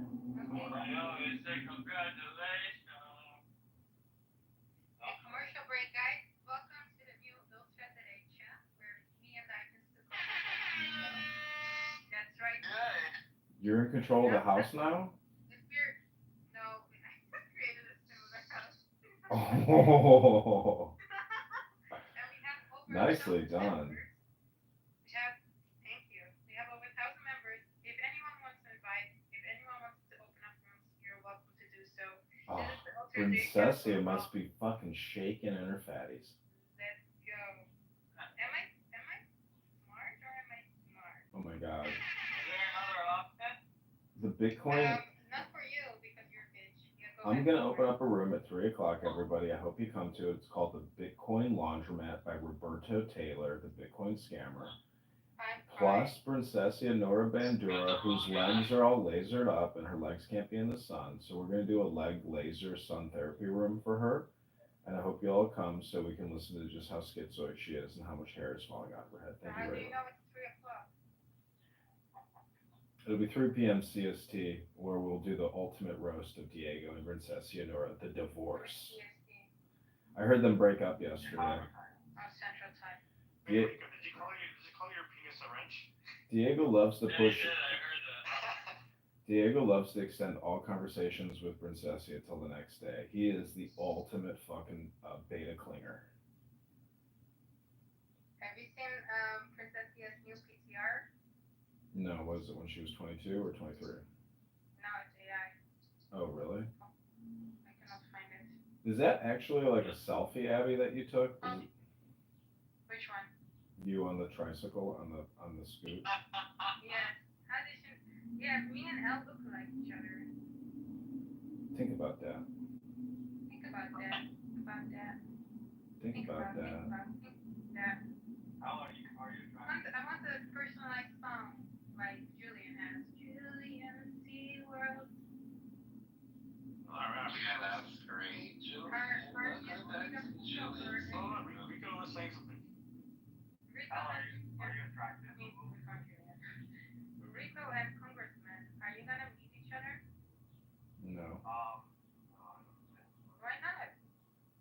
I mean, if he wants to have a beer like on a Friday, Saturday night, just go to Russian Division or to the Dock restaurant, and I'll meet you there. Okay, I'm gonna Russian Vision. Russian Division. John was like, no. I'll meet up with anybody from Clubhouse. If I was you, I wouldn't meet up. I'll meet up with anybody for a beer. If I was you, I would meet with him. If I was a man. You saw that, you ran away. I'm a woman. I said if I was a man, if you're quiet for a second, you would have heard that. Wait, you ran away? Was that allowed? Did you run away from Diego? No, that fat ass didn't even get out of his car to shake my hand. He just sat there like a fatty. That is miscoded, actually. He just was lounged back in his car, with his fucking gut hanging out. You're saying now you didn't get to the car, but before you were saying he had some sort of Nazi boots on. It's a jalopy, yeah. This doesn't add up. It's a joke, dumbass. I don't think he was wearing boots. I didn't even get to see his shoes. You know what happened? He stuck his head over his window and saw the boots over there. He thinks he's Robert De Niro from Cape Fear, but that's just the way his family lives. It's like, oh, Diego, do you have cocaine on your shoulders? Oh, hold on, that was Andrew. No, he keeps it sober. He's a fatty. That's right. No, I met him in person. He's not that fun. Are you kidding me? He was so weak, he couldn't even stand up and shake my hand and say, "Oh, hi, my name is Robert. What's your name?" I'm like, he didn't even know how to communicate. He thought he was in Clown House, talking in Clown House when he met me. Like, that's how he acted, like we were on cell phones or something, because he's a fatty. Alright, you don't need to call me fat. I will be going on a diet soon. Yeah, don't you go to McDonald's? You're disgusting. I did go to McDonald's. Thanks for telling everybody, Abby. Thank you so fucking much. Gross. Did you drink like an extra large Diet Coke? I go to McDonald's and you tell everybody. I did not tell him. He just did it. No, she was talking about how fat you are and how you're going to McDonald's. How much you let her down. She actually went to McDonald's within 3 hours to keep the trend going. She wanted to be one with you. Julian, were you there? Yeah, you were there. I didn't say that. You were there. You heard that. Where was I? Did I tell? You heard Abby say that. Hold on. Did I tell you that you went to McDonald's to defuse threats? I would never say that. Sweet. Are you guys technically like a functional? You guys are like a functional Neuro Branduro and Roberta Taylor. They copied us for the last. But how are you guys like friendly to each other? Because they like hate each other. What do you mean they hate each other? He roasts her, she roasts him, she starts crying, then he tries to be nice. It's like a sick, disgusting relationship. Yeah, it's a total toxic relationship. When you hear her, I don't know. There's not many. Go to the black rooms. Yeah, there's a lot of Chicagoans on this app. Well, I don't know if Rico wants me to black person. Oh, that's racist. You'd meet up with Jazzy, I'm sure, right, Rico? No, I had that opportunity. Oh, God. Would it be funny if Rick showed up with Jazzy next to him? Yeah, I guess. Rick showed up with Jazzy. Yeah, Rick. How is it racist? I would get her a shot of Malort.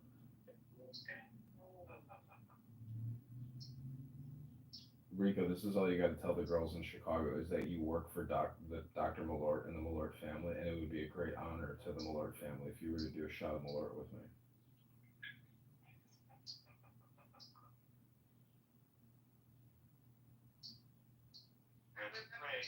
Always angry when Rico was laughing off mute. He's like, why are you laughing off mute? Go on mute and that.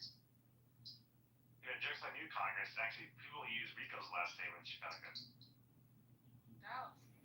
Mr. White? Why?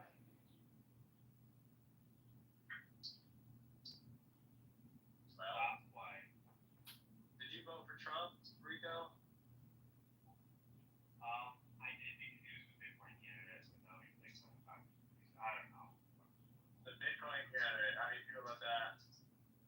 Well,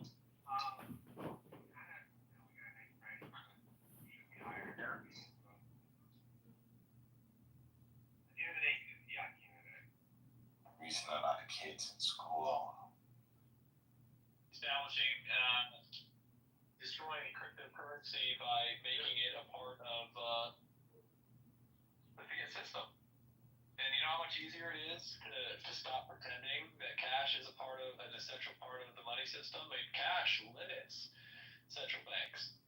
You know, in August Carsten's, who was the head of this. You don't though. You don't actually like free distributed money because you continue to support Bitcoin, irrespective of everything that I've told you, which is undeniably true about its centralization and the way that it is going to be utilized by the government to ensure a complete lack of anonymity in spending.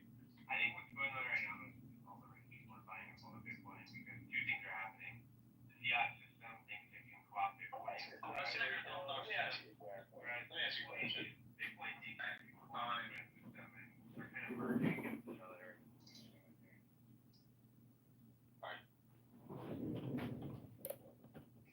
Is that the person who said like white nationalists, like white people are indigenous to this country?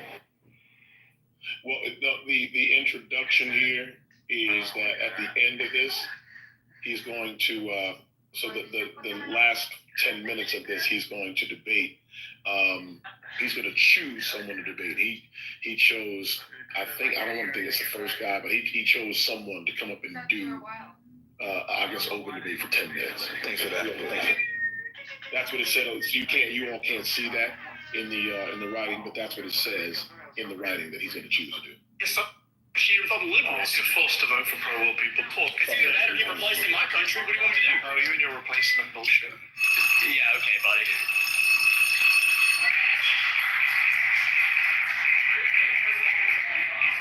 Oh wow, there's 3 people so far. Let's keep counting. We should be nicer to you, otherwise you'll deport us. What a great argument. This is the free speech debate game. It's not your country, my friend. It's our country, whether you like it or not. Oh, it's a debate for a claim of their choosing. I thought Kai was, he smiled, he laughed. We disagreed. I felt like it was good faith. Let's see. I appreciate it, buddy. He seemed to be in good faith. He seems kind of... Too many subscriptions? You need rocket money. Smart. And, he's one of the few people who doesn't want to deport me. Or maybe not. We're going to find out. My claim is we should get rid of birthright citizenship. Why do you want to get rid of birthright citizenship? And how, by the way? Because you know it's in the Constitution. I'm so glad you brought this up. Yes. Because it was one of my... The 14th. 14th. I mentioned to a bunch of your friends and nobody wanted to engage in the 14th. Yeah. Let's talk about the 14th Amendment. Exactly. Clause, which says that if you're born here, you're a citizen of the United States. Yes. I chose this because it's an extension of the original debate and the immigration debate. Okay. I think birthright citizenship, first of all, when it was originally argued, among the people who were actually voting on the clause, right? It was argued that the birthright citizenship was not automatically extended to everybody who was just born here. And we have a long history of that as well. For example, with the Native Americans, who had particular laws that applied solely to them. Yeah. What I think we're seeing in this country is not everybody is so similarly under the jurisdiction thereof of the United States, right? And by allowing for birthright citizenship and not interpreting the Constitution as we're legally allowed to and restrict, the automatic citizenship of anybody who's born here, we actually remove the issue, for example, of family separation, because there is no incentive of a family to come over to this country illegally and then have a child, which is contributing to the awful situation we have in America of breaking up families. This is not something that I imagine you or I agree with. No. The issue is birthright citizenship has incentivized that. So even if I were to concede that in some cases birthright citizenship has incentivized that, I don't like the phrase anchor babies, but I'm not naive enough to pretend that there are not immigrants who come here and time the pregnancy in order to get... Of course, you and I can agree on that. Yeah. But that doesn't mean you then rip up a constitutional principle that goes back centuries. It goes back before the 14th Amendment. 14th Amendment came about, I think, in 1868, if memory serves me correctly. But the principle underlying it is actually from another country, the UK, ancient English common law, right? So this was always the case. The 14th Amendment, as you know, because you seem well read, came along and codified what was already a principle in American and English law, that if you're born in the country, you are a citizen. Now, you mentioned the point about jurisdiction. There is that little bit in there where it says subject to the jurisdiction thereof. That, in the debate, if you go back and read the debate that the senators had at the time, they were very explicit that was to do with foreign ministers and foreign ambassadors. Diplomats living in embassies, their kids shouldn't be citizens. Obviously, they're here on their own. The Argentine embassy in DC is Argentine soil. So we accept all that. Absolutely. But when they were asked about Chinese immigrants, Senator Trumbull, who was, I think, the chair of the Judiciary Committee back in the 1860s during this debate, he said at the time, Chinese immigrants' children, they're citizens. In fact, 1898, as you well know, we get Wong Kim Ark, Supreme Court case, Wong Kim Ark versus the United States.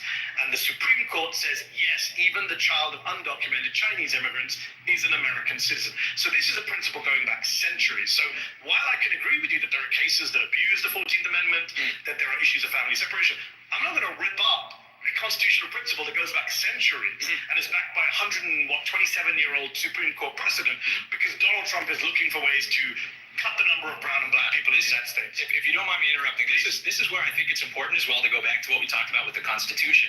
When we're analyzing, and admittedly, I'm not as interested in the legal argument. There's obviously many ways to interpret the Constitution, but I don't think, especially among conservatives, that it is positive to use the Constitution to dismantle it. When we analyze the original context, like you were saying, in the late 19th century, our immigration law was absolutely different, including, in respect with the Irish and Chinese immigrants that were coming over. It was absolutely different. Changed. We had open borders, my friend. Well, some people in this room would hate it. But we had open borders for half of American history. Well, I don't think that's very true. It's 100% true. Well, hold on.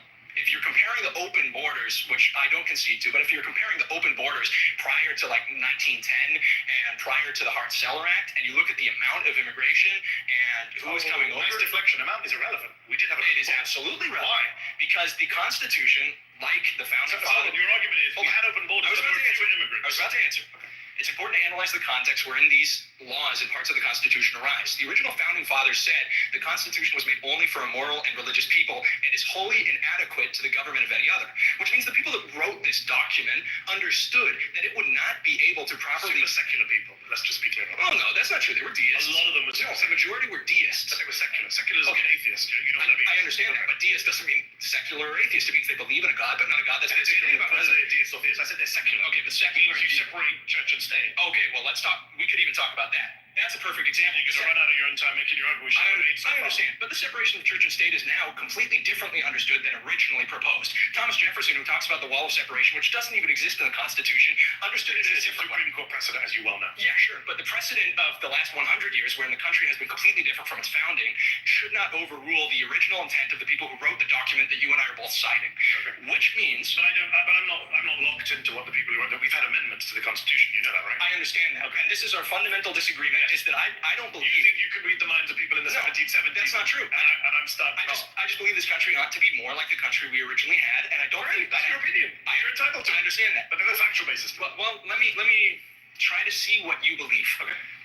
If we are voting on these constitutional amendments, if we are interpreting them, and our interpretation becomes absolutely, let's say, a 180 from what the original intent of the authors of that document is, are you in favor of that? I guess it depends on the issue. Okay, I would say no matter what. So, for example, the Second Amendment, which we kind of danced around, it's not come up here and there. Yeah. You know the debate about the Second Amendment is the fundamental debate is one side says it's unlimited, and the other side says no. What they meant was the militias. Yeah. They didn't, and they had muskets. They didn't mean AR-15s, right? So we can have that endless debate, which I really don't care for about that. But to come back to your point about the constitutional principles, the 14th Amendment comes along in the 1860s. So it's pretty old. It's not as old as America, but it comes along and it's been around for 150 years. So if you want to get away with it was around before 150 million Americans. And I'm saying it was around before the United States was even created. It's part of ancient English common law. If you're born in a place, you're a citizen of that place. And you're the child of a foreign diplomat or on a Native American reservation.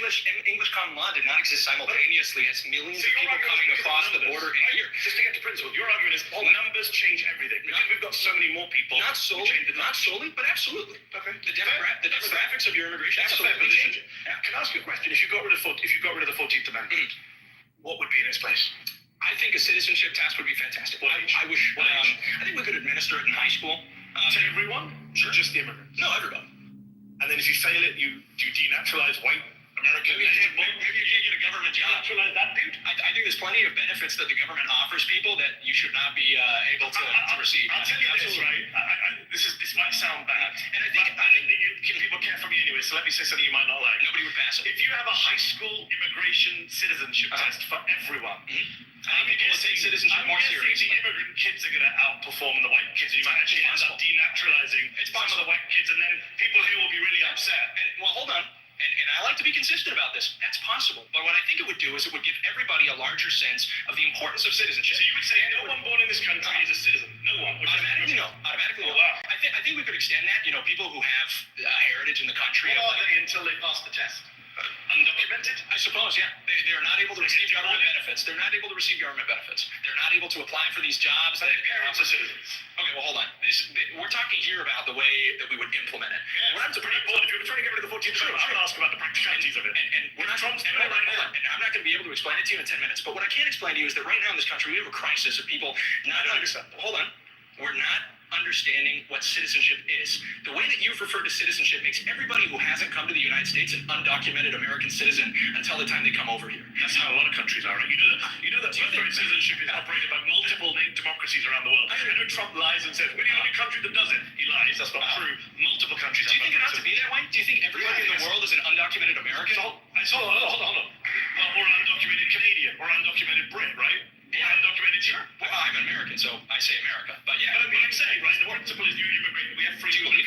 I support free movement of people around the world. But do you believe they're all? Are you Kim Jong-un? You think people should only stay in one country and never leave and be blocked from leaving their country? I think that's a very illiberal and conservative position. I think there's big room to move between being Kim Jong-un and saying that. Not really. Hold on. Practical terms. If you accept, I give one side. I want to give the other. There's a big room to move between being Kim Jong-un and saying that everybody in the world is an American. They're just not on our soil yet.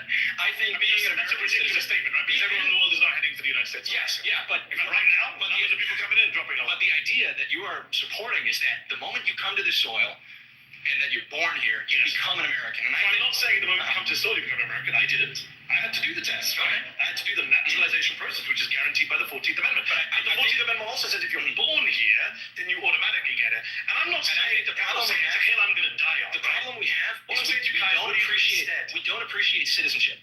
The problem is that when you talk about immigration like we did before, when we talked about everything before, what were we talking about? We were talking about products. We weren't talking about practices or perceptions, which is really what immigration is about. Can I agree with you? We don't in this country value citizenship enough. I agree. I think we should encourage people to have more civics lessons in schools, understand American history and Constitution much more. Here's what the irony is. I'm sitting in a room today where I met a bunch of people claiming to be Native Americans who hate everything America stood for centuries. I think they stand much closer to the America that we originally had. And I think that's a disagreement. They don't have any clue what that was like. But you've agreed to dismantling things about that America. But you've agreed to dismantling that America as long as it's legal. You have. You're the person who came here and made your argument. I'm a constitutional originalist. Taking away an amendment of the Constitution. I did. I said keep the Second Amendment. I'm an originalist. I think we should interpret it the way it was probably originally interpreted. All right, guys, that's time.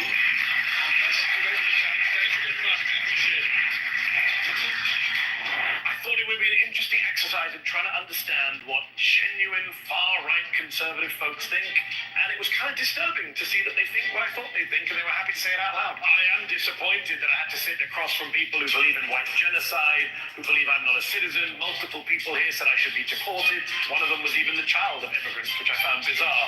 Obviously, we were way outclassed. Like, we're not professional debaters. I don't think anyone in this room was. Maybe one or two people. And clearly, Manny, he does this for a living, right? He's a journalist, so he's really good at what he does. And yeah, Sambo's pretty good at, taking cheap shots, trying to, derail people from their arguments, trying to, pit me against, some of the people that wouldn't like people of my color in the United States. It's just irrelevant. I think one person said if he walked off, you'll be the first to go, which is ominous and racist. I think that was disheartening and particularly discouraging because it just felt like it was fitting into a stereotype that we're trying to fight against, which is we actually have arguments, we can provide good reason, and that rhetoric just pushes that far away. I am, I guess, a far-right Republican, but as I learned today, not as far-right as I thought I was.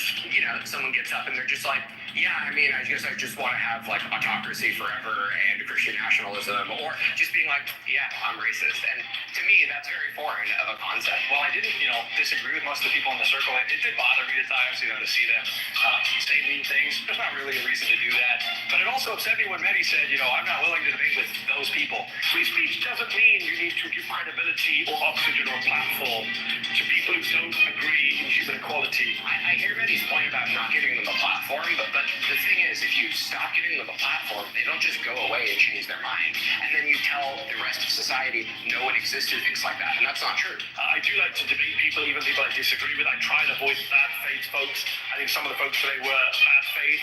I'm anti-conservative, right? I don't support conservative views on taxation. I don't support conservative views on immigration. But the people here today were way beyond conservatives. This is open authoritarianism. And this is what is being normalized and mainstreamed in our country by people in power, by the media, by people who don't know any better. These are the 5 places I put my money into. That's the end.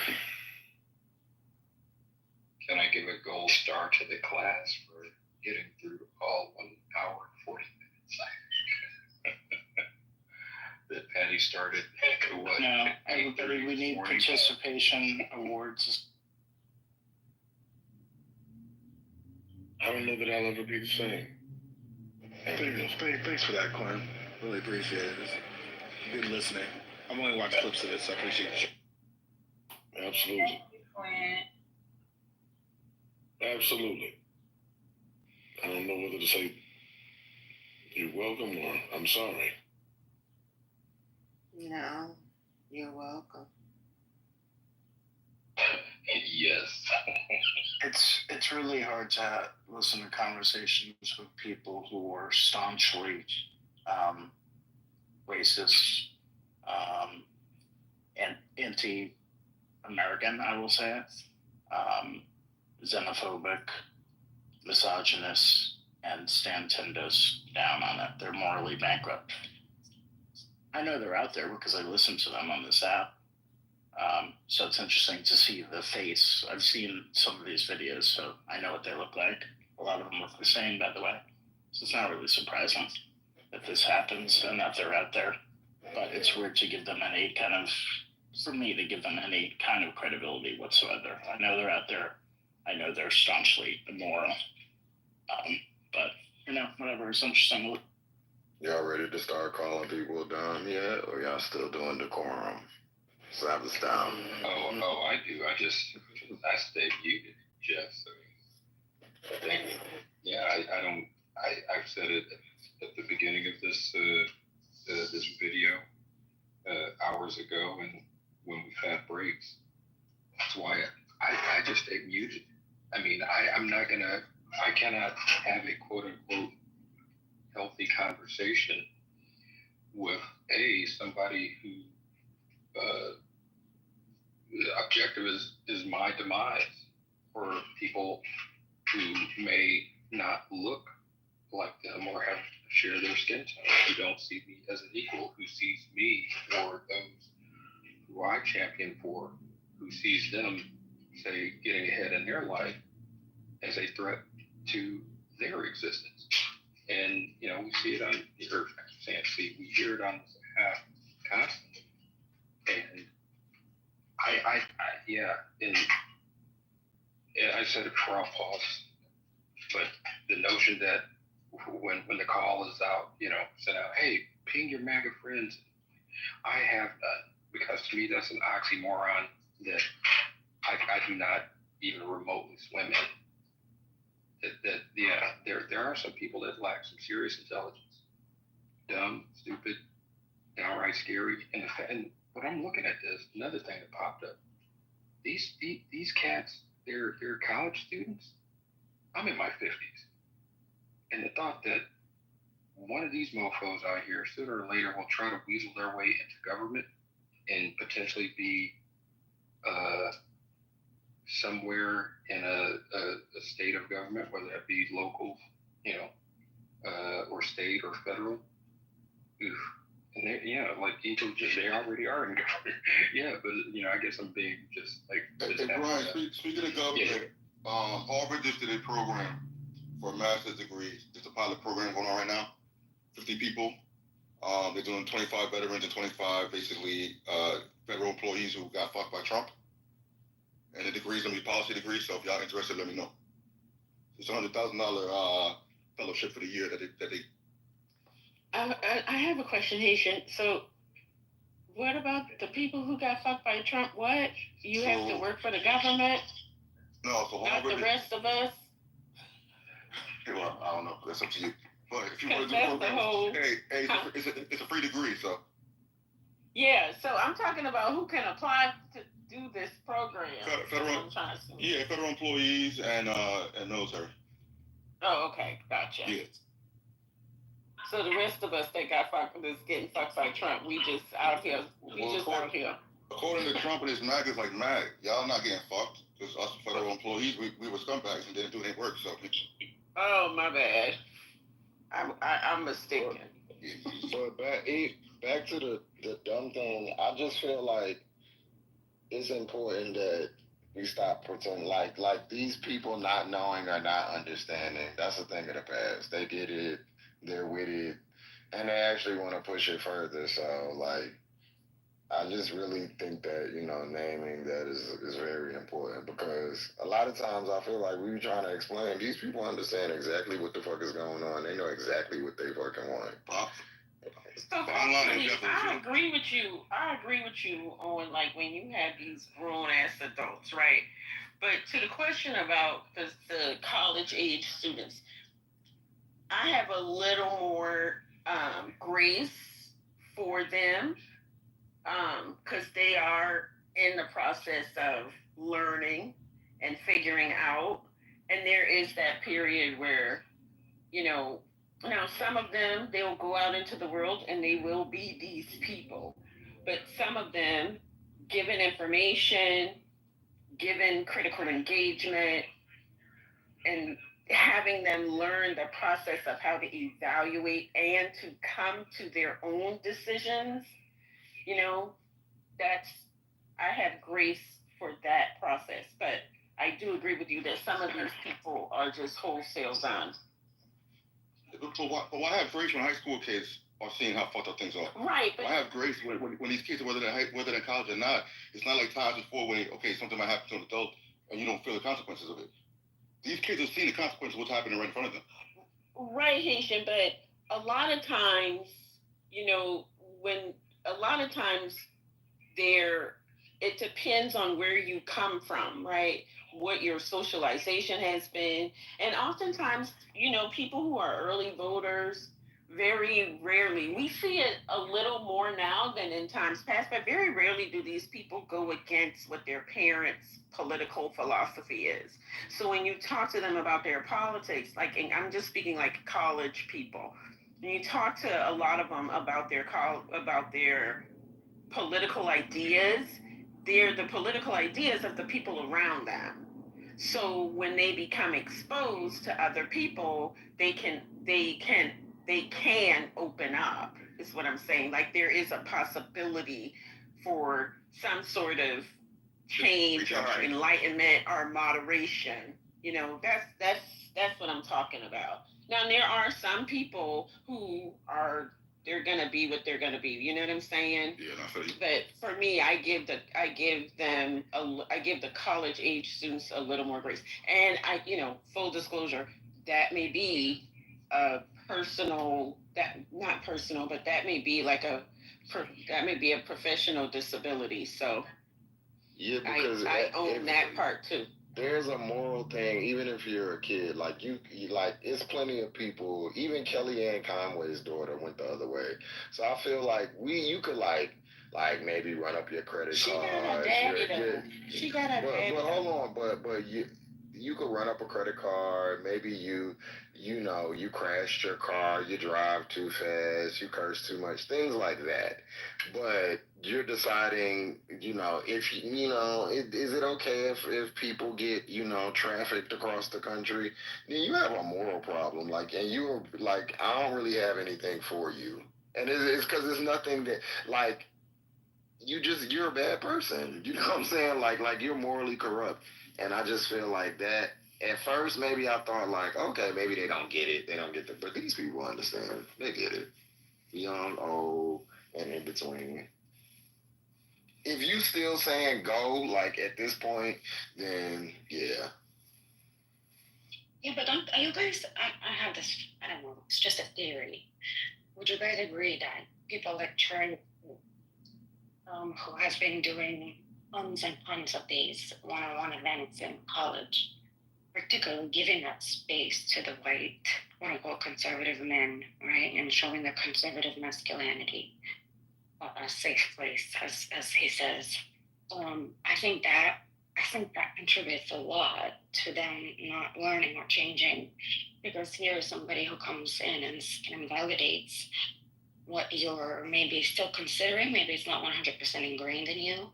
And then they give you that commodity, they give you that group support, and you belong. And then I think at that point, it's already completely ingrained in you.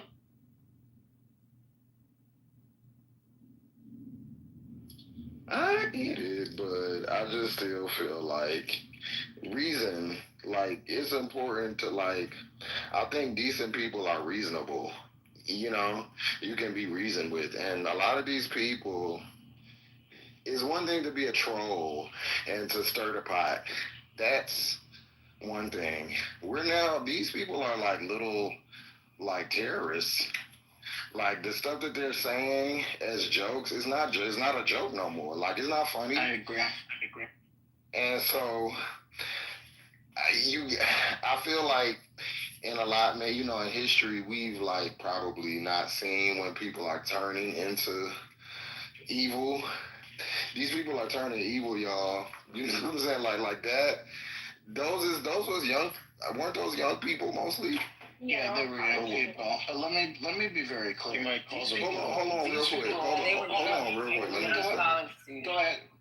I just want to finish real quick. So I just feel like those people are like these are like crazy situations that they want. They want, like, they're talking about shit that we haven't heard in 200 or 300 years. And we have to be like we can't be like, oh yeah, this is masculine, but this is beyond that shit. Go ahead. Thank you. Yeah, let me just say this, and I'll be very clear. These people are the enemy. These are the mortal enemies that a lot of us, who are decent moral people, who are humanists, have. These are the fucking enemy. They're not, some wayward teen who kind of wants his way. These people are beyond morally bankrupt. These are the people who want to see us as second, third-class citizens, as locked up, as kicked out of the country. These are the enemy. There's no other way to look at it. It's not just they have, strictly conservative parents. These people have gone way too far, and they are the mortal enemy. They want me dead. They want everybody in this room dead, whether they are white or not, because of their beliefs as well. So let's remember that. These are the fucking mortal enemies, the people who think like this. They don't get grace in my opinion. You might call them filth. I agree with Scotty. I mean, I think that, after a while, once I determine, right, that somebody or entities are enemies, there's nothing to do but defeat them. And in this case, the defeat should be largely political. In some other cases, very well maybe physical. But the point is that we have to just see things for what they are, and you just have to defeat them. It's a battle. It's a real life battle. Dr. EJ, I could agree with you on that some of those people might be very ignorant, or they were raised in that environment, so they don't know any better. And I think it's kind of like if you look at these people as like cult members, right? I personally grew up in a cult, so I know that it is hard to deprogram yourself, and you grew up in these beliefs that it just becomes you as an individual, like it becomes part of you. So it's really hard to kind of just get rid of it on your own, or even realize that like that's wrong. But I think there's a big difference between having beliefs that like abortion is bad and that there should be less abortion. And that could be your own personal beliefs and quote unquote the environment that you were raised in, compared to, we're going to force women to have children and they're going to be breeding machines. Because some of these guys that spoke, that debated, they are fans of Nick Fuentes. And I just think it's a completely different, it's a completely different level. Like these people have psychological issues. There's something really, they're very sick psychologically. if they think that Nick Fuentes is like they're I don't know, like they think he's God. It's something else. Yeah, Katrina, I'll just say first, I don't say the whole thing like quote unquote they don't know any better. There's a lot to be said about that. And I guess my approach to this, as I said, professional disability, it's a little different because I think I am fundamentally and primarily always have been, I am a humanist. And so I take the humanist position, right? And it's not that you don't, let me see how I want to say. Let me go on mute and get my thoughts. Okay, I got it. All right. So I'm not saying that every person who holds these, I don't believe every person who holds these beliefs, like I don't think like they're like in a cult or whatever, because I have heard people who are very articulate in their position that people who hold leftist views are in a cult, right? My comment was strictly about engaging with people in the college environment and how many of these people, they come with these views and then when they engage, they can moderate them. That's not to say, people go out here and do conversion, because I'm not into conversion. People can have whatever belief. It's just making them understand what the consequences of those beliefs are, and people choose what they choose. I don't demonize people for their views, even though I may find them morally reprehensible or abhorrent. That's just my position. So my comment was strictly in reference to the person who said these people are in colleges and stuff. That's what I was talking about. And I would really appreciate, I'm getting seriously triggered by the Dylan Roof comments because, I lost people in that event. And I don't think that what we're talking about is comparable to that. So my comment is not comparable to that. So Dr. A.J., I quit think referring me to that. I think I understand what you're saying, and now I get it, because I hear a lot of the very poor MAGA conservatives in like Texas, right? They say that college makes their kids liberals, and they think the college education is actually full of Democrats who are liberals, and they indoctrinate their kids to be liberal. So I could. Yes, and now I could see where you're coming from, because a lot of people do, once they get out of their environment and they get out in bigger cities and they go to college and they have exposure to a lot of other things. Yes, they absolutely will have a lot of different things that might change. I understand what you're talking. It is called liberal arts, so clearly they're teaching liberal studies. They kind of have a point, right? Like, I think sometimes there's like an infantilization of the long-standing, right-wing white supremacist faction of the U.S. Like, they're right? Like, if you lived in a white supremacist enclave, and so did, your parents and your parents' parents and your parents' parents' parents, they're right. Absolutely. The vast majority of colleges you go to, like pretty much anything this side of liberty, is going to teach you a different way of approaching the world. And that doesn't mean I'm not trying to cast like or to paint such a broad picture that there's no exceptions or exceptions. But there's a lot of parts of this country that were really explicit in what they thought was right. And like, I honestly feel like I was done a great disservice with my education, that there was sort of like this, renaissance that happened in civil rights, the civil rights movement, and all the concurrent movements that happened at the same, that same period, and that somehow we like emerged victorious, because we sure as shit didn't. And there's lots of people who lived in their same town, which didn't change a whole lot, that was totally homogenous, both, you know, in terms of how they worshipped, in terms of, you know, who was there demographically. And in a lot of ways, what I think is happening right now is they've always understood the battle, right? Like some of the terms that other people have been using, they've understood in reverse, and that hasn't particularly changed. Like if anything, what's happened for them is that it's gotten worse for them. And while I think it's a misunderstanding of misunderstanding the world, misunderstanding economics, misunderstanding of how the world is changing, I think what has happened is that their sort of their explanation of the world is such that like this is a moment they have to fight back because they've lost so tremendously. There's been such a loss of dignity. You know, they've fallen so far that we have to, you know, get our country back and make America great again, and so on and so forth. And this is the through line through so much of this right-wing rhetoric right now. And I think that you know, one thing that's fairly consistent in this room and plenty of other spaces that I'm in is that there's some sense of progress within some kind of shared context, and I just don't think that they ever shared that context. I think they've only understood that sort of approach from afar, and I think it's important if you're going to understand these people that's where they're coming from.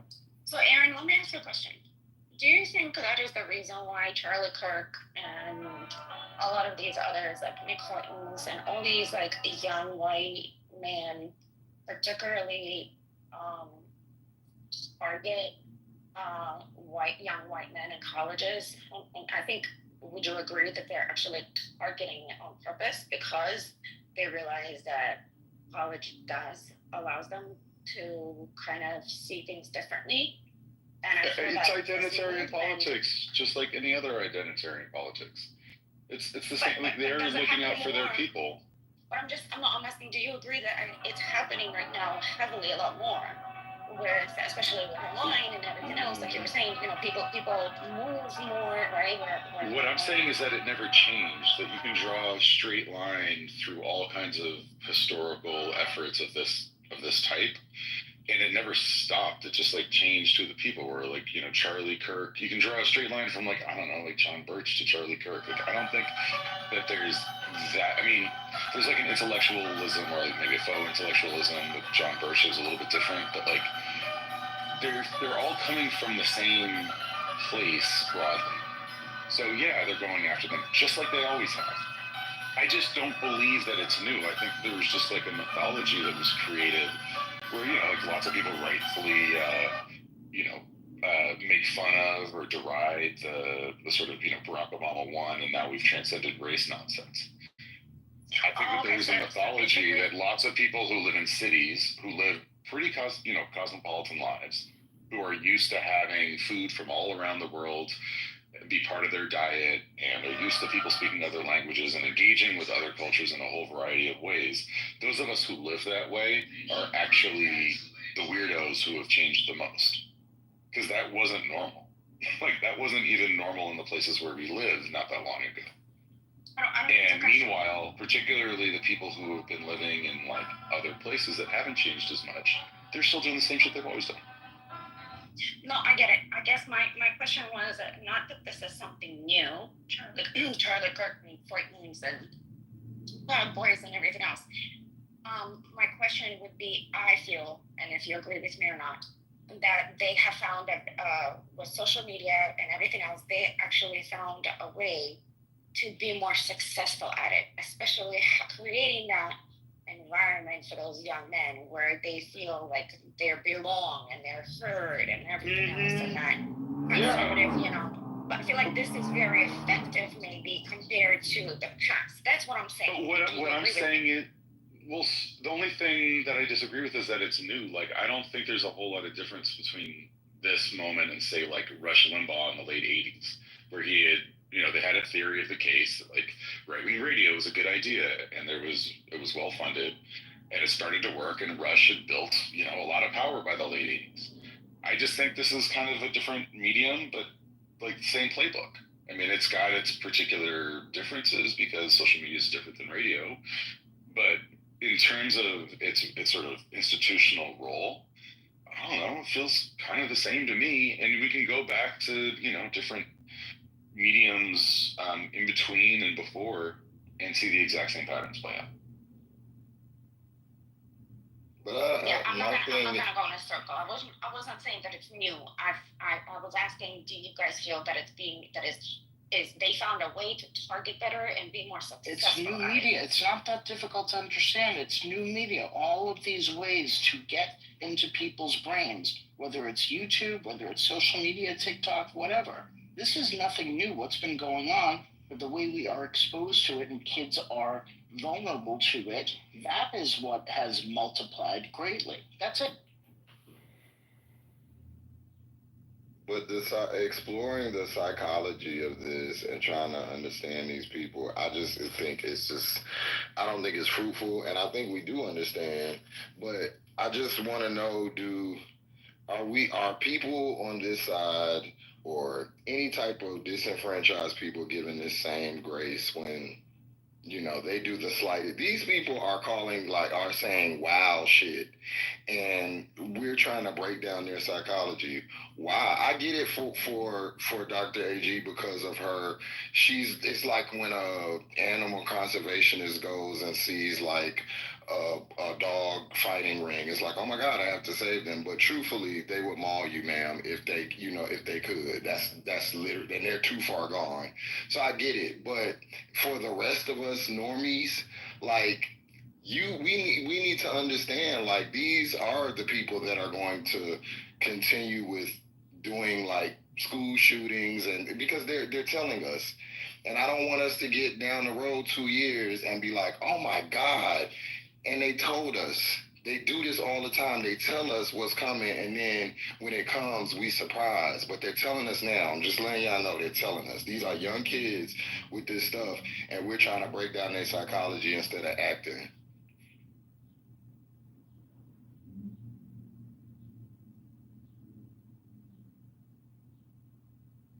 Yep.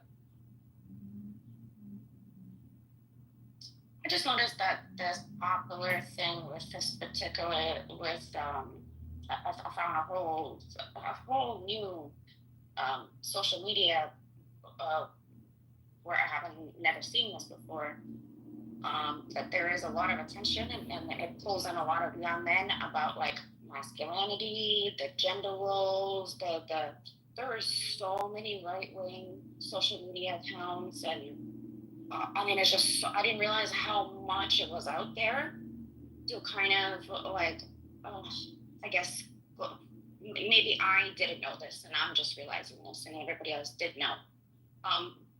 But this effort of a young white man to be conservative and what is masculinity and all this other stuff, it seems like it's just all over. Yeah, Katrina, I will say, I will say that while I do see the through line, I think it's right now it's an interesting mix of that kind of incel culture. I do think that that's like a added layer, and it's clearly in response, to women's empowerment. We could probably date this stuff. I mean, we already know Trump was enacted while he was always a racist, right?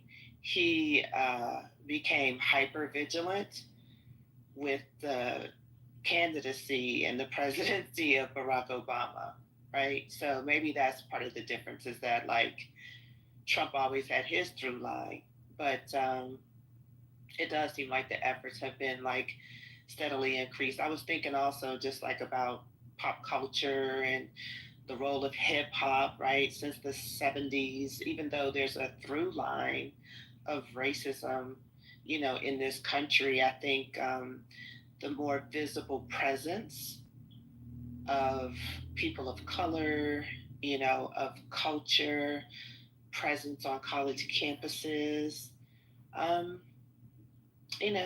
could see like an increased focus on these people, and naturally, any media, new media, of course, is going to exacerbate that. So it is an interesting combination that you have here, because that whole incel culture, that's generally new ish.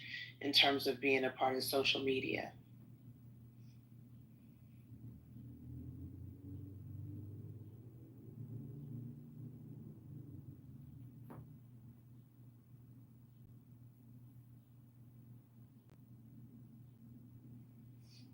And yes, it is at least 10 years old, Chris.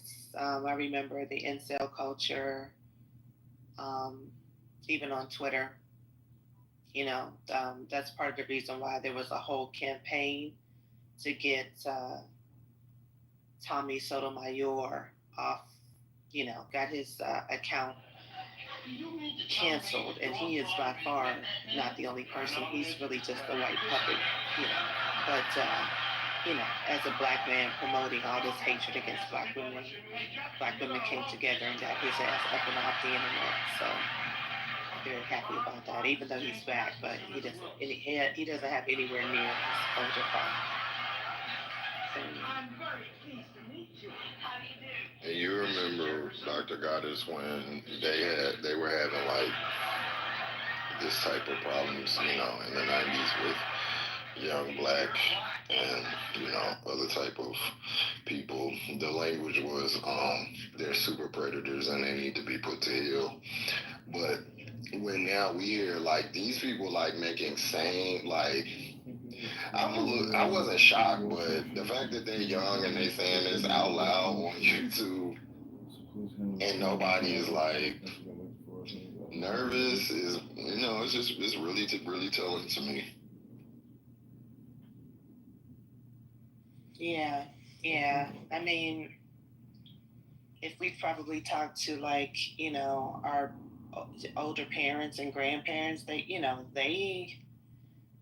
were used to that language, but there was like a level of reprieve, right? I mean, it's always been there, but it just ebbs and flows in terms of being a full part of the mainstream. And I do think, I mean, we already saw it. I mean, even in Trump's first presidency, hate crimes, like, they more than spiked. I mean, they really kind of skyrocketed under his presidency, right? So, and we know, like, even black people, we were making videos like, all right, don't let Trump get your ass beat, right? Like, these are some different times. So, there has been this reinvigoration of the same old tropes. I've been listening to this shit for years, honestly. In the early 2000s, I was in a relationship for 5 years. Interesting, addictive, dysfunctional relationship with a man who was before MAGA. He was MAGA. And I can tell you that two single things that I can point out. One was it was about classism. He was raised in he was born into a trailer.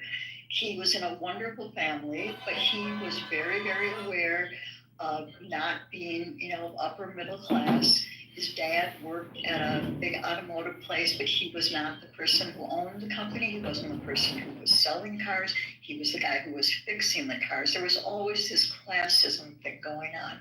But the other bigger piece is that he was completely tuned into right-wing radio. For hours and hours and hours, this guy would listen to right-wing radio. And this is where so much of this stuff began. This is not new, what I'm hearing. Yeah, that happened in my family. My family was poor and very liberal, Democrat, the white part of my family. And a bunch moved to North Dakota because the cost of living is lower there. And now they're all like right-wing gun nuts because their only source of information is like One America and Fox News and that kind of stuff. And when was Fox News created? I forget the year. 2000. Yeah, I mean, like that, like, yeah. I mean, that's when they switched their campaign. The Republicans have always had like a strong, like, on the ground because they had Rush Limbaugh, and that was really there was no Democratic equivalent. So I remember like a lot of people that I knew that were older that would just listen to him because, they wanted to hear like political radio. They didn't necessarily agree with him, but he was one of the like pioneers. But in 2000, when they got Fox, I mean, they just kind of like up there like they game. And so they reach the older people, people have that shit on in their house and a loop, and I guess, and it's like you can see from 2000 to now how it's created a whole like different culture of Republicans. I should also add that the guy I'm talking about was a bit of a survivalist. He was also, more importantly, a Vietnam vet. And he had major trauma over he grew up watching John Wayne, and both of his parents were military. And he came back from Vietnam, and he was so enraged that he was treated the way he was, and that the country was suddenly, throwing eggs at him when he was getting off the ship or whatever. So there was that trauma was another ingredient, another piece of his psychology.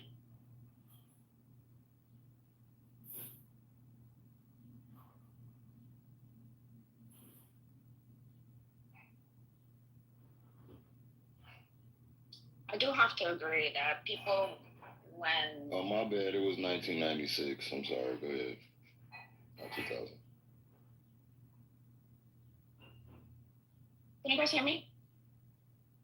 Yeah, I just wanted to correct that. Oh, no. I think okay, there we go. That's frozen. My screen was frozen. I do agree that if you take somebody out of the environment, put them in a completely different environment, and they live there for a very, very long time, only exposed to certain things. My father-in-law, who is like a New Yorker, always was very, I wouldn't say liberal, but I can't even, I don't know, I guess just being decent and human and having morals now is liberal. That's what it sounds to me by how MAGA reacts. Moved to Texas like 30 years ago. And now he's like, oh, but I saw this on Fox News, but I saw this on Fox News, but I saw this on Fox News. And it's like, well, why are you even sitting there watching Fox News? But I could see how that could definitely affect somebody. He's also old. He's getting, I think the age is also a big thing too. But it's, I don't know. We moved from New York to Texas only because of financial, financially it was better for us here. I just don't see how I could ever change my views. And I fight these people every single day in my community, in my environments, and it's like I see them. I just don't understand. No matter how long I live here, I've been here already for almost 8 years. How can I don't know. I don't understand how I can change my views. But some people do. And maybe they weren't 100%, confident in their views, but I don't know. I really see the big difference in growing up in Democratic states and living in Democratic states most of my life, and then moving to Texas. I guess I'm more exposed to that open discrimination and open racism. And I didn't see it that way before in other states and other places that I have lived. So for me, it is very shocking to just have people just so wide open and so racist and white supremacists and Nazis too. There's actual Nazis. And it seems like it's okay. It's great.